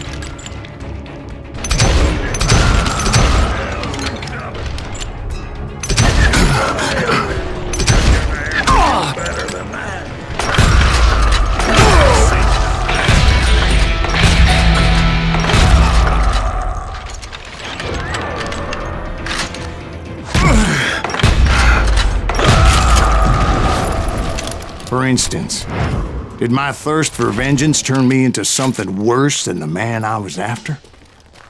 By this point in my storied career, I had killed more men than Bob Bryant ever had. I was furious as hell at that bastard for making me who I am. A man with no family, no friends, no purpose except shooting Bob Bryant dead.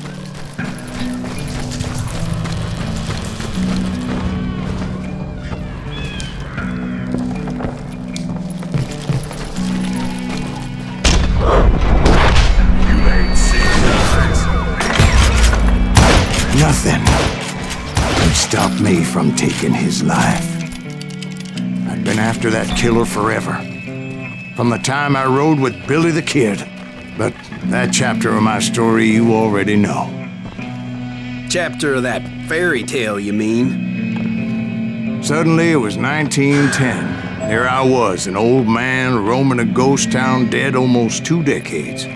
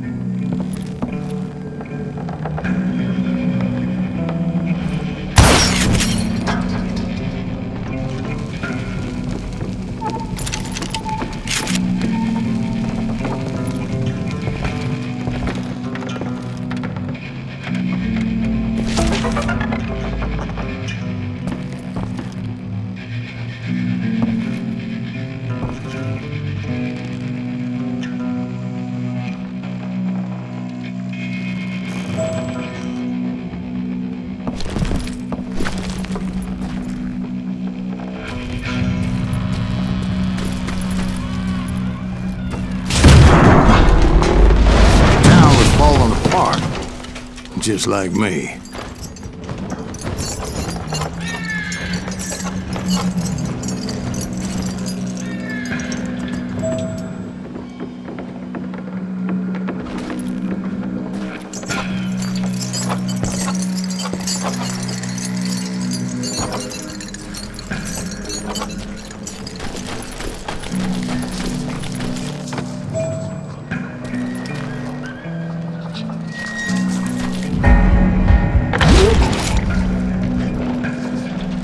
But I wasn't about to call it quits.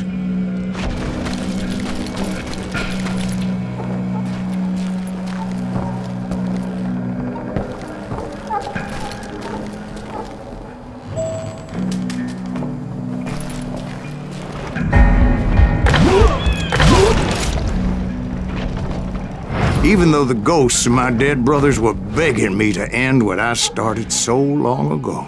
Mr. Graves, are you all right? Would you like some water? The Wild Bunch knew I was there. They were after a treasure they had hidden before they fled, buried in the grave of a dead amigo. I intended to fill that grave with Bob Bryant's corpse. But like I said, the bandits knew I was on to them. They lured me in and hit me with everything they had. Bury that old asshole!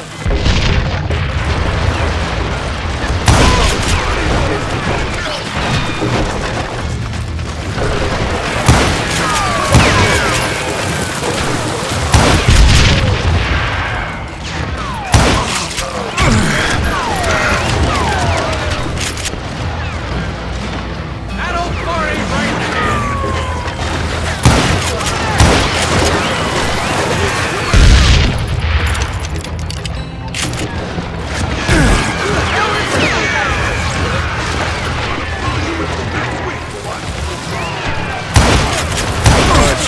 obviously prevailed since you're sitting here telling us today.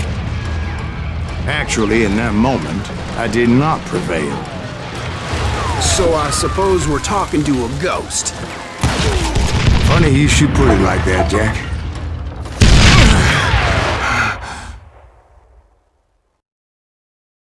Because when I woke up... From the dead? There was silence all around me.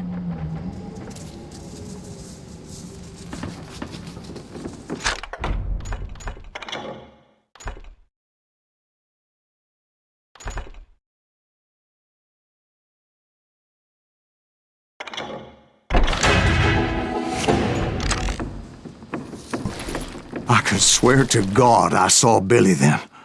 Billy who? Billy, the kid. William Bonney. He was shooting at me from a rooftop.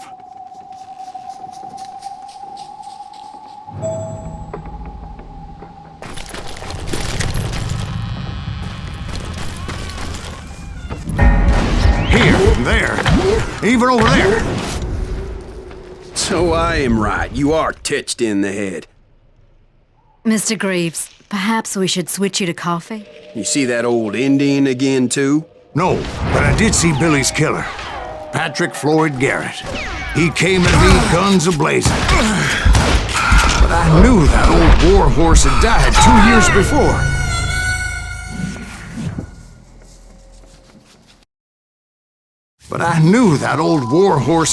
2 years before. I wondered if maybe I was dead too and confronting the ghosts of my past.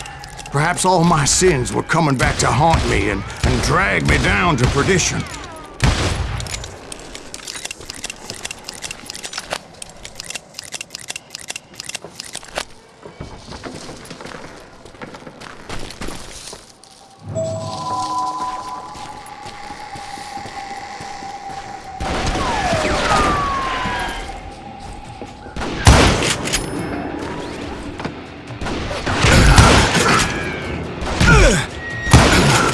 I saw Henry Plummer throw dynamite at me.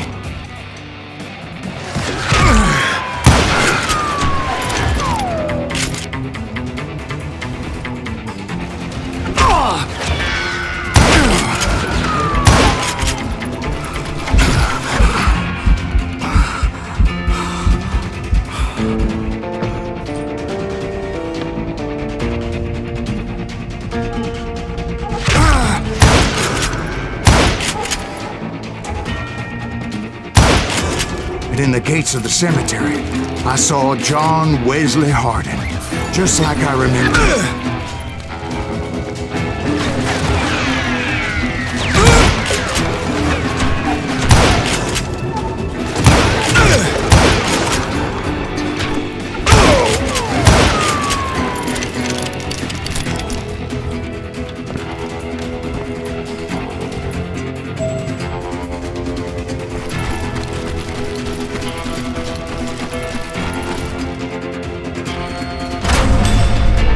Robert Ollinger appeared with his terrible double-barrel shotgun.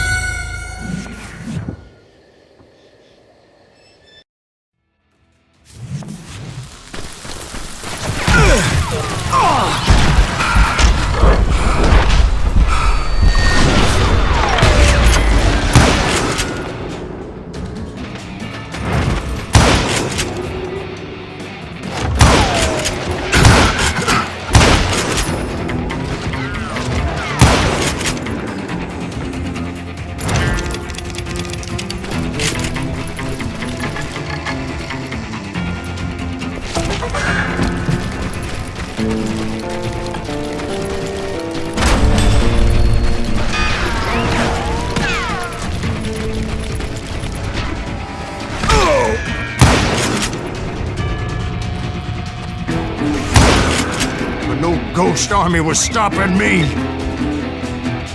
My father-in-law got hit with a fallen branch.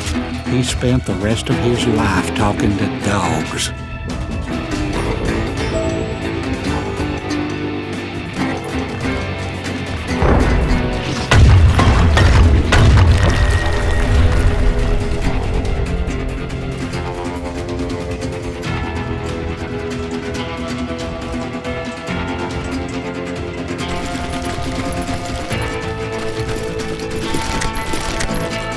Newman Hayes Clanton, William Brocious, John Peters Ringo, they all wanted me dead.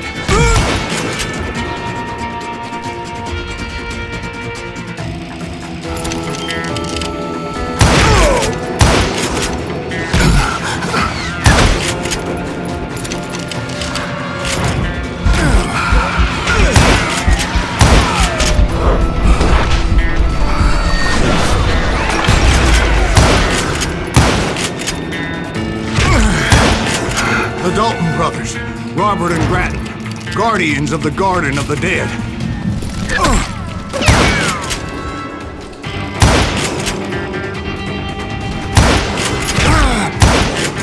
George Curry and Harvey Logan, alias Kid Curry, both thirsty for vengeance from the great beyond.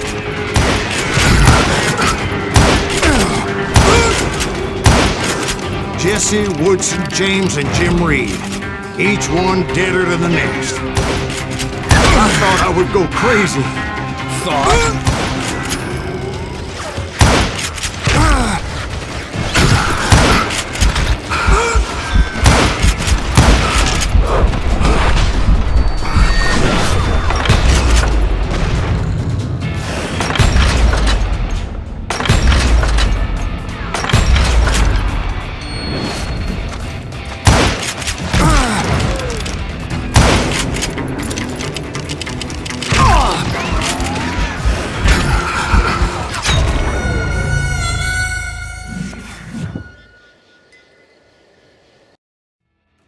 The Dalton brothers, Robert and Grattan, guardians of the Garden of the Dead.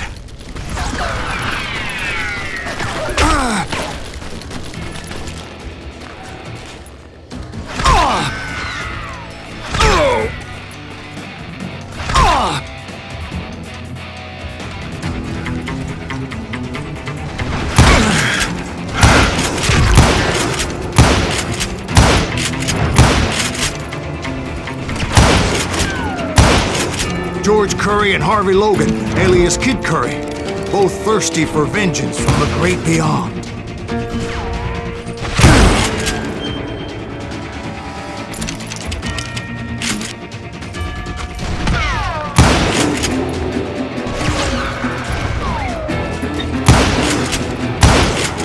Jesse, Woodson, James, and Jim Reed, each one deader than the next.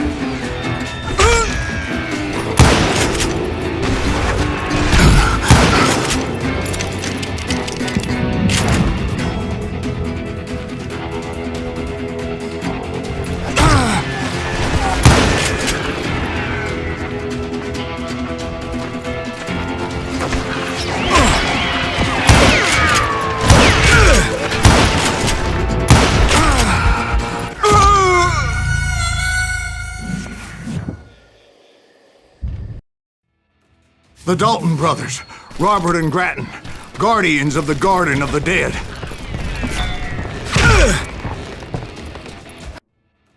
The Dalton brothers, Robert and Grattan, guardians of the Garden of the Dead.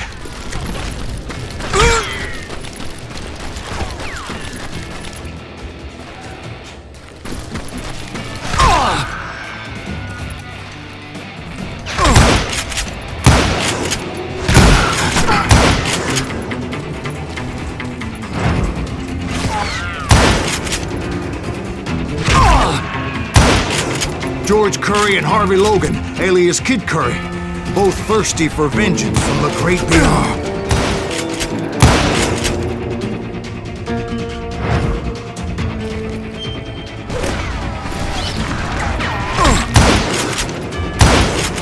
Jesse, Woodson, James, and Jim Reed, each one deader than the next. I thought I would go crazy. Thought?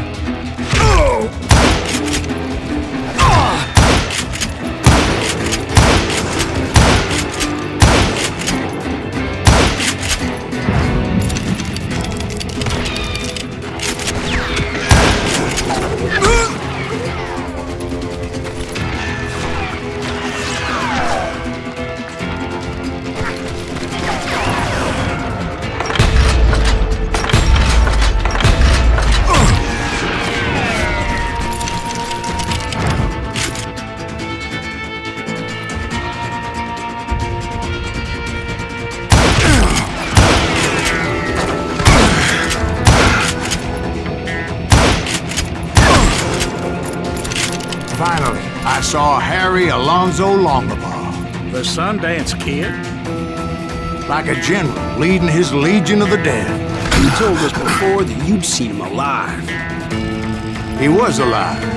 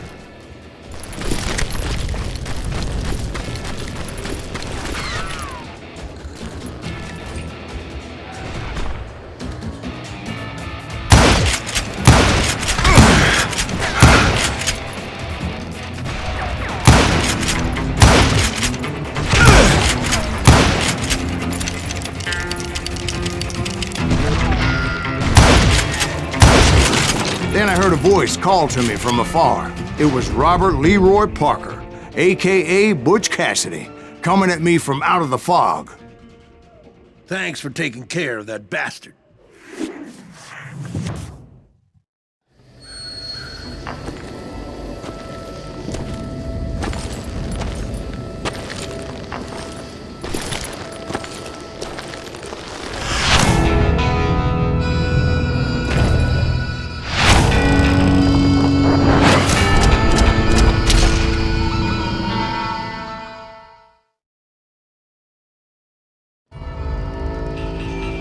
But the kid wasn't quite deceased. Not yet. Takes more than one little bullet to kill the likes of me, partner. Those two looked like they hadn't seen each other for quite a while. Clearly, they were no longer amigos. Shit. I was hoping I wouldn't have to kill you. You won't have to, Butch. I'm killing you first. I asked them about Bob Bryant, but they were too busy with their own heated conversation. Let me get this shit straight. You want my money and the love of my life? You frittered it all away, Butch. Edda's mine. So is that damn money. I didn't want to shoot anybody until I had an answer to my question, but those boys didn't give me much of a choice.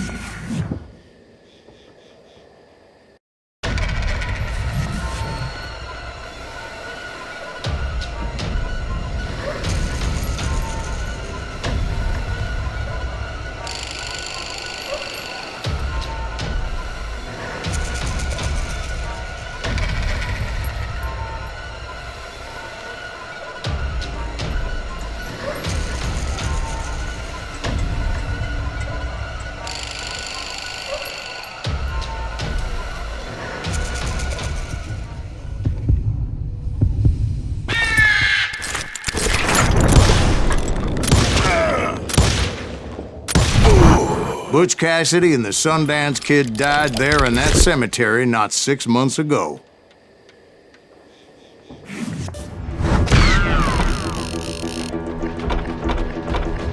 Cassidy and the Sundance Kid were killed by the Bolivian army. Everybody knows that. That's the legend, but it ain't the truth. So, you never found Bob? There is no Bob. This old sumbitch ain't even Silas Greaves. Sir, is that true? Have you been pulling our legs this whole time? Well, not the whole time. Oh man, I think you've worn out your welcome here. Maybe you're right, Jack. Maybe it's time to pay. You see, Ben, or should I say Bob, your past always catches up with you. I was a different man back then, crazy. Drinking, I changed my ways, I swear to you. If I could turn back the clock, But you can't, Bob.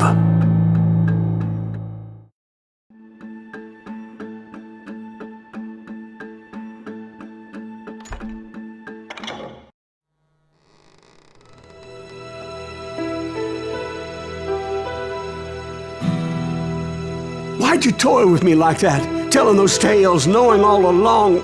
Why not just lay your cards on the table? Here. I won't have it said that I left you with nothing. That's how you want it? So be it. Holy shit! Right, Molly, move against that wall. Go!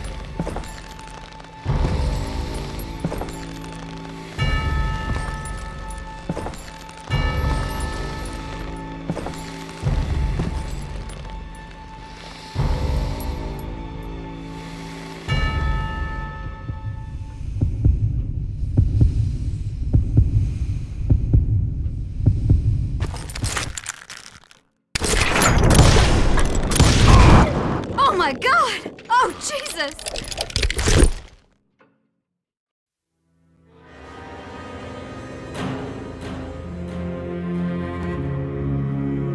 Did you know it was him all along?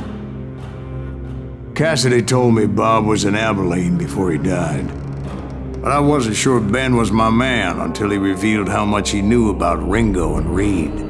The coin, of course. Well, that was the last nail in that particular coffin. I better go get the sheriff. You okay, boy? You're looking mighty shook up. Dwight, maybe you best go home. Young Eisenhower here is leaving for West Point tomorrow. He shouldn't get caught up in something like this. I think I might head out myself at this juncture. Unless you want to stop me, Jack. No, sir, Mr. Greaves. So where you going now? Now that you had your revenge? Doesn't really matter, does it? As I've sold my soul for it, and will never again walk with those I have lost.